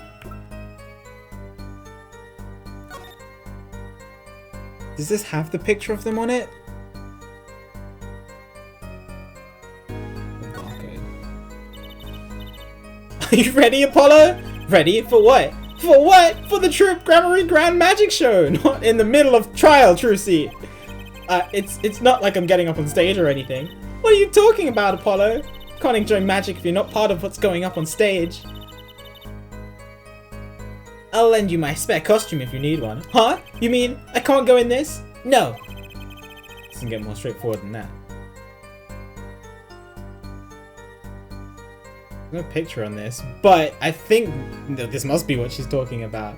Favorite magicians. It looks like 3 people in there on the picture that she drew.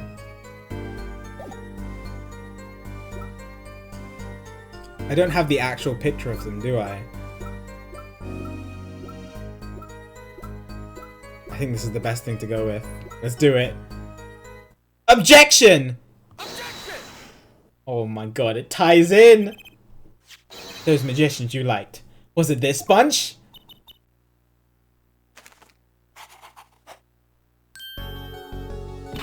Apollo, they're not a bunch!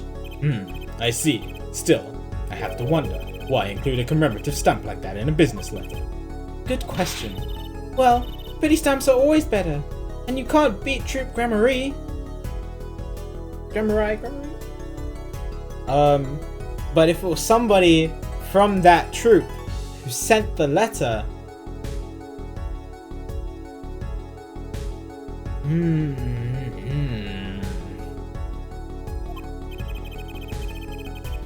Somebody who had access to that troop. And we know that Phoenix has connection to it. And we know that Phoenix forged evidence, say, 7 years ago.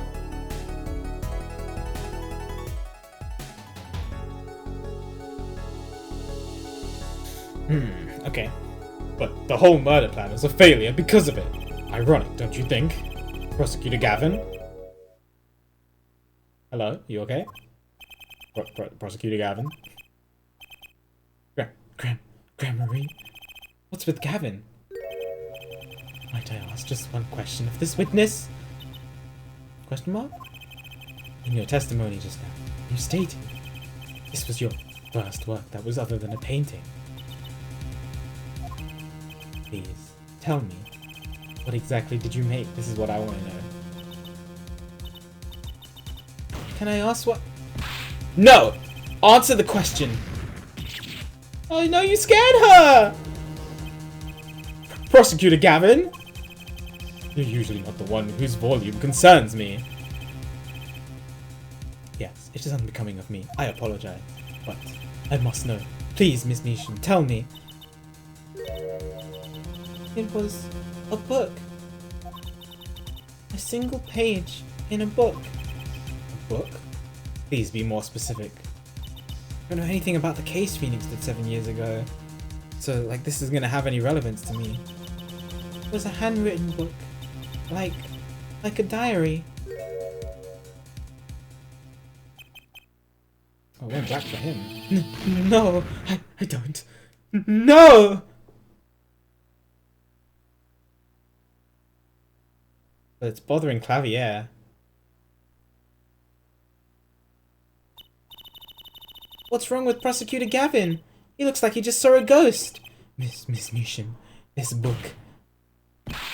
Was there a picture of a silk hat on the back cover? Yes or no? Oh, how did you know? Prosecutor Gavin, the defendant is answering all of your questions. Stop badgering her. He knows, though. He knows. I think he knows what I'm thinking about. He's told you nothing, has he? Your soiled, sullied mentor. Nothing! Yes, I don't know about the case. You gotta tell me. I need to know. Why does this diary have significance? What did he do? What did Phoenix do? Mel, thanks for being sub for 14 months. I hope you're doing well today. I appreciate the support. It's always good to see you. Thank you, thank you. You're great.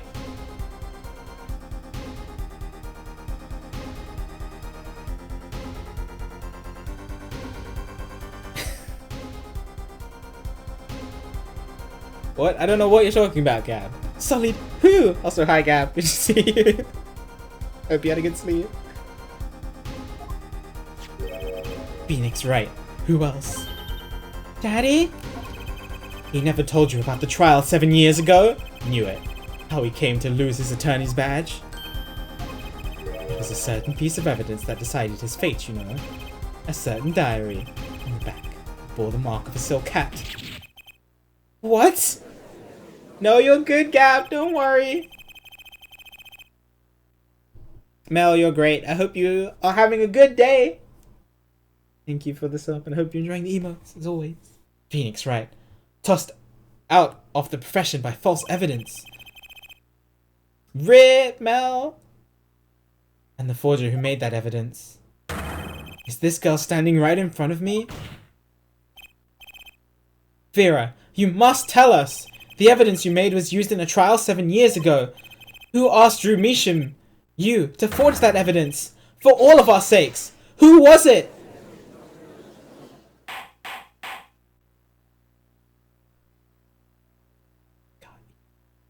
First time this game. No, second time.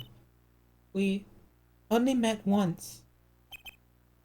You met the client? Well, who was it? It was...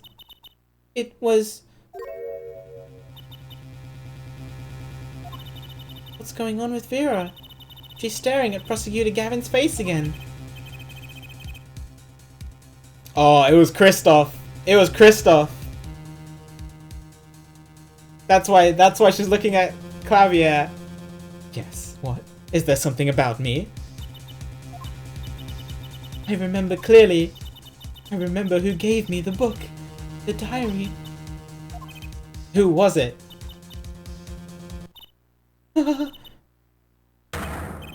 Vera! Vera, no! This is what I saw in the intro!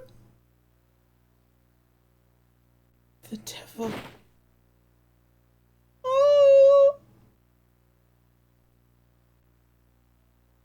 She okay? Unconscious. Okay. Just unconscious.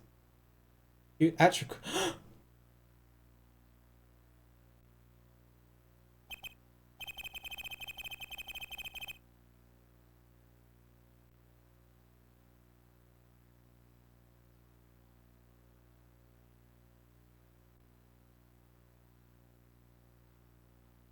This ends the recording of the trial for the murder of Drew Measham. Drew Measham was, during that trial, poisoned by an unknown assailant. The dosage was just under the lethal amount, sparing the defendant's life. She is currently in intensive care and is not to be disturbed for any reason. A very simple case, at first glance, till it finally began to show its true colors. The long road to the truth takes us to the record of another trial.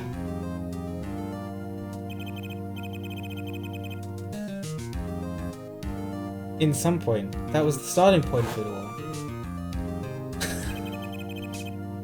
And that is where we must go! Oh my god! Baby Trucy! To find the whole truth.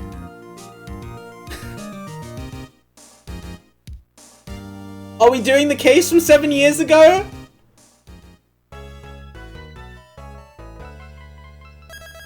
Oh my god, Baby Trucy is precious.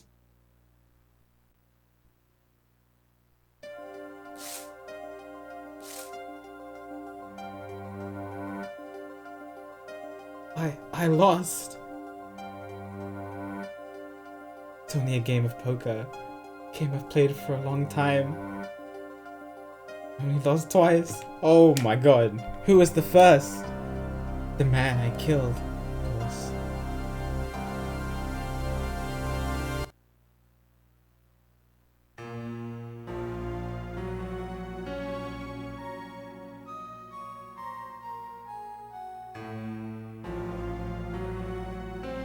A game of cards. I think that... Is that Zach? Is that Trucy's father? Was that supposed to be? That was how we first met. 7 years ago.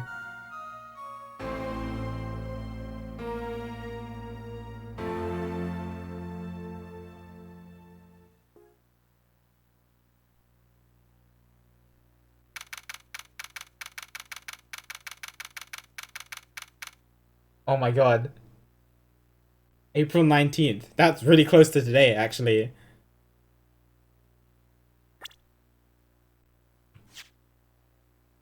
Oh my god.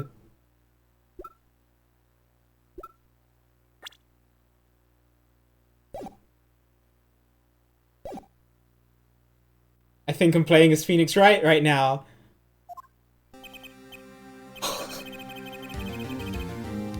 Alright, what do I do? Is this a good stopping point? What do I do? What do I do?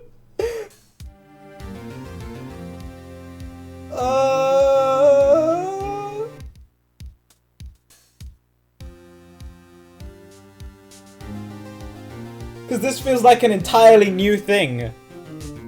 And if I start this, I'm gonna want to finish it.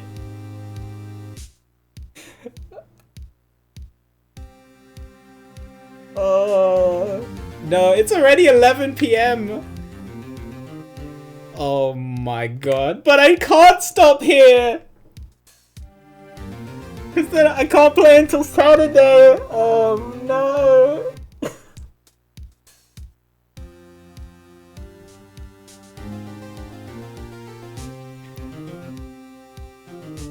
Time to stream every day. Come on, Mel, it's not like there's a quarantine going on right now. Can't stream every day.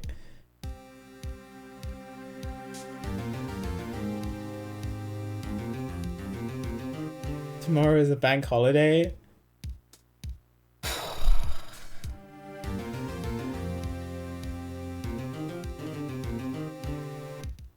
It is, yeah, but I can stream the rest tomorrow. I like doing it on Saturdays and Sundays, though.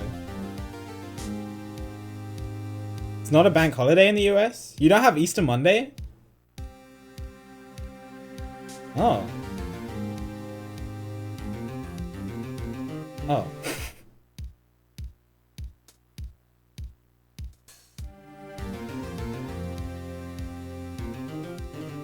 Interesting. Yeah, I realized you guys have Good Friday off. You don't have Easter Monday off? Interesting. Okay. I want to keep going, but I think it's best if we stop now. I get to play as my boy! My boy Phoenix!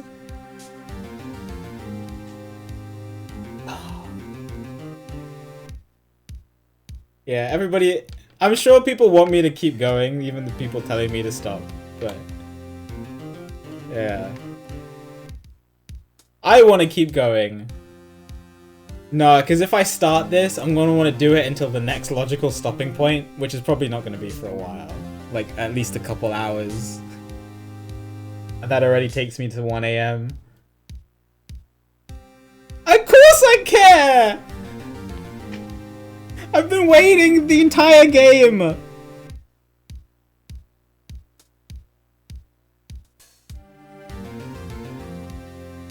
Just do the lobby convo? No, I think that will draw me in too much. I don't want to know anything about this.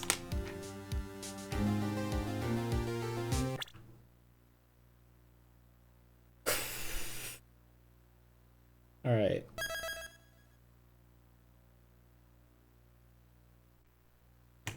Okay. Okay. Okay. The willpower to save. Cool.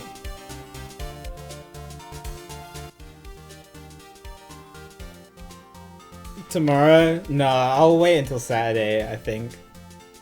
Like, if people in the US don't have a holiday, and people who want to see this, I don't want... I can wait until Saturday.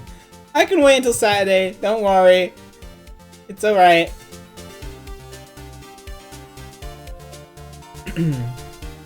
I know, it's suspenseful, but I'll tweet about it and I'll put it in my Discord. I'm sure I can wait until Saturday. Probably be around the same time, 6 PM GMT plus 1, which is like 1 PM Eastern, and then you can extrapolate from there.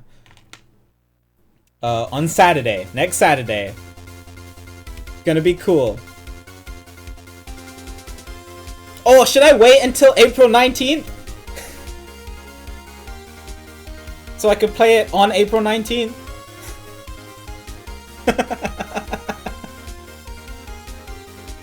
For the lore!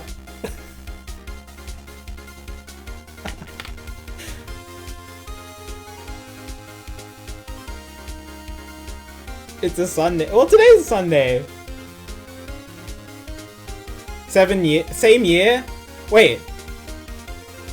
Is Apollo's Justice set in 2027?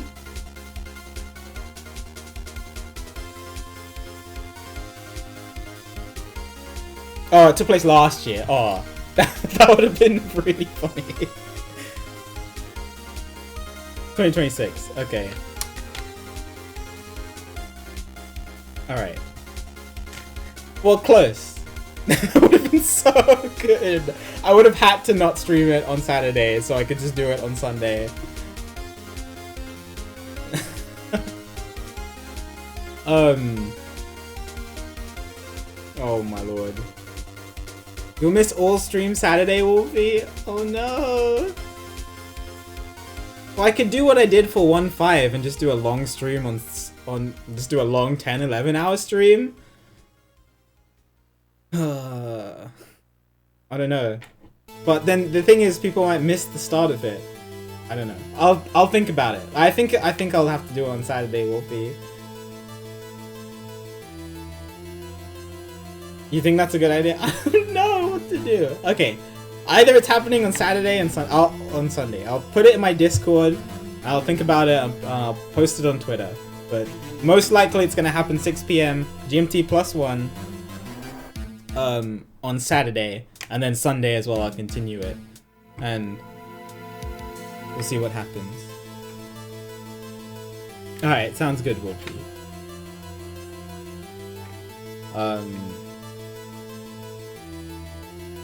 Yeah, but this was crazy. This is good. This is really interesting. It all ties together. I knew it eventually tied together, but oh my god, I never thought that we get to play as Phoenix.